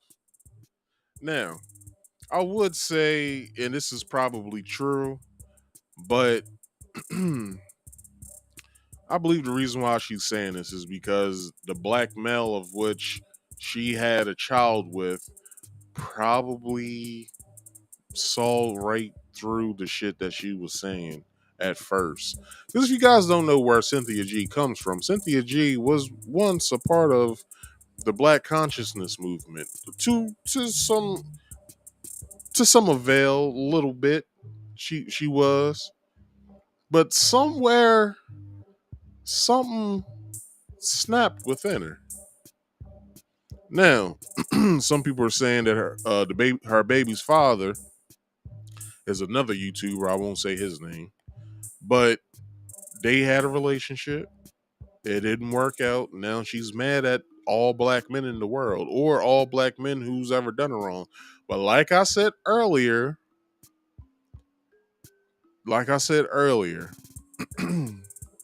women, it's your choices that you're getting mad at, not the man.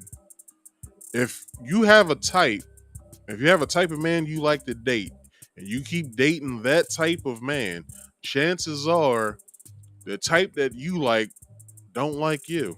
So it's time to change. All right? You can find out the sex of your child when you go get a genetic disease testing. You can find out whether you're having a boy or a girl. They can give you a blood test. They can tell you whether you have the female sex hormone there or the male. And at that time, you can literally choose at 13 weeks, you can choose whether you want to terminate or not. Honestly, I'm tired of y'all and I'm annoyed by y'all's existence at this point. I literally said my womb is not going to birth a son. So why would you even be asking me if I have son when I said I'm not going to give birth to a son? I literally said that. Who raised you? I would love to see what her mother thinks about the things that she is saying. Because even if she was raised with her mother and father, I want to know what the hell they think about this. And let's say she was put up for adoption. Who raised you, bitch? This shit is crazy. Everything that you saying is nuts. It's fucking crazy. Jesus.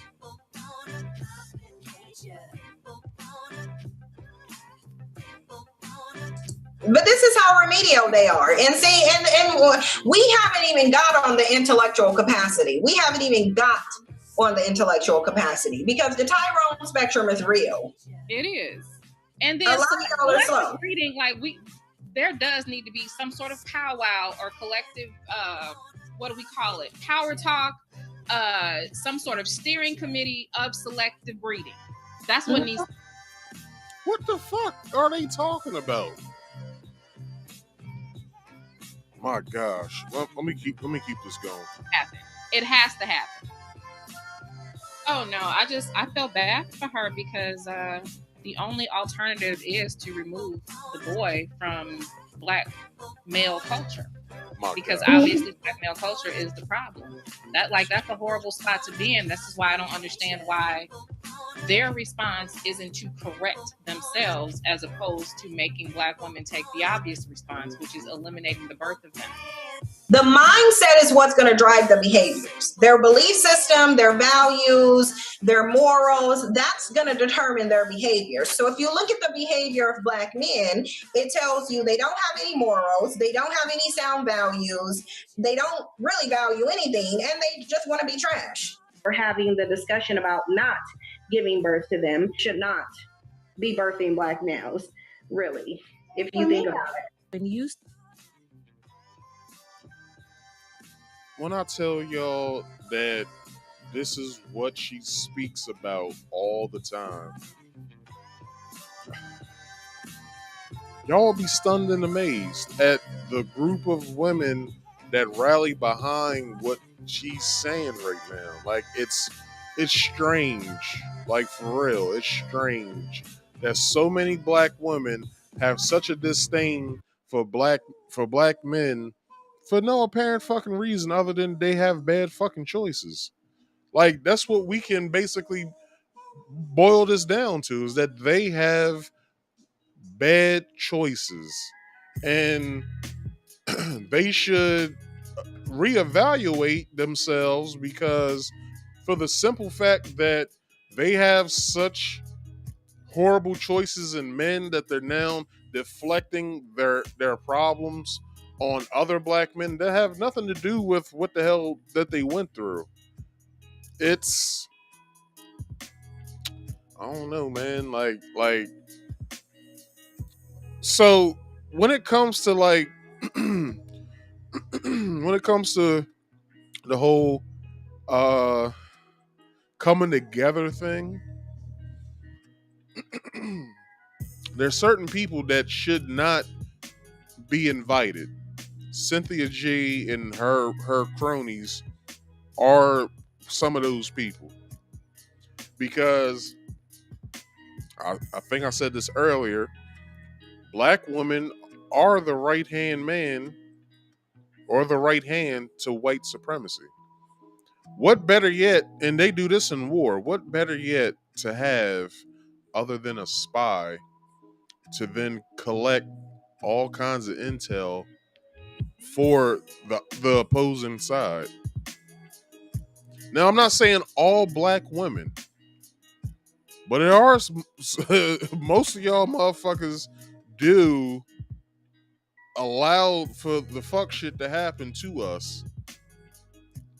Like, we could be living with y'all, get into an argument, and we don't want no issues. It's like, yo, just chill out. Just, you know what I mean, go sit down somewhere. Nah, nigga, get the fuck out of here. Get the fuck out my house. It's like, yo, what are you doing? Just chill out. Just sit down. Like, you know what I mean? Ain't that serious. Get the fuck out before I call the cops. And it's like, yo, for real, yo? I just got home from work and you sitting here yelling at me for no apparent reason. Like, this is what I got to deal with coming home. All right, fuck it. I'll go. Matter of fact, how about I just take all of my shit with me? Because obviously you don't want me here, and I don't stay places where I'm not wanted. So I'm out. I'm getting my shit. I'm going. And this is what happens. This is what they deal with. Black men deal with most of the time when it comes to women like Cynthia G. Women like Cynthia G are a cancer to Black men.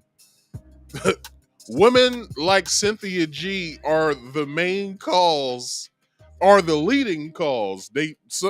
Scientists and doctors would say that it's cancer, high blood pressure, heart attack. Nah, it's women like Cynthia G are the leading cause of black male deaths at the ages of 55 on up.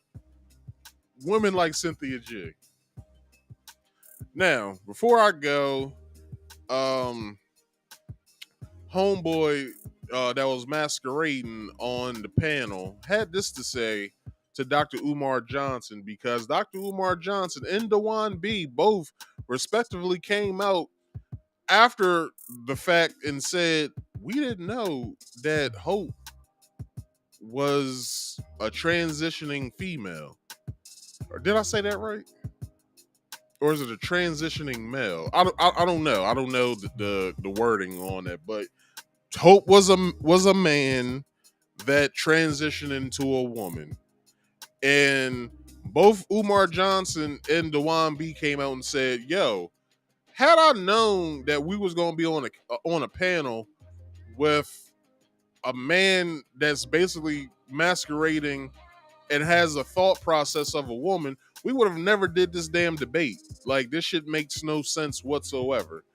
Also, if you guys didn't see, Dr. Umar Johnson was calling both Cynthia G and Hope Giselle beautiful black sisters. And then when he came out with his statement saying that I don't trust Fox Soul anymore, I will never go back onto their platform. And I believe Dewan said the same thing, because they basically deceived them on coming on there because of what happened. You know what I'm saying? So this is Hope Giselle's rebuttal to Dr. Umar Johnson. But what really burdens your grits and what really makes you upset, Dr. Umar, is that you sat there on that motherfucking live, that panel for an hour and a half with commercial breaks and all of that shit. And your little dick was jumping. And every time I opened my intelligent mouth, bitch, your little dick got a little harder. And you were just so motherfucking enthralled with this black queen that was spitting this motherfucking knowledge. And even if you didn't agree with it, she got the queen part, or he got the queen part right, looking like Jermaine Jackson. Thing that I was, this motherfucker go. I thought Hope was about to bust out in song. All night you give me what I like. Ding, ding, ding, ding, ding. Intense, high explosive, dynamite. You're dynamite. and bitch, you was down for it, because when it comes down to the women that you claim that you like, bitch, on that panel, I was her. It's giving skin. It was giving fresh face. It was giving no cleavage. It was giving, I'm not giving it to everybody. It was giving African kente cloth. Nah, because you giving it to your boyfriend that probably don't know that anyway. That's besides the fact. It was giving all of the things, and bitch, I set it up that way for a reason. So that's what she had to say, or it had to say, and it's basically fucking ridiculous. But anyway, what did you guys learn tonight? Well, let's go over it a little bit. Well, we learned that Ray J ain't playing no goddamn games no more. It's about time they quit speaking on his name in the wrong way. Also, Fox Soul deceives everybody that comes on there because they allowed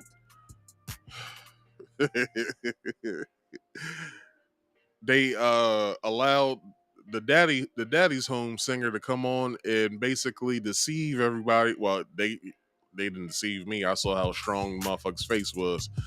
But other than that, there's a war on black men, and it's one black woman and an actor who believes so in the beginning, but then want solutions to be found where, you know, without them uniting with us, it will never happen. So, you know, be that as it may, there is a big problem in the black community, and two of those motherfuckers that was on that damn panel are part of it. Now, people, I'm going to get on out of here. It's way past the time. I went way past the time. So, I will do some promotions before I get on out of here. So, if you stayed this long, then I thank you. All right, I thank you guys with an applause.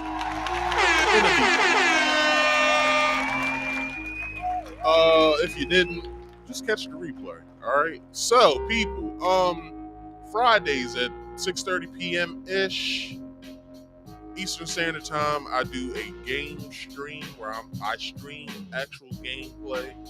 I just finished Horizon Forbidden West last week. This week I'm starting like a hangout stream. So if you guys want to come and play the game that I'm playing, that's fine with me too.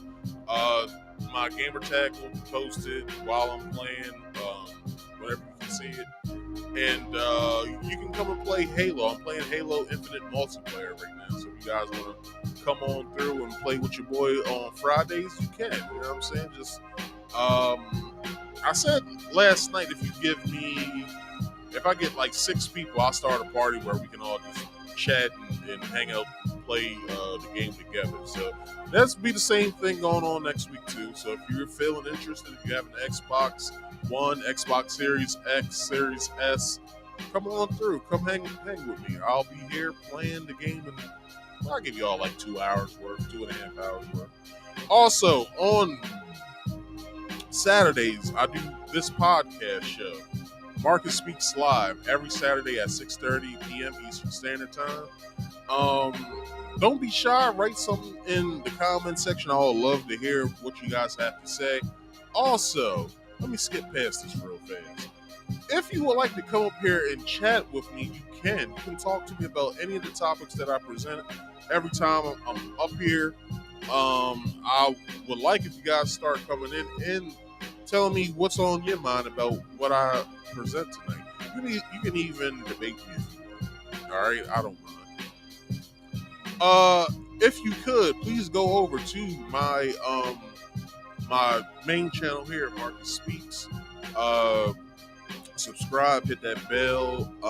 Also, if you scroll down a little bit after you subscribe to Marcus Speaks, you'll see my secondary channel, Marcus Speaks Play, which only has exclusive gameplay content when I stream. You can go into all the playlists on either channel and check out all the stuff that I got going on.